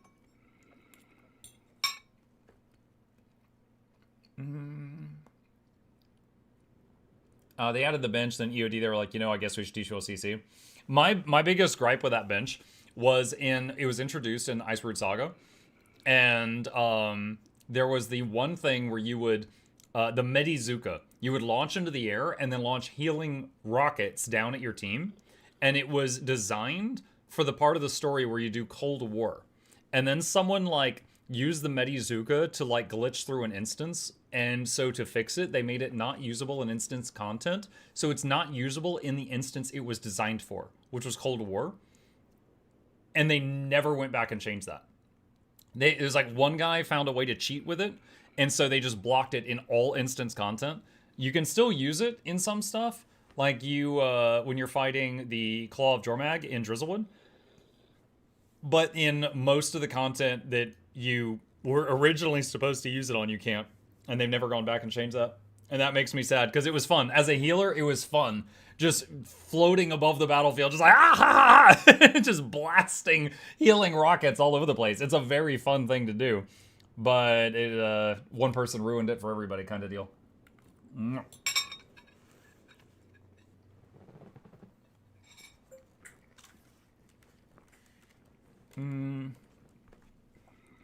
I just named the bench because the only mastery thing that really sort of carried over. All the essence strength sure doesn't. Yeah, there is also the invisibility. This is sometimes useful, just like when you're running around and you want mobs to leave you alone. This was from somewhere in Icebrood Saga, the ability to turn your mounts invisible. That is something that affects your whole account and is kind of cool. That is like a small version of the type of thing that I yearn for. So that's kind of nice. But, yeah. So, to the person who is, this all started, the whole conversation started when someone was asking me if I think the current system is better. If the alternative is wait 5 years for another big expansion like EOD, I would rather have what we have now. But if the alternative is the current system of yearly small expansions versus Living World, I prefer the yearly small expansions based on what I've seen so far. That's my response.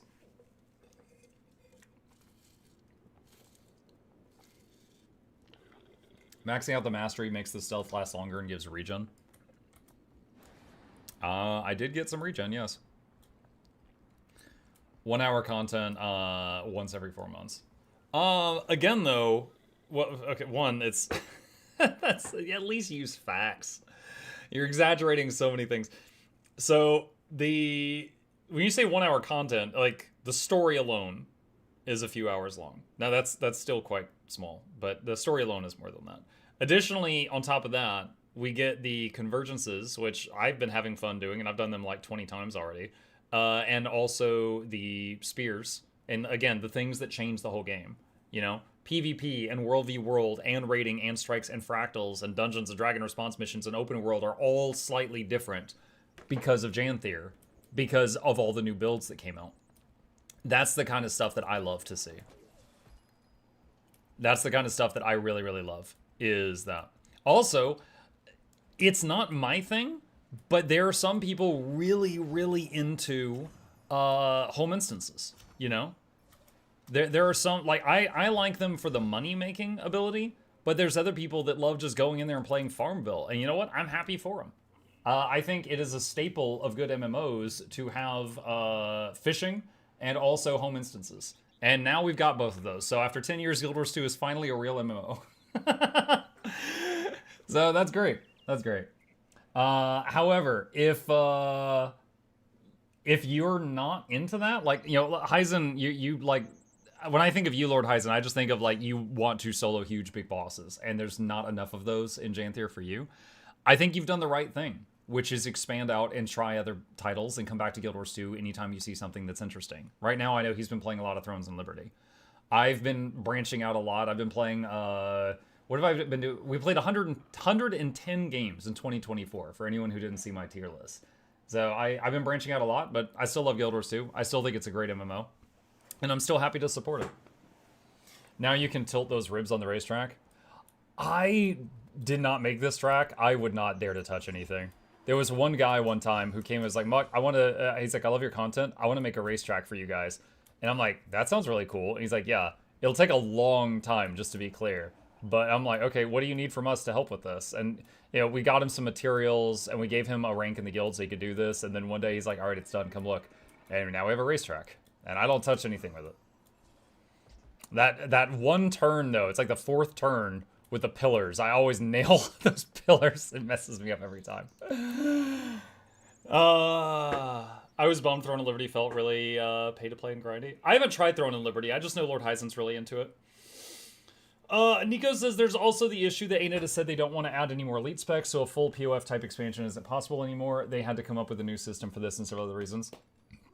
Honestly, I don't blame them. We have 27 elite specializations in the game right now. And plus the core builds, which if you're counting those, we've got 36 things. Balancing them has got to be a nightmare. I don't envy that. Now, I wish they did balance updates more often. Like Will Bender's been busted for way too long in PvP. And because of that, I do less PvP. Like it used to be when I was just like, oh, I got some free time. I want to do something fun. I want to do some PvP. Now I play other games because it's not fun anymore. Getting one shot's not fun. If I want that, I'll go play, Splinter Cell or something.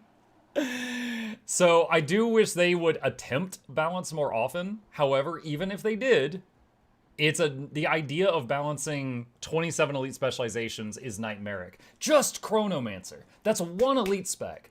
And they could do DPS, heal chrono, heal a lot chrono, heal quick chrono, DPS quick chrono, DPS a lot chrono, or DPS chrono. Just that one elite specialization could do 5 high-end builds in PvE. Like, balancing all that, oh my god, dude, nightmarish. I do not blame them for not wanting to add more elite specs. But I wish that they would make more attempts to balance the ones that are already there. At Mug, don't you have IRL stuff to do? Yeah, I gotta put my dishes away. I don't want this room turning into Asmongold's. What I hate about the lazy balance patches, it's random, for example, why removing days from Mirage Dagger in PvE. I don't know anything about that topic, so I'm not going to speak on that. They can fill the oil in your car, maybe you do your taxes. It really bothered me. Throne of Liberty doesn't have classes. Weapons determine what you do, and that really annoyed me. I don't mind that, but I will say I don't know that I've played a game where your weapon was your class that I got hooked on. The last one I tried was Monster Hunter World, and I uninstalled that after I finished the story. The new quarterly balance patch schedule is actually a great pace. It's just that the last few balance patches have been crap quality balance patches. Wish they reworked some of the less popular elite specs. Catalyst feels a lot more popular now that it works. Yeah.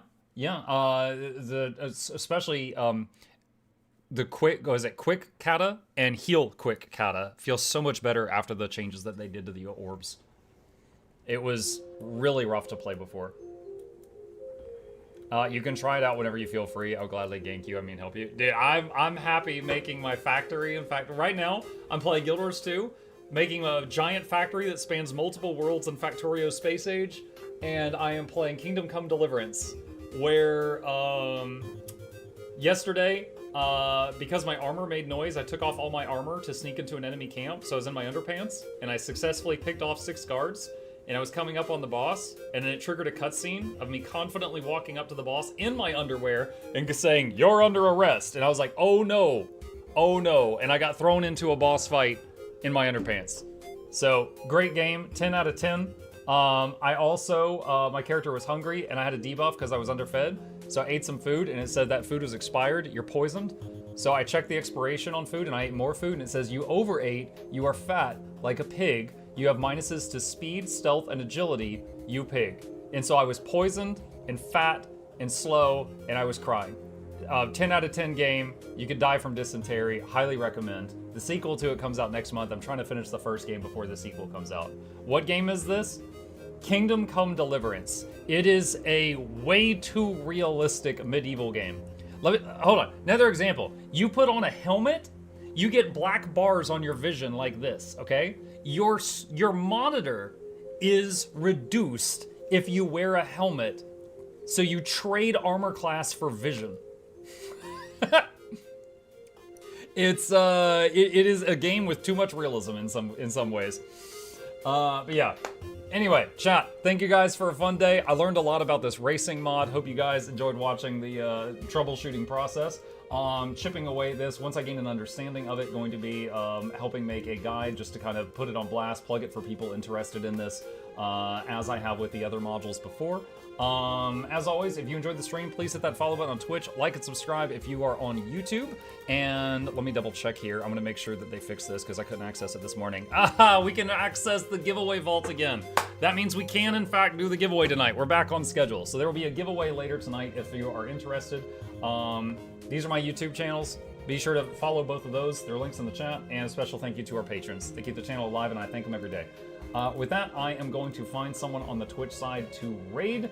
Let me see. Is Laura on time today? Is it a day that she is here? I'm checking. No. Why not? Dang it, Laura. Where are you? Let's see. Okay. Hold on. I'm skimming the Guild Wars 2 directory. I'm looking for anyone I recognize.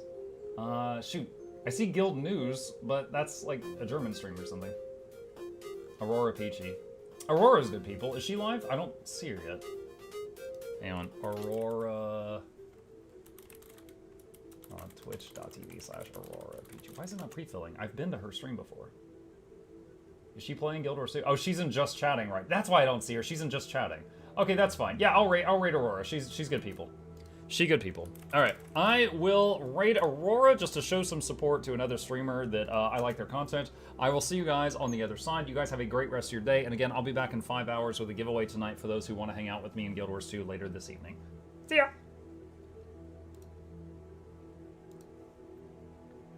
Because he's so powerful that all he cares